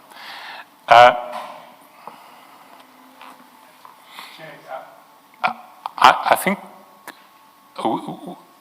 we have quite a long way to go. So I'm in the hands of the commissioners at this point. My guess is that we are between 2 and 3 hours away from finishing, depending on questioning. Commissioner Mkonazi from the EMPD, who was going to be appearing on Monday, is no longer appearing on Monday, so we don't have a witness on Monday. If the commission wants to sit late tonight and finish, we can do, I certainly can do so. I don't know what Sergeant Nkosi's position is if we now have the day on Monday if the commission does not want to.